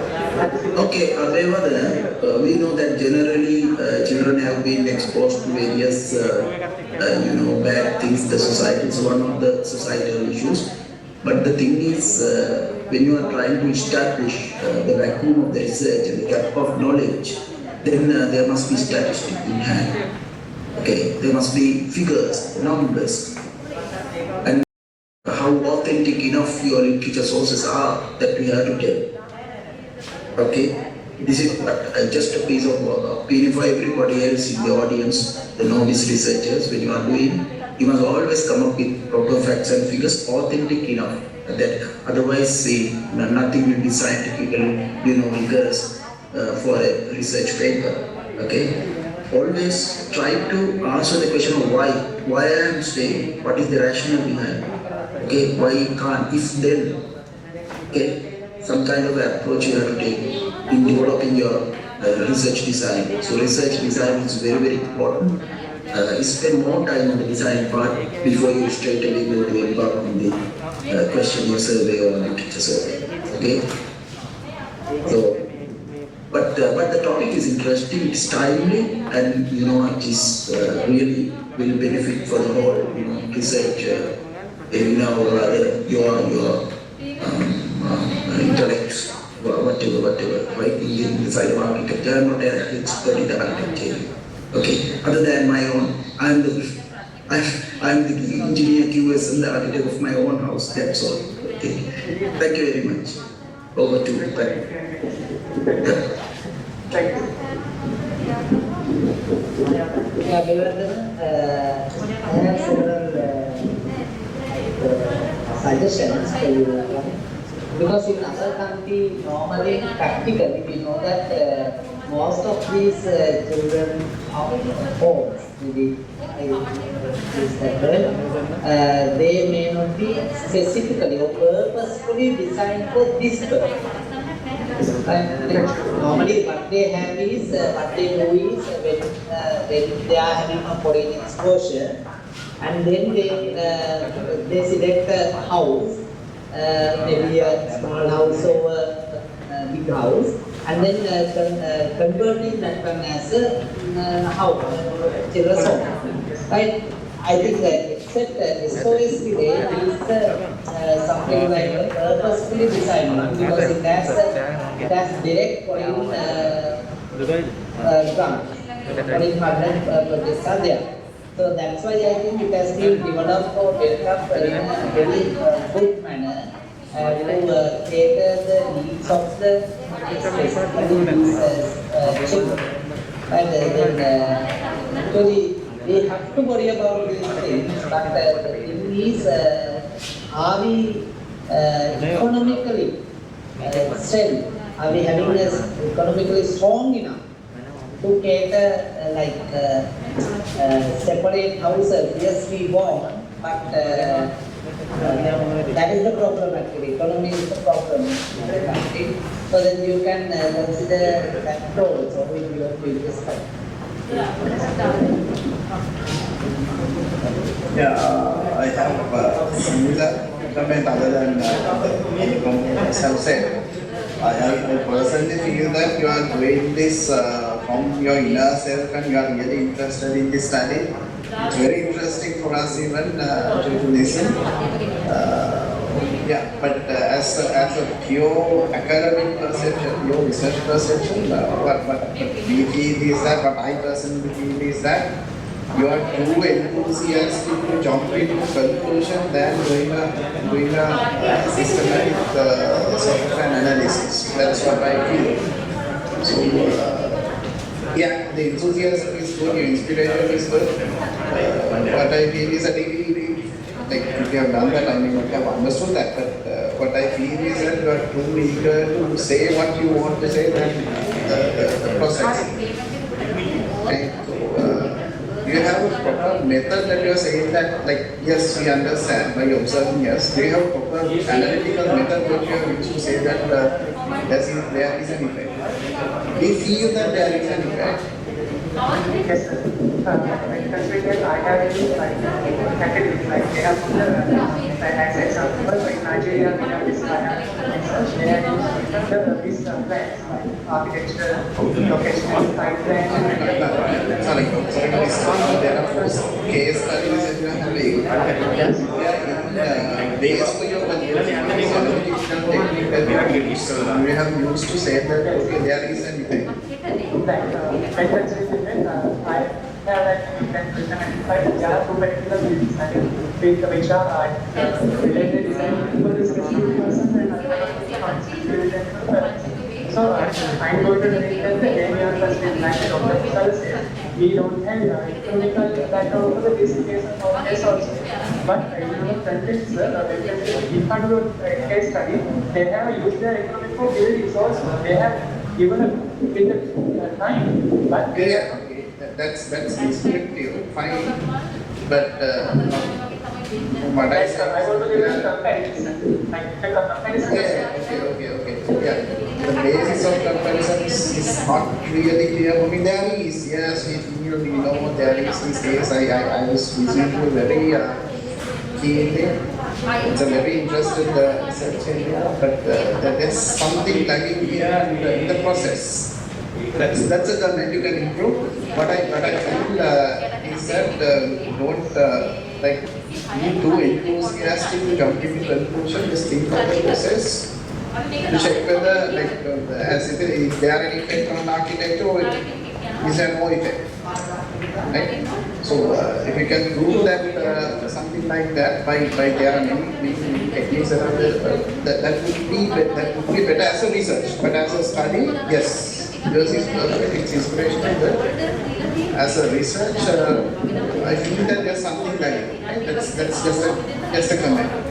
Thank you. Dr. Nandapal, the issue with Mr. Abdevadan is because the design itself, the case study, he had picked up 4 different cases. So please, Abdevadan, you first study how to carry out case studies, because case studies has its own distinct sort of format that you have to strictly abide by if you want to proceed the research successfully.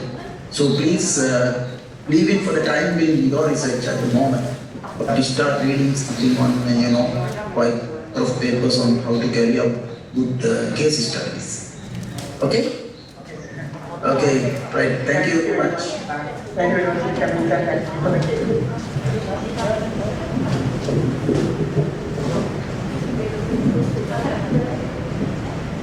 Thank you, number 11. We have come to our final poster presentation, which will be presented physically by number 12, KSKNJ Kudasinghe. Good evening, respected panel of jurors. My name is Kudasinghe, and I'm presenting my research, which is titled Rethinking the Adaptability in Mass Housing for Pandemic Situations. Starting with the introduction. Pandemic situations are evident to be spreading due to poor housing conditions. This is attributed from history by the transmission of diseases and disasters as they have led to architects in designing healthier, hygiene-oriented built environments through from the Great Plague during the 16th century in London and also the Great Fire during the Industrial Revolution during the same year. However, modern buildings also do not prevent the spread of diseases. For example, the Legionnaires' disease in Philadelphia and Pennsylvania spread due to the contamination of cooling water in the air conditioning units. So this same attribute is there with the spread of the COVID-19 pandemic. So what is the problem of the research? The problem is that the spreading of COVID-19, the current pandemic within the built environment, is unexplored. Inadequate research on the spread within the indoor microclimatic conditions such as of air and water is done. So the purpose of this research is to explore how to mitigate the spread of the virus by using the well building standards. The well building standard is a performance-based assessment system which certifies, monitors built environments based on 7 parameters. Out of these 7 parameters, the parameters which I have selected are light, air and water, because these are attributed to the indoor microclimatic conditions. So the methodology adopted for the research is a systematic literature review, and the parameters have been established from the well building standards, as mentioned before, of air, water and light. The research papers for the systematic literature review were searched on Scopus, Emerald Insight, Science Direct and PubMed. Eventually the literature review led to an outline of the framework that could be used to mitigate the spread of COVID-19 within housing units. So the results and discussion in that section, the table illustrates the 3 domains which have been selected, air, water and light. And on the other side of the table you have the reference papers which have been suitable for the 3 parameters. So when you go to the analysis part, starting off with water, when you consider water into the indoor microclimatic conditions, you have to take the relative humidity levels, and it's been proven that the COVID-19 virus struggles to survive in humidity levels above 40%. And it should not exceed 80% as well, because it will inhibit mold growth. So the recommended humidity levels according to literature would be between 40 and 60 to help limit the spreading of the virus. When it comes to the parameter of air, the HVAC units, the heating, cooling units of residential housing require a minimum efficiency reporting value, that is an MERV of 8. So when this value is used at this rate, 70 to 85% of the virus particles ranging from 3 to 10 nanometers could be captured. The COVID-19 virus particles lie within 0.25 and 1. So this, generally it's an MERV of 5, but with this virus, which is very strong, the recommended MERV should be of 8, and 11 is used for hospitals. So for housing units, it has to be 8. Another strategy which is used in hospitals could also be adopted for housing. That is that, in terms of air, in hospitals you have the critical rooms with a negative pressure to the pressure which is in the corridors. So when there's a positive pressure and negative pressure, there is a limit in the spreading of the virus. So this same strategy could be used within the housing units. So to do this, the hospitals have created buffer zones. So in the same context, you could use buffer zones in housing units as well by incorporating powder rooms. So normally buffer spaces could be created to mitigate this aspect. And when you talk about light, 90% of virus particles can be eliminated from the ultraviolet spectrum of light. Electrical lighting has already been used in engineering controls in hospitals to eradicate viruses in critical rooms. So you could use the ultraviolet light from the spectrum in order to cut off 90% of the single-stranded RNA virus particles. So you could use that, and the building envelope could do this. So by using these 3 parameters, which is set by the well-building standards, you could, we could say from this systematic literature review, a set of adaptive guidelines could be derived in order to mitigate the spreading of this pandemic in housing units. Thank you.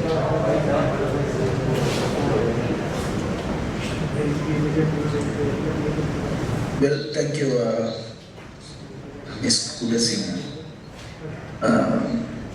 You said systematic literature survey. Yeah. Could you explain how did you do it systematically? What kind of approach you took to make sure that it is systematic? Yes, to make it systematic, it was a very generic one because we didn't have particular case studies for Sri Lanka or anything, so we took a generalized version, and in the generalized version, it became we categorized it into the three well-building standard parameters of air, water, and light, as shown in the methodology. So it was sort of a generic systematic literature review. We did by papers from different parts, so it's not just for Sri Lanka, and the systematic part came from the well-building standards. The literature was broken into those three domains, as shown by the papers which have been classified.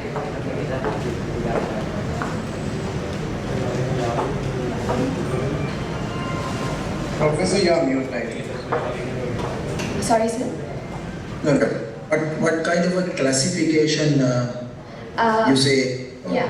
papers have been classified in one certain way, no? Yeah.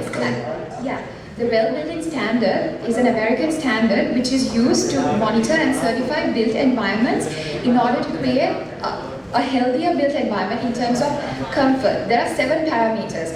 The 7 parameters include light, air, water, nourishment, fitness, and mind. So the 3 important parameters for the indoor microclimatic condition is air, water, and light, because once these 3 parameters are justified and satisfied, the comfort is obviously being generally satisfied, and then the nourishment and fitness will also come with the indoor aspects, and the mind will also be in a better position when you cater the 3 main interior parameters. These look into the microclimatic parameters of the interiors of housing. That's why these 3 particular parameters were highlighted. What was your contribution in this research? Because I can see there are 3 more co-authors with the partners involved in this whole thing. Sorry, sir? What is your contribution in this research? Because I can see there are 3 more co-partners or the research partners. Yes. Basically, I went through the systematic literature review by myself, and the 2 of the authors were my supervisors, and the last author was responsible for the layout of the whole presentation. Explain that how you analyze the data in that case. Right. So for the analysis part, the thing is we don't have data, in the sense there are no numerical values for us to rely on. We have not done a case study. This is a systematic literature review. So if you take the aspect of air, for example, we have gone into the infiltration methods. For example, the HVAC units of interiors, in order to combat the current COVID-19 virus, requires an MERV value of 8. Right? So that is a minimum efficiency reporting value. So within this value, up to 70 to 85% of the virus particles could be captured. So virus particles, in the sense the COVID-19 virus particles, could be captured. Normally, in generalized, according to the Asia guidelines, it's 5, an MERV of 5 for residential units. But with the current stronger virus, we need an MERV of 8 for our infiltration methods in the air-conditioned cooling units. So that is one, for example, in terms of air, that is one finding. And the other finding is that the strategy which is used in hospitals, you have these critical rooms which have a negative pressure, whereas the corridors have a positive pressure. So that is done from the mechanical ventilation systems. Once there are 2 different pressures, the spreading of the virus is limited. So that same strategy could be taken in to the housing units as well. So actually, when you depend largely on the systematic literature survey, yes, as you mentioned, then there should be a way of analyzing your data. Yeah. Some kind of how could you generate your themes out of your there's a coding approach. You have to label them. Generally accepted norms in undertaking this type of qualitative research. So, did you do think so. How did you analyze the data? That's my very question, and that's all. Okay. So we have not actually put this into the current context in Sri Lanka. We have not taken a case study, so this is just a launching pad for future research, because when you consider mass housing, there are several different types of mass housing. Like for example, condominiums could use some of these MERV values, but when you take the shanties and slums, you can't do it. So I leave it to Dr. Bussell. Yeah, okay, thank you, sir. Dr. Bussell has been very desperate of asking some questions. My question is in our country actually, when you consider these three factors, light, water and air, even in mass-built housing constructions, apartment, they are having these parameters. Yeah. Right. I mean, water is not a problem for us. Like light is some apartments, some units may not be having good enough light, but air also I think that is so. How many papers you analyze for this? For the paper, the research paper, the paper for the conference paper, we have put around 16 to 18 references, but for the poster, like you can't, I didn't have space to put all the papers. So for the poster, this is the reference which have been used, but the paper has around. Did you use any keywords to search the paper? Yeah, mass housing, adaptability, pandemic.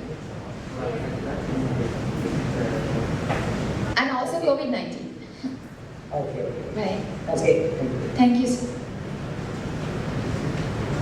Yeah, I'm just commenting, these questions as such. Generally, I'm a person who's suggests using like the country's guideline and proposing things in Sri Lankan context. Yeah. Now, as per your first conclusion, so you are recommending weight filters, is it? Sorry, sir? You are recommending weight filters. Yes, of the value 8, Yeah, weight filters. Now, the worry that I'm having is how practical is this for residential buildings in Sri Lankan context. Right. Now, if the virus even mutates, we might have to go for 13 filters. Right. How contemporary your findings are. So, now, yes, you have found out 7 parameters and you have done literature. It's a list of things. It's good as a start. Yeah, yes, sir. This is just a launching, it's like a springboard for the future research, which could be done for particular mass housing types in the country. Right. Okay. Fine. If this is a start and you have a long way to go, and if you have understood that, that's the thing that I want. Yes. No. As a conclusion, this should be more solid in a research. That's my comment. Yeah. Okay, sir. Right. Yes. Okay. That's it. Thank you, sir. Thank you.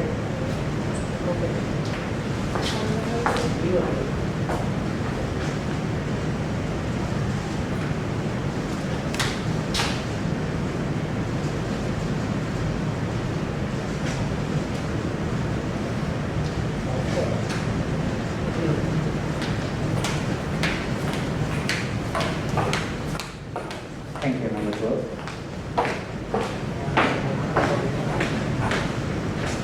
As we conclude this session, I would like to extend a heartfelt appreciation to the expert panel for granting their support in evaluating the poster presentations, and all the virtual participants and those present here.